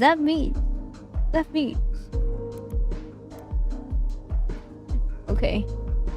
Neil, calm down. I am. Okay, so that was Burn the Midnight Oil. If you would like to check it out yourself and try out the other choices, I didn't get to pick out every choice in the game. Like, there are a bunch of different ways that you can go about playing through everybody's story. So if you would like to check out what happens when you pick a different choice, you can go and try out the demo for yourself by checking out the links in the video description, as well as the !midnight command for the chat. There will be links to the game, the Steam page, the itch.io page, as well as the Kickstarter link. Yes. That was fun. Good background stream. Thank you. Alright, thank you for hanging out, Paza. As well as Vanya, thank you for saying hi. Everyone, this is my first stream back and it's almost 5 hours. Wild. Okay, and then for my next stream, for my next trick, I will be playing. Is the game name hints toward the story? Well, everything happens at night. Dante has the night shift at his station, and Cersei is a vampire, so she can't really go outside during the day. So everything happens at night for this story. So that's why it's called Burn the Midnight Oil. But yeah, for my next stream, we will be playing Kuloniku, the newly released cooking mama-like game that I've been really excited to play. They recently released it yesterday. If you want to check that out, it's on Steam, available today. Currently available with an introductory discount as well. So let me just shield that as well. But yeah, I'll be doing that on Friday because it feels like a very weekend game type of stream. Because I'll talk about it more when we actually get into the stream itself. But yeah, I'm really excited to play that too. So yeah, see you then. You already got it? I have it. I already have it downloaded.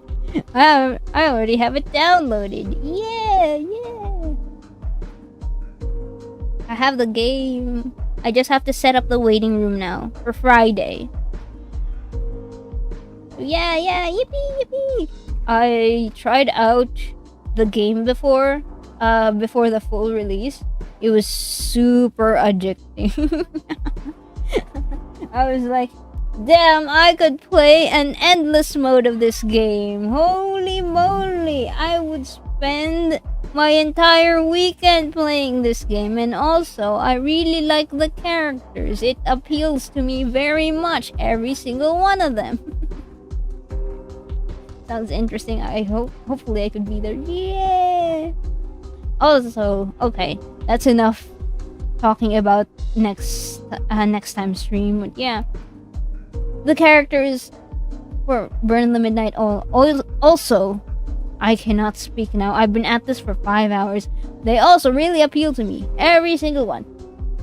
This last guy though, I don't know. I haven't really gotten a hold of his personality yet. He's still the mysterious guy, so we're gonna have to find out more eventually. But yeah, I actually really want to. Once the game comes out, Burn the Midnight Oil, the full game, I would love to 100% this game. Maybe not on stream, but in my own time, I'm going to 100% it. Is it like a good roguelike? Which one? Burn the Midnight Oil or Kuloniku? Actually, let me move to my chatting screen. Oh! Why are you here? Oh my god! Who are you?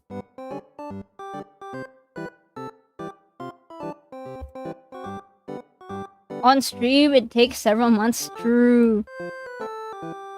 Hey, Mori! Leave!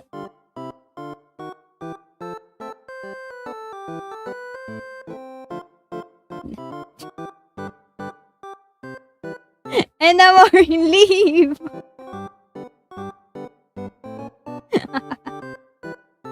Why is there so many things happening on screen? I should really hide the group browser source there. But yeah, for Kuloniku, it's not a roguelike. It's, you know those cooking games that you... It's like Papa's Pizzeria. That kind of thing.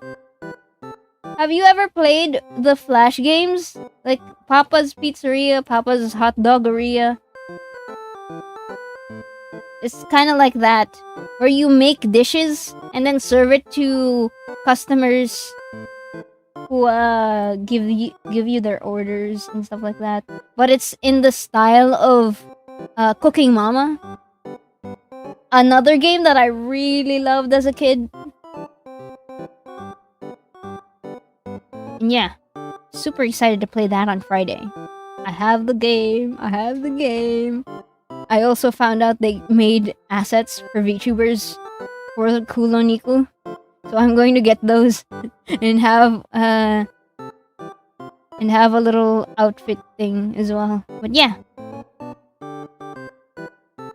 I love watching people play Cooking Mama. Have you never played it yourself? Oh my god, you're missing out. Are you able to cook cookies with life energy? Sadly, we do not have baking. Kuloniku does not have baking in its repertoire currently, as far as I know. It's a meatball restaurant.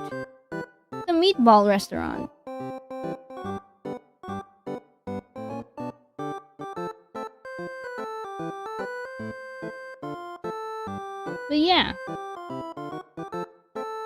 Okay, enough yapping. It's time for me to go. Bye, guys. Bye. Thanks for hanging out.